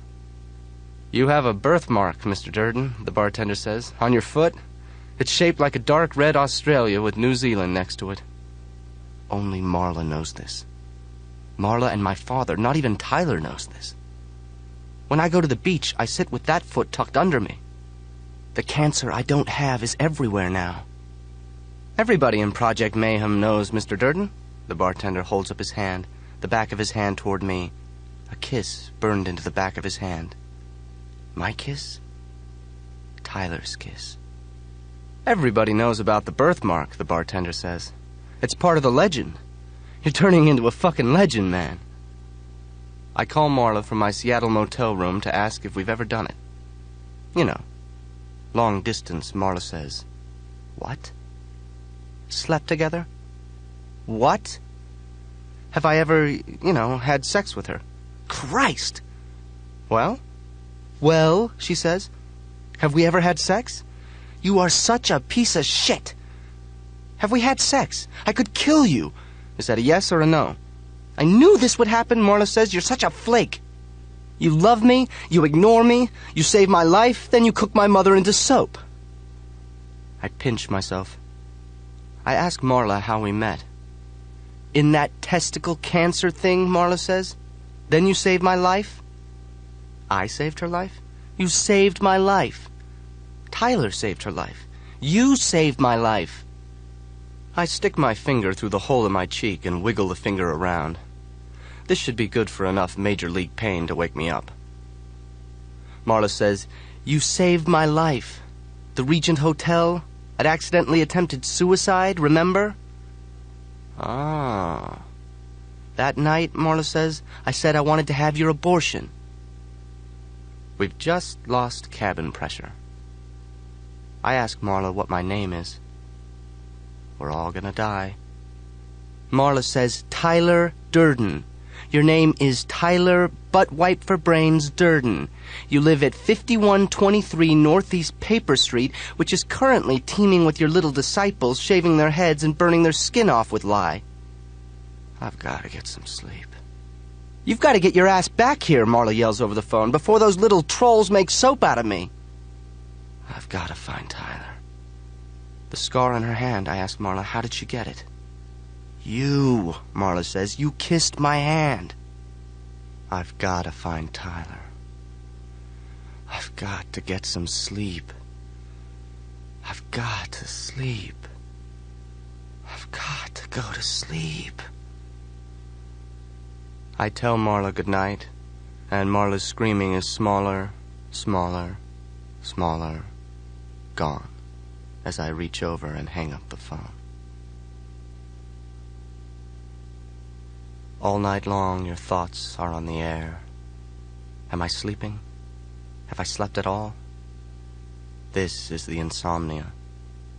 Try to relax a little more with every breath out, but your heart's still racing and your thoughts tornado in your head. Nothing works. Not guided meditation. You're in Ireland. Not counting sheep. You count up the days, hours, minutes since you can remember falling asleep. Your doctor laughed. Nobody ever died from lack of sleep. The old bruised fruit way your face looks, you'd think you were dead. After 3 o'clock in the morning in a motel bed in Seattle, it's too late for you to find a cancer support group. Too late to find some little blue amytal sodium capsules or lipstick red Secanols, the whole Valley of the Dolls playset. After 3 in the morning, you can't get into a fight club. You've got to find Tyler. You've got to get some sleep. Then you're awake, and Tyler's standing in the dark next to the bed. You wake up. The moment you were falling asleep, Tyler was standing there saying, "Wake up, wake up. We solved the problem with the police here in Seattle. Wake up." The police commissioner wanted a crackdown on what he called gang-type activity in after-hours boxing clubs. "But not to worry," Tyler says. "Mr. Police Commissioner shouldn't be a problem," Tyler says. "We have him by the balls now." I ask if Tyler's been following me. "Funny," Tyler says. "I wanted to ask you the same thing. You talked about me to other people, you little shit. You broke your promise." Tyler was wondering when I'd figure him out. "Every time you fall asleep," Tyler says, "I run off and do something wild, something crazy, something completely out of my mind." Tyler kneels down next to the bed and whispers, "Last Thursday you fell asleep, and I took a plane to Seattle for a little fight club look-see. To check the turnaway numbers, that sort of thing. Look for new talent.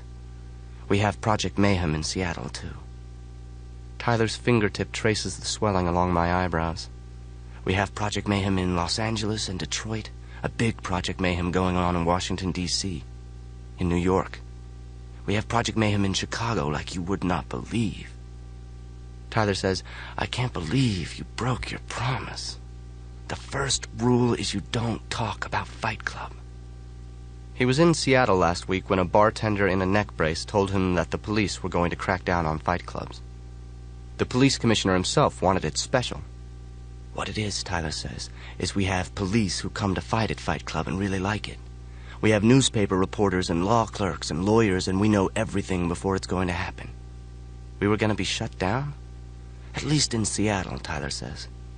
I ask, what did Tyler do about it? "What did we do about it?" Tyler says. "We called an assault committee meeting." "There isn't a me and a you anymore," Tyler says, and he pinches the end of my nose. "I think you've figured that out." We both used the same body, but at different times. "We called a special homework assignment," Tyler says. "We said, bring me the steaming testicles of his esteemed honor, Seattle Police Commissioner whoever." "I'm not dreaming." "Yes," Tyler says, "you are." We put together a team of 14 space monkeys, and 5 of these space monkeys were police, and we were every person in the park where His Honor walks his dog tonight. "Don't worry," Tyler says. "The dog is all right." The whole attack took 3 minutes less than our best run-through. We'd projected 12 minutes. Our best run-through was 9 minutes. We have 5 space monkeys hold him down. Tyler's telling me this, but somehow I already know it. 3 space monkeys were on lookout. 1 space monkey did the ether. 1 space monkey tugged down his esteemed sweatpants. The dog is a spaniel, and it's just barking, barking, barking, and barking, barking, and barking. One space monkey wrapped the rubber band 3 times until it was tight around the top of his esteemed sack. "One monkey's between his legs with a knife," Tyler whispers with his punched-out face by my ear. And I'm whispering in his most esteemed police commissioner's ear that he better stop the Fight Club crackdown, or we'll tell the world that his esteemed honor does not have any balls. Tyler whispers, "How far do you think you'll get, Your Honor?" The rubber band is cutting off any feeling down there. "How far do you think you'll get in politics if the voters know you have no nuts?" By now, His Honor has lost all feeling. Man, his nuts are ice cold. If even one Fight Club has to close, we'll send his nuts east and west. One goes to the New York Times and one goes to the Los Angeles Times. One to each. Sort of press release style. The space monkey took the ether rag off his mouth and the commissioner said, "Don't." And Tyler said, "We have nothing to lose except Fight Club." The commissioner, he had everything. All we were left was the shit and the trash of the world. Tyler nodded to the space monkey with a knife between the commissioner's legs. Tyler asked, "Imagine the rest of your life with your bag flapping empty." The commissioner said, "No, and don't. Stop, please." "Oh, God, help me, help, no, me, God, me, stop, them." And the space monkey slips the knife in and only cuts off the rubber band. 6 minutes total and we were done. "Remember this," Tyler said. "The people you're trying to step on, we're everyone you depend on. We're the people who do your laundry and cook your food and serve your dinner. We make your bed. We guard you while you're asleep. We drive the ambulances. We direct your call. We are cooks and taxi drivers, and we know everything about you. We process your insurance claims and credit card charges. We control every part of your life. We are the middle children of history, raised by television to believe that someday we'll be millionaires and movie stars and rock stars, but we won't. And we're just learning this fact," Tyler said. "So don't fuck with us." The space monkey had to press the ether down hard on the commissioner, sobbing, and put him all the way out. Another team dressed him and took him and his dog home. After that, the secret was up to him to keep. And no, we didn't expect any more Fight Club crackdown. His esteemed honor went home scared, but intact. "Every time we do these little homework assignments," Tyler says, "these Fight Club men with nothing to lose are a little more invested in Project Mayhem." Tyler, kneeling next to my bed, says, "Close your eyes and give me your hand." I close my eyes and Tyler takes my hand. I feel Tyler's lips against the scar of his kiss. "I said that if you talked about me behind my back, you'd never see me again," Tyler said. "We're not 2 separate men. Long story short, when you're awake, you have the control, and you can call yourself anything you want. But the second you fall asleep, I take over, and you become Tyler Durden." "But we fought," I say, "the night we invented Fight Club." "You weren't really fighting me," Tyler says. "You said so yourself. You were fighting everything you hate in your life." "But I can see you." "You're asleep." "But you're renting a house. You held a job, 2 jobs. Tyler says, "Order your canceled checks from the bank. I rented the house in your name. I think you'll find the handwriting on the rent checks matches the notes you've been typing for me." Tyler's been spending my money. It's no wonder I'm always overdrawn. "And the jobs, well, why do you think you're so tired? Geez, it's not insomnia. As soon as you fall asleep, I take over and go to work or Fight Club or whatever. You're lucky I didn't get a job as a snake handler." I say, "But what about Marla?" "Marla loves you." "Marla loves you?" "Marla doesn't know the difference between you and me. You gave her a fake name the night you met. You never gave your real name in a support group, you inauthentic shit. Since I saved her life, Marla thinks your name is Tyler Durden." "So now that I know about Tyler, will he just disappear?" "No," Tyler says, still holding my hand. "I wouldn't be here in the first place if you didn't want me. I'll still live my life while you're asleep, but if you fuck with me, if you chain yourself to the bed at night or take big doses of sleeping pills, then we'll be enemies, and I'll get you for it." Oh, this is bullshit. This is a dream. Tyler is a projection.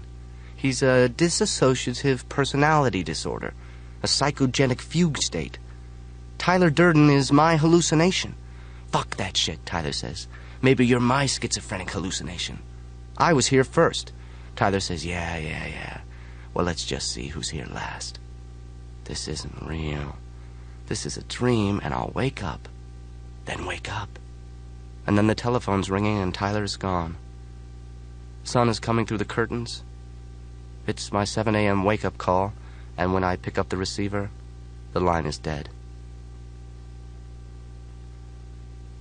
Fast forward. I fly back home to Marla and the Paper Street Soap Company. Everything is still falling apart. At home, I'm too scared to look in the fridge. Picture dozens of little plastic sandwich bags labeled with cities like Las Vegas and Chicago and Milwaukee, where Tyler had to make good his threats to protect chapters of Fight Club. Inside each bag would be a pair of messy tidbits, frozen solid. In one corner of the kitchen, a space monkey squats on the cracked linoleum and studies himself in a hand mirror. I am the all-singing, all-dancing crap of this world, the space monkey tells the mirror. I am the toxic waste byproduct of God's creation. Other space monkeys move around in the garden, picking things, killing things. With one hand on the freezer door, I take a big breath and try to center my enlightened spiritual entity. Raindrops on roses, happy Disney animals. This makes my parts hurt. The freezer's open an inch when Marla peers over my shoulder and says, "What's for dinner?" The space monkey looks at himself squatting in his hand mirror.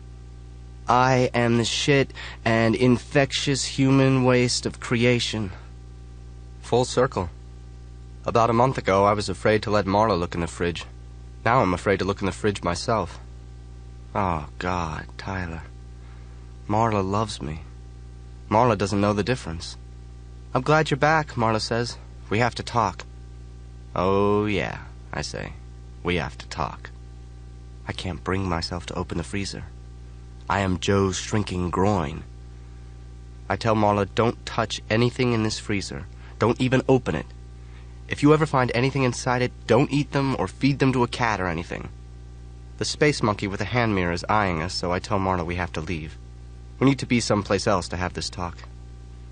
Down the basement stairs, one space monkey is reading to the other space monkey. The 3 ways to make napalm. 1, you can mix equal parts of gasoline and frozen orange juice concentrate. The space monkey in the basement reads. 2, you can mix equal parts of gasoline and Diet Cola. 3, you can dissolve crumbled cat litter in gasoline until the mixture is thick.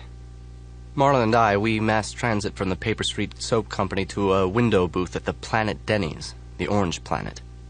This was something Tyler talked about, how since England did all the exploration and built colonies and made maps, most of the places in geography have those second-hand sort of English names. The English got to name everything, or almost everything. Like Ireland, New London, Australia, New London, India, New London, Idaho, New York, New York. Fast forward to the future.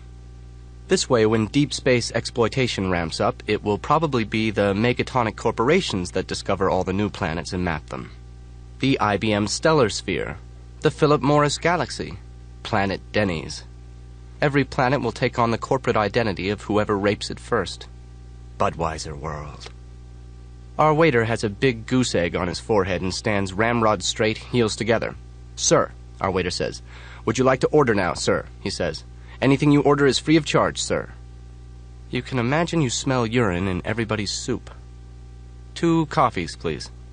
Marla asks, why is he giving us free food? The waiter thinks I'm Tyler Durden, I say. In that case, Marla orders fried clams and clam chowder and a fish basket and fried chicken and a baked potato with everything and a chocolate chiffon pie. Through the pass-through window into the kitchen, 3 line cooks, one with stitches along his upper lip, are watching Marla and me and whispering with their 3 bruised heads together. I tell the waiter, give us clean food, please. Please don't be doing any trash to the stuff we order. In that case, sir, our waiter says, may I advise against the lady here eating the clam chowder? Thank you. No clam chowder. Marla looks at me and I tell her, trust me. The waiter turns on his heel and marches our order back to the kitchen. Through the kitchen pass-through window, the 3 line cooks give me the thumbs up. Marla says, you get some nice perks being Tyler Durden. From now on, I tell Marla, she has to follow me everywhere at night and write down everywhere I go. Who do I see? Do I castrate anyone important? That sort of detail. I take out my wallet and show Marla my driver's license with my real name, not Tyler Durden. But everyone knows you're Tyler Durden, Marla says. Everyone but me. Nobody at work calls me Tyler Durden. My boss calls me by my real name. My parents know who I really am. So why, Marla asks, are you Tyler Durden to some people but not to everybody? The first time I met Tyler, I was asleep. I was tired and crazy and rushed, and every time I boarded a plane, I wanted the plane to crash. I envied people dying of cancer. I hated my life. I was tired and bored with my job and my furniture, and I couldn't see any way to change things. Only end them. I felt trapped. I was too complete. I was too perfect. I wanted a way out of my tiny life. Single-serving butter and cramped airline seat roll in the world. Swedish furniture. Clever art. I took a vacation. I fell asleep on the beach, and when I woke up, there was Tyler Durden, naked and sweating, gritty with sand, his hair wet and stringy, hanging in his face. Tyler was pulling driftwood logs out of the surf and dragging them up the beach. What Tyler had created was the shadow of a giant hand, and Tyler was sitting in the palm of a perfection he'd made himself. And a moment was the most you could ever expect from perfection. Maybe I never really woke up on that beach. Maybe all this started when I peed on the Blarney Stone. When I fall asleep, I don't really sleep. At other tables in Planet Denny's, I count 1, 2, 3, 4, 5 guys with black cheekbones or folded-down noses smiling at me. No, Marla says, you don't sleep. Tyler Durden is a separate personality I've created, and now he's threatening to take over my real life. Just like Tony Perkins' mother in Psycho, Marla says. This is so cool. Everybody has their little quirks. One time, I dated a guy who couldn't get enough body piercings. My point being, I say, I fall asleep and Tyler is running off with my body and punched-out face to commit some crime. The next morning, I wake up bone-tired and beat up, and I'm sure I haven't slept at all. The next night, I'd go to bed earlier. That next night, Tyler would be in charge a little longer. Every night that I go to bed earlier and earlier, Tyler will be in charge longer and longer. But you are Tyler, Marla says. No, I'm not. I love everything about Tyler Durden. His courage and his smarts, his nerve. Tyler is funny and charming and forceful and independent, and men look up to him and expect him to change their world. Tyler is capable and free, and I am not. I'm not Tyler Durden. But you are Tyler, Marla says. Tyler and I share the same body, and until now I didn't know it. Whenever Tyler was having sex with Marla, I was asleep. Tyler was walking and talking while I thought I was asleep. Everyone in Fight Club and Project Mayhem knew me as Tyler Durden, and if I went to bed earlier every night and I slept later every morning, eventually I'd be gone altogether. I'd just go to sleep and never wake up. Marla says, just like the animals at the animal control place. Valley of the Dogs, where even if they don't kill you, if someone loves you enough to take you home, they still castrate you. I would never wake up, and Tyler would take over. The waiter brings the coffee and clicks his heels and leaves. I smell my coffee. It smells like coffee. So, Marla says, even if I did believe all this, what do you want from me? So Tyler can't take complete control. I need Marla to keep me awake, all the time. Full circle.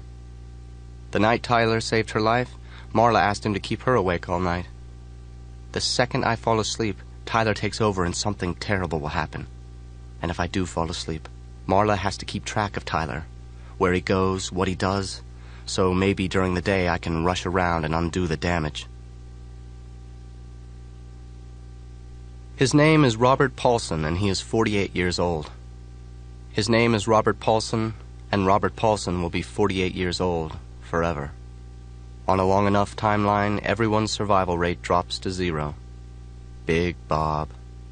The big cheese bread, the big Moosey was on a regulation chill and drill homework assignment. This was how Tyler got into my condominium to blow it up with homemade dynamite.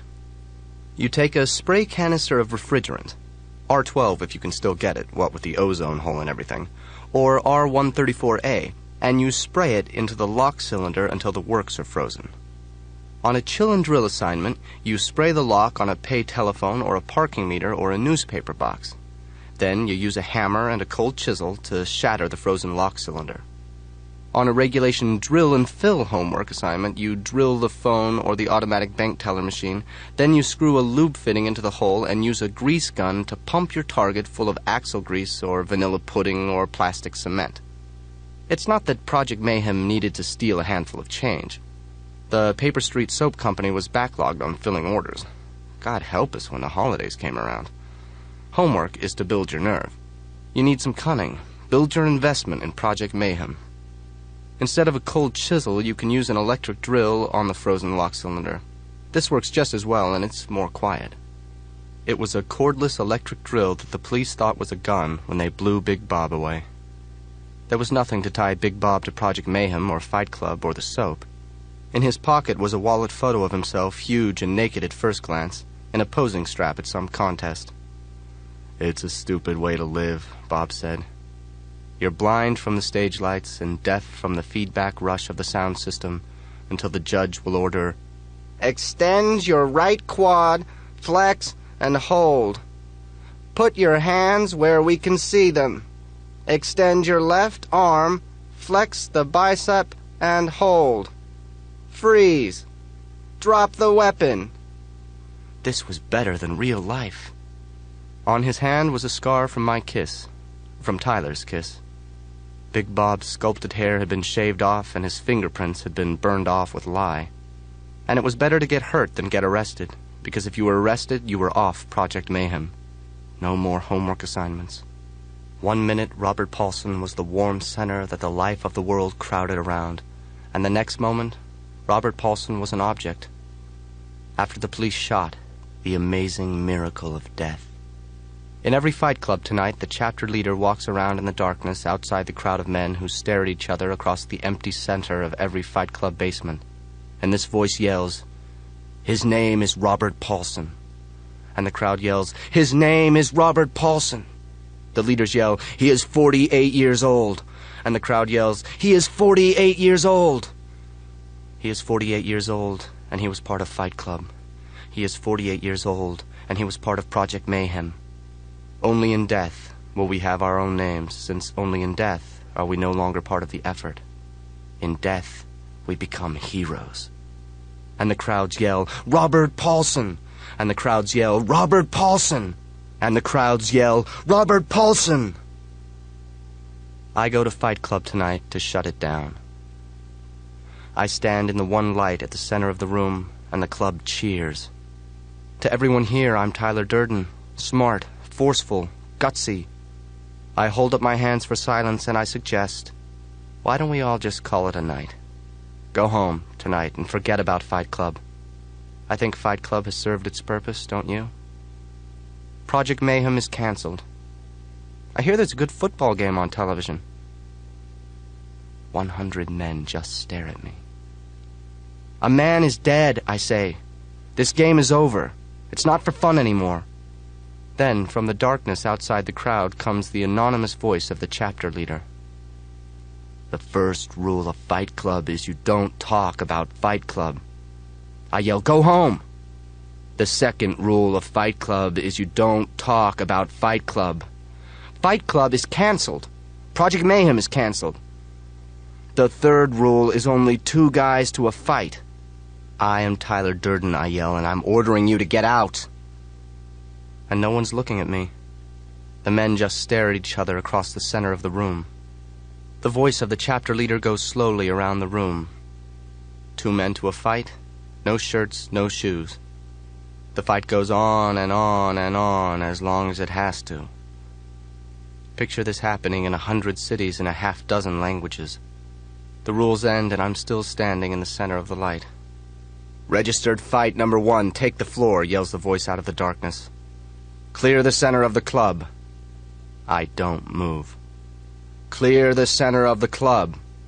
I don't move. The one light reflects out of the darkness in 100 pairs of eyes, all of them focused on me, waiting. I try to see each man the way Tyler would see him. Choose the best fighters for training in Project Mayhem. Which ones would Tyler invite to work at the Paper Street Soap Company? Clear the center of the club. This is established Fight Club procedure. After 3 requests from the chapter leader, I will be ejected from the club. But I'm Tyler Durden. I invented Fight Club. Fight Club is mine. I wrote those rules. None of you would be here if it wasn't for me, and I say it stops here. Prepare to evict the member in 3, 2, 1. The circle of men collapses in on top of me, and 200 hands clamp around every inch of my arms and legs, and I'm lifted spread eagle toward the light. Prepare to evacuate soul in 5, in 4, 3, 2, 1. And I'm passed overhead, hand to hand, crowd surfing toward the door. I'm floating. I'm flying. I'm yelling. Fight Club is mine. Project Mayhem was my idea. You can't throw me out. I'm in control here. Go home. The voice of the chapter leader yells, Registered fight number 1, please take the center of the floor, now. I'm not leaving. I'm not giving up. I can beat this. I'm in control here. Evict Fight Club member now. Evacuate soul now. And I fly slowly out the door and into the night with the stars overhead and the cold air, and I settle to the parking lot concrete. All the hands retreat, and a door shuts behind me, and a bolt snaps it locked. In 100 cities, Fight Club goes on without me.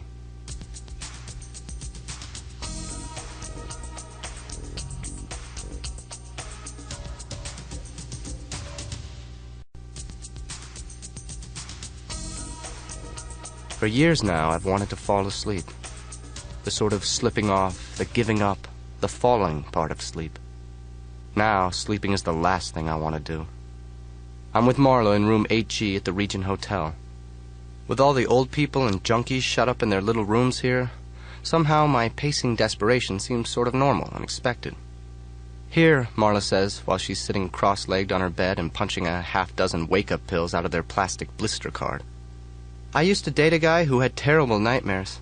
He hated to sleep, too. What happened to the guy she was dating? Oh, he died. Heart attack. Overdose. Way too many amphetamines, Marla said.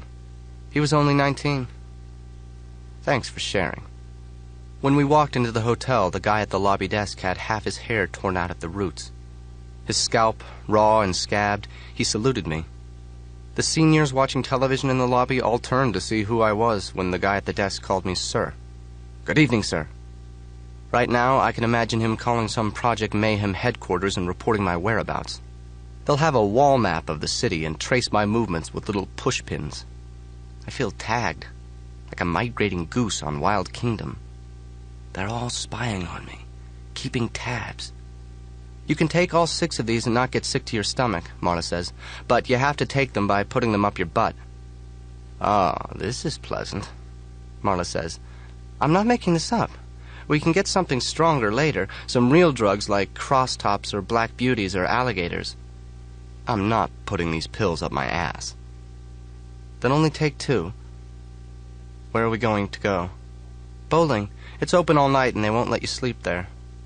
Everywhere we go, I say, guys on the street think I'm Tyler Durden. Is that why the bus driver let us ride for free? Yeah, and that's why the 2 guys on the bus gave us their seats. So, what's your point? I don't think it's enough to just hide out. We have to do something to get rid of Tyler. I dated a guy once who liked to wear my clothes, Marla says. You know, dresses, hats with veils. We could dress you up and sneak you around. I'm not cross-dressing, and I'm not putting pills up my ass. It gets worse, Marla says. I dated a guy once who wanted me to fake a lesbian scene with his blow-up doll. I can imagine myself becoming one of Marla's stories. I dated a guy once who was a split personality. I dated this other guy who used one of those penis enlargement systems. I ask, what time is it? 4 a.m. In another 3 hours, I have to be at work. Take your pills, Marla says. You being Tyler Durden and all, they'll probably let us bowl for free. Hey, before we get rid of Tyler, can we go shopping? We could get a nice car, some clothes, some CDs. There is an upside to all this free stuff. Marla. Okay, forget it. That old saying about how you always kill the thing you love, well, it works both ways. And it does work both ways. This morning I went to work and there were police barricades between the building and the parking lot, with the police at the front doors taking statements from the people I work with. Everybody milling around. I didn't even get off the bus. I am Joe's cold sweat. From the bus, I can see the floor-to-ceiling windows on the third floor of my office building are blown out, and inside a fireman in a dirty yellow slicker is whacking at a burnt panel in the suspended ceiling. A smoldering desk inches out of the broken window, pushed by 2 firemen. Then the desk tilts and slides and falls the quick 3 stories to the sidewalk and lands with more of a feeling than a sound. Breaks open and it's still smoking. I am the pit of Joe's stomach. It's my desk. I know my boss is dead. The 3 ways to make napalm. I knew Tyler was going to kill my boss. The second I smelled gasoline on my hands, when I said I wanted out of my job, I was giving him permission. Be my guest. Kill my boss. Oh, Tyler. I know a computer blew up. I know this because Tyler knows this. I don't want to know this, but you use a jeweler's drill to drill a hole through the top of a computer monitor. All the space monkeys know this. I typed up Tyler's notes. This is a new version of the light bulb bomb where you drill a hole in a light bulb and fill the bulb with gasoline. Plug the hole with wax or silicone, then screw the bulb into a socket and let someone walk into the room and throw the switch. A computer tube can hold a lot more gasoline than a light bulb. A cathode ray tube, CRT, you either remove the plastic housing around the tube, this is easy enough, or you work through the vent panels in the top of the housing. First, you have to unplug the monitor from the power source and from the computer. This would also work with a television. Just understand, if there's a spark, even static electricity from the carpet, you're dead. Screaming, burned alive dead. A cathode ray tube can hold 300 volts of passive electrical storage, so use a hefty screwdriver across the main power supply capacitor first. If you're dead at this point, you didn't use an insulated screwdriver. There's a vacuum inside the cathode ray tube, so the moment you drill through, the tube will suck air, sort of inhale a little whistle of it. Ream the little hole with a larger bit, then a larger bit, until you can put the tip of a funnel into the hole. Then, fill the tube with your choice of explosive. Homemade napalm is good. Gasoline, or gasoline mixed with frozen orange juice concentrate, or cat litter. A sort of fun explosive is potassium permanganate mixed with powdered sugar. The idea is to mix one ingredient that will burn very fast with a second ingredient that will supply enough oxygen for that burning. This burns so fast it's an explosion. Barium peroxide and zinc dust, ammonium nitrate and powdered aluminum, the nouvelle cuisine of anarchy. Barium nitrate in a sauce of sulfur and garnished with charcoal.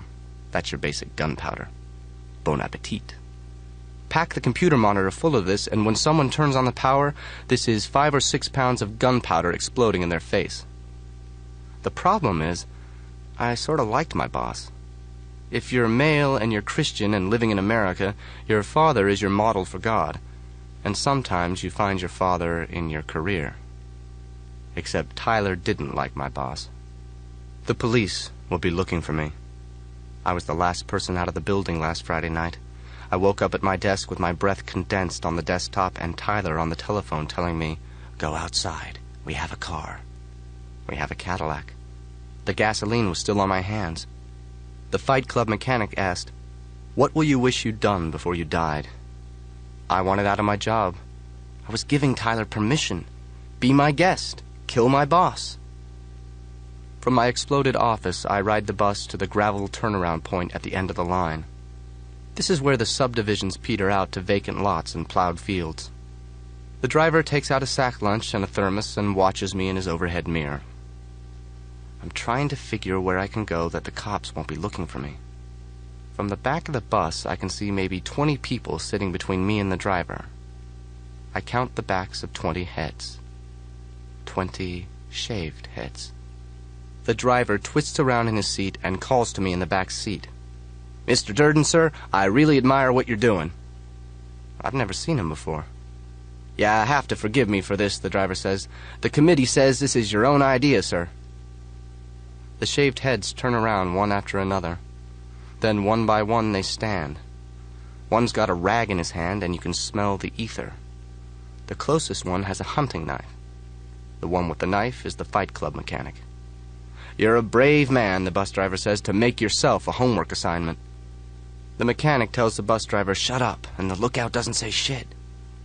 You know one of the space monkeys has a rubber band to wrap around your nuts. They fill up the front of the bus. The mechanic says, "You know the drill, Mr. Durden. You said it yourself. You said if anyone ever tries to shut down the club, even you, then we have to get them by the nuts. Gonads, jewels, testes, huevos." Picture the best part of yourself frozen in a sandwich bag at the Paper Street Soap Company. "You know it's useless to fight us," the mechanic says. The bus driver chews his sandwich and watches us in the overhead mirror. A police siren wails, coming closer. A tractor rattles across a field in the distance. Birds. A window in the back of the bus is half open. Clouds. Weeds grow at the edge of the gravel turnaround. Bees or flies buzz around the weeds. "We're just after a little collateral," the Fight Club mechanic says. "This isn't just a threat this time, Mr. Durden. This time, we have to cut 'em." The bus driver says, "It's cops." The siren arrives somewhere at the front of the bus. So what do I have to fight back with? A police car pulls up to the bus, lights flashing blue and red through the bus windshield, and someone outside the bus is shouting, "Hold up in there!" And I'm saved. Well, sort of. I can tell the cops about Tyler. I'll tell them everything about Fight Club, and maybe I'll go to jail, and then Project Mayhem will be their problem to solve, and I won't be staring down a knife. The cops come up the bus steps, the first cop saying, "You cut him yet?" The second cop says, "Do it quick, there's a warrant out for his arrest." Then he takes off his hat, and to me he says, "Nothing personal, Mr. Durden. It's a pleasure to finally meet you." I say, "You all are making a big mistake." The mechanic says, "You told us you'd probably say that." "I'm not Tyler Durden." "You told us you'd say that, too." "I'm changing the rules. You can still have Fight Club, but we're not going to castrate anyone anymore." Yeah, the mechanic says. He's halfway down the aisle, holding the knife out in front of him. "You said you would definitely say that."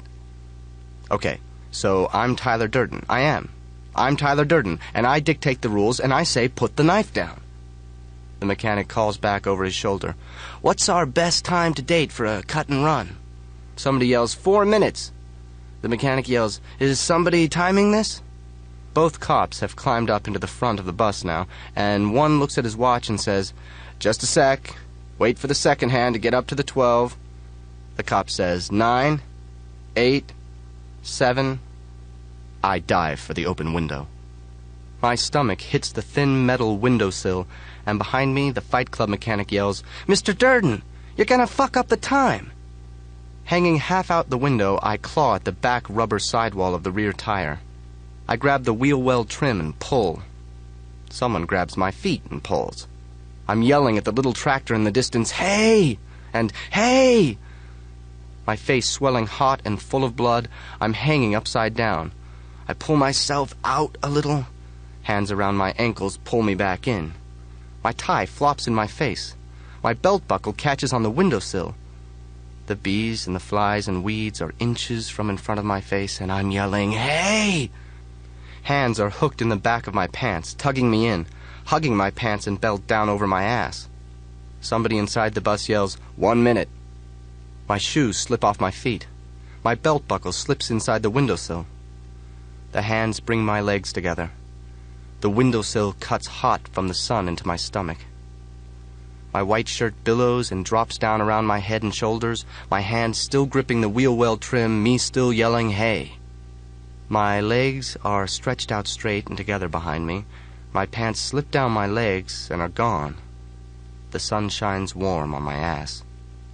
Blood pounding in my head, my eyes bugging from the pressure, all I can see is the white shirt hanging around my face. The tractor rattles somewhere, the bees buzz somewhere. Everything is a million miles away. Somewhere, 1,000,000 miles behind me, someone is yelling, 2 minutes. And a hand slips between my legs and gropes for me. Don't hurt him, someone says. The hands around my ankles are 1,000,000 miles away. Picture them at the end of a long, long road. Guided meditation. Don't picture the windowsill as a dull, hot knife slitting open your belly. Don't picture a team of men tug-of-warring your legs apart. 1,000,000 miles away, 1,000,000,000 miles away, a rough, warm hand wraps around the base of you and pulls you back. And something is holding you tight, tighter, tighter. A rubber band. You're in Ireland. You're in Fight Club. You're at work. You're anywhere but here. 3 minutes. Somebody far, far away yells, You know the speech, Mr. Durden. Don't fuck with Fight Club. The warm hand is cupped under you, the cold tip of the knife. An arm wraps around your chest. Therapeutic physical contact. Hug time. And the ether presses your nose and mouth hard. Then nothing. Less than nothing. Oblivion. The exploded shell of my burned-out condo is outer space black and devastated in the night above the little lights of the city. With the windows gone, a yellow ribbon of police crime scene tape twists and swings at the edge of the 15-story drop. I wake up on the concrete subfloor. There was maple flooring once. There was art on the walls before the explosion. There was Swedish furniture. Before Tyler. I'm dressed. I put my hand in my pocket and feel. I'm whole. Scared, but intact. Go to the edge of the floor, 15 stories above the parking lot, and look at the city lights and the stars, and you're gone. It's all so beyond us. Up here in the miles of night between the stars and the earth, I feel just like one of those space animals. Dogs, monkeys, men. You just do your little job. Pull a lever, push a button. You don't really understand any of it. The world is going crazy. My boss is dead. My home is gone. My job is gone. And I'm responsible for it all. There's nothing left. I'm overdrawn at the bank. Step over the edge. The police tape flutters between me and oblivion. Step over the edge. What else is there? Step over the edge. There's Marla. Jump over the edge. There's Marla. And she's in the middle of everything and doesn't know it. And she loves you. She loves Tyler. She doesn't know the difference. Somebody has to tell her, get out, get out, get out. Save yourself. You ride the elevator down to the lobby, and the doorman, who never liked you, now he smiles at you with 3 teeth knocked out of his mouth and says, Good evening, Mr. Durden. Can I get you a cab? Are you feeling all right? Do you want to use the phone? You call Marla at the Regent Hotel. The clerk at the Regent says, Right away, Mr. Durden. Then Marla comes on the line. The doorman is listening over your shoulder. The clerk at the Regent is probably listening. You say, Marla, we have to talk. Marla says, You can suck shit. She might be in danger, you say. She deserves to know what's going on. She has to meet you. You have to talk. Where? She should go to the first place we ever met. Remember? Think back. The white healing ball of light. The palace of 7 doors. Got it, she says. I can be there in 20 minutes. Be there. You hang up and the doorman says, I can get you a cab, Mr. Durden. Free of charge to anywhere you want. The Fight Club boys are tracking you. No, you say. It's such a nice night, I think I'll walk. It's Saturday night. Bowel cancer night in the basement of First Methodist, and Marla is there when you arrive. Marla Singer smoking her cigarette. Marla Singer rolling her eyes. Marla Singer with a black eye. You sit on the shag carpet at opposite sides of the meditation circle and try to summon up your power animal while Marla glares at you with her black eye. You close your eyes and meditate to the palace of the 7 doors, and you can still feel Marla's glare. You cradle your inner child. Marla glares. Then it's time to hug. Open your eyes. We should all choose a partner. Marla crosses the room in 3 quick steps and slaps me hard across the face. Share yourself completely. You fucking suck-ass piece of shit, Marla says. Around us, everyone stands staring. Then both of Marla's fists are beating me from every direction. You killed someone, she's screaming. I called the police and they should be here any minute. I grab her wrists and say, maybe the police will come, but probably they won't. Marla twists and says the police are speeding over here to hook me up to the electric chair and bake my eyes out, or at least give me a lethal injection. This will feel just like a bee sting. An overdose shot of sodium phenobarbital, and then the big sleep. Valley of the Dogs style. Marla says she saw me kill somebody today. If she means my boss, I say, yeah, I know. The police know. Everyone's looking for me to lethally inject me already, but it was Tyler who killed my boss. Tyler and I just happen to have the same fingerprints, but no one understands. You can suck shit, Marla says, and pushes her punched-out black eye at me. Just because you and your little disciples like getting beat up, you touch me ever again and you're dead. I saw you shoot a man tonight, Marla says. Oh, it was a bomb, I say, and it happened this morning. Tyler drilled a computer monitor and filled it with gasoline or black powder. All the people with real bowel cancers are standing around watching this. No, Marla says, I followed you to the Pressman Hotel and you were a waiter at one of those murder mystery parties. The murder mystery parties, rich people would come to the hotel for a big dinner party and act out a sort of Agatha Christie story. Sometime between the Bodine of Gravlock and the Saddle of Venison, the lights would go out for a minute and someone would fake getting killed. It's supposed to be a fun let's pretend sort of death. The rest of the meal, the guests would get drunk and eat their Madeira consomme and try to find clues to who among them was a psychotic killer. Marla yells, you shot the mayor's special envoy on recycling. Tyler shot the mayor's special envoy on whatever. Marla says, and you don't even have cancer. It happens that fast. Snap your fingers. Everyone's looking. I yell, you don't have cancer either. He's been coming here for 2 years, Marla shouts, and he doesn't have anything. I'm trying to save your life. What? Why does my life need saving? Because you've been following me. Because you followed me tonight. Because you saw Tyler Durden kill someone, and Tyler will kill anybody who threatens Project Mayhem. Everybody in the room looks snapped out of their little tragedies, their little cancer thing. Even the people on pain meds look wide-eyed and alert. I say to the crowd, I'm sorry. I never meant any harm. We should go. We should talk about this outside. Everybody goes, no, stay. What else? I didn't kill anybody, I say. I'm not Tyler Durden. He's the other side of my split personality. I say, has anyone here seen the movie Sybil? Marla says, so who's gonna kill me? Tyler. You? Tyler, I say, but I can take care of Tyler.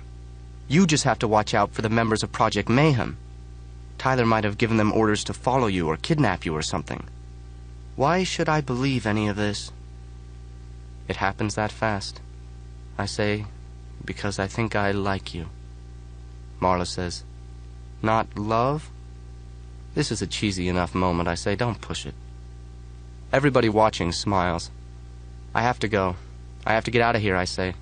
Watch out for guys with shaved heads or guys who look beat up, black eyes, missing teeth, that sort of thing. And Marla says, so where are you going? I have to take care of Tyler Durden. His name was Patrick Madden, and he was the mayor's special envoy on recycling. His name was Patrick Madden, and he was an enemy of Project Mayhem. I walk out into the night around First Methodist, and it's all coming back to me. All the things that Tyler knows are all coming back to me. Patrick Madden was compiling a list of bars where fight clubs met. All of a sudden, I know how to run a movie projector. I know how to break locks and how Tyler had rented the house on Paper Street just before he revealed himself to me at the beach. I know why Tyler had occurred. Tyler loved Marla. From the first night I met her, Tyler or some part of me had needed a way to be with Marla. Not that any of this matters. Not now. But all the details are coming back to me as I walk through the night to the closest fight club. There's a fight club in the basement of the Armory Bar on Saturday nights. You can probably find it on the list Patrick Madden was compiling. Poor dead Patrick Madden. Tonight I go to the Armory Bar and the crowds part zipper style when I walk in. To everybody there, I am Tyler Durden, the great and powerful, God and Father. All around me I hear, "Good evening, sir. Welcome to Fight Club, sir. Thank you for joining us, sir." Me, my monster face just starting to heal, the hole in my face smiling through my cheek, a frown on my real mouth. Because I'm Tyler Durden and you can kiss my ass, I register to fight every guy in the club that night. 50 fights. One fight at a time. No shoes, no shirts. The fights go on as long as they have to, and if Tyler loves Marla, I love Marla. And what happens doesn't happen in words. I want to smother all the French beaches I'll never see. Imagine stalking elk through the damp canyon forests around Rockefeller Center. The first fight I get, the guy gets me in a full Nelson and rams my face, rams my cheek, rams the hole in my cheek into the concrete floor until my teeth inside snap off and plant their jagged roots into my tongue. Now I can remember Patrick Madden, dead on the floor, his little figurine of a wife, just a little girl with a chignon. His wife giggled and tried to pour champagne between her dead husband's lips. The wife said the fake blood was too red. Mrs. Patrick Madden put 2 fingers in the blood pooled next to her husband, and then put the fingers in her mouth. The teeth planted in my tongue, I taste the blood. Mrs. Patrick Madden tasted the blood. I remember being there on the outskirts of the murder mystery party with the space monkey waiter standing bodyguard around me. Marla, in her dress with a wallpaper pattern of dark roses, watched from the other side of the ballroom. My second fight, the guy puts a knee between my shoulder blades. The guy pulls both my arms together behind my back and slams my chest into the concrete floor. My collarbone on one side, I hear it snap. I would do the Elgin marbles with a sledgehammer and wipe my ass with the Mona Lisa.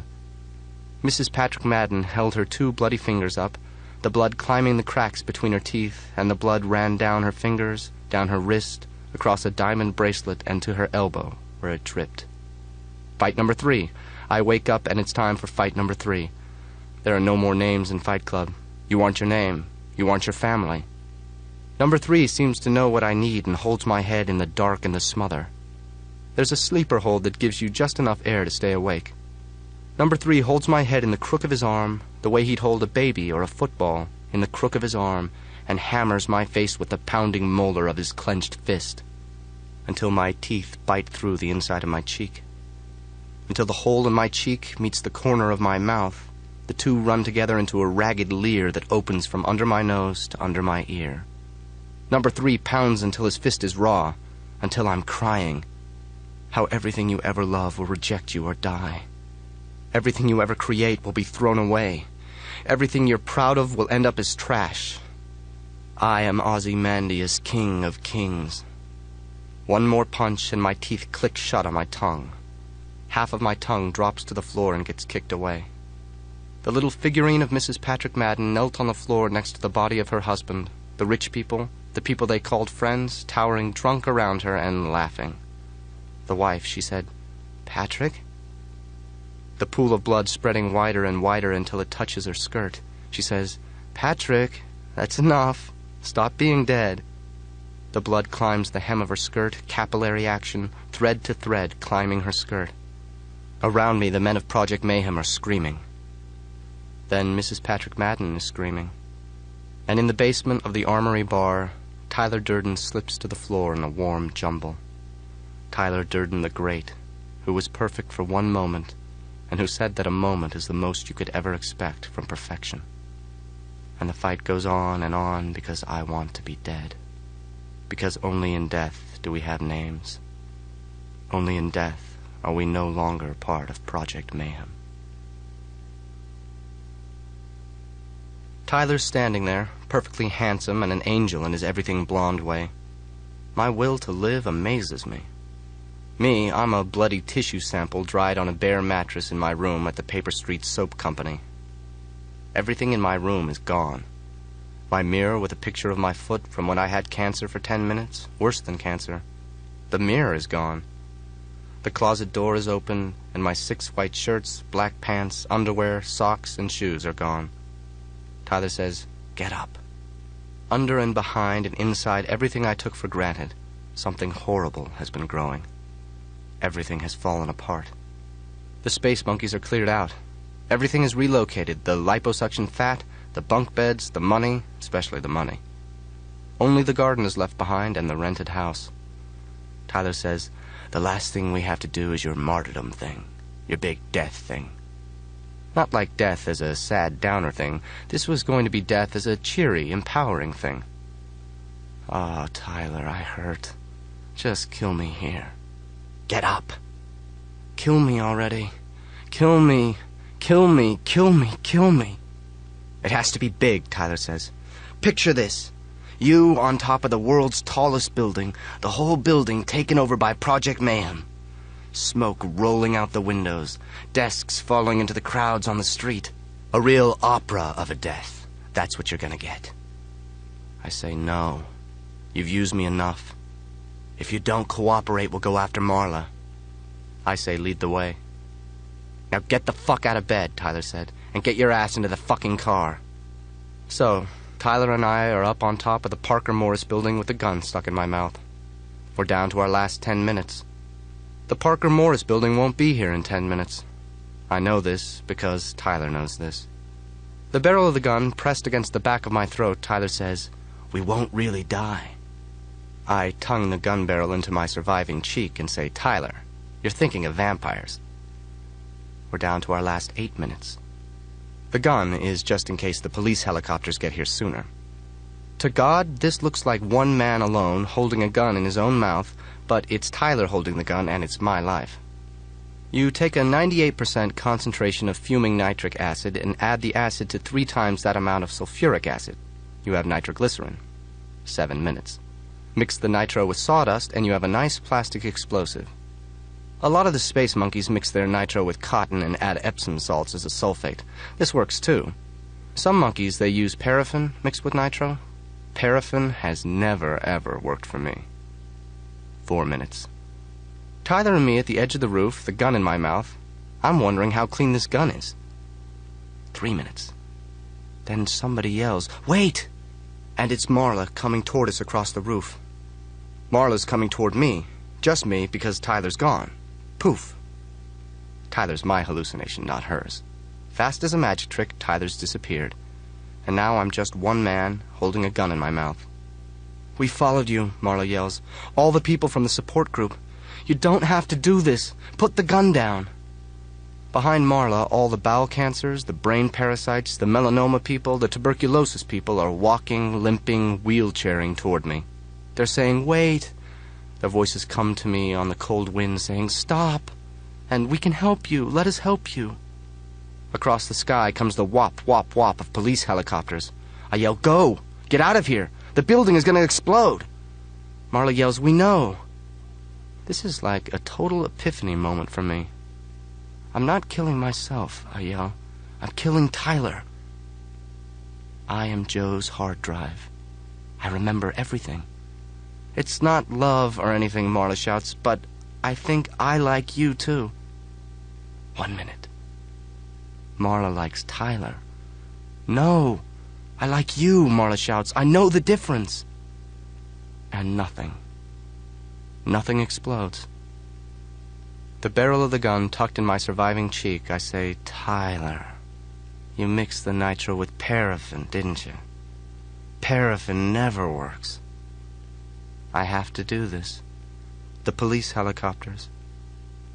And I pull the trigger. In my father's house are many mansions. Of course, when I pulled the trigger, I died. Liar. And Tyler died. With the police helicopters thundering toward us and Marla and all the support group people who couldn't save themselves, with all of them trying to save me, I had to pull the trigger. This was better than real life. And your one perfect moment won't last forever. Everything in heaven is white on white. Faker. Everything in heaven is quiet, rubber-soled shoes. I can sleep in heaven. People write to me in heaven and tell me I'm remembered, that I'm their hero. I'll get better. The angels here are the Old Testament kind, legions and lieutenants, a heavenly host who works in shifts, days, swing, graveyard. They bring you your meals on a tray with a paper cup of meds. The Valley of the Dolls playset. I've met God across his long walnut desk with his diplomas hanging on the wall behind him, and God asks me, why? Why did I cause so much pain? Didn't I realize that each of us is a sacred, unique snowflake of special, unique specialness? Can't I see how we're all manifestations of love? I look at God behind his desk, taking notes on a pad, but God's got this all wrong. We are not special. We are not crap or trash either. We just are. We just are, and what happens just happens. And God says, no, that's not right.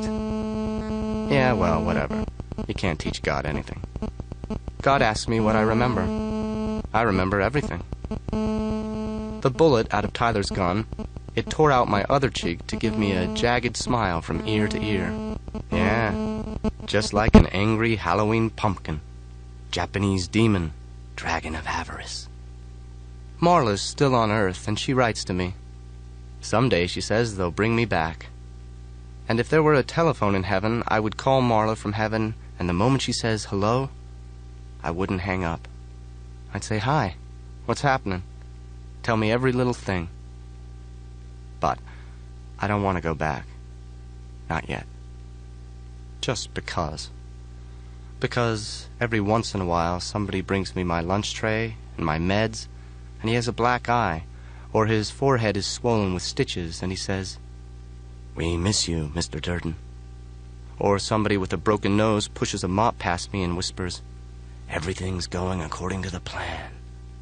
Whispers, "We're gonna break up civilization so we can make something better out of the world." Whispers, "We look forward to getting you back."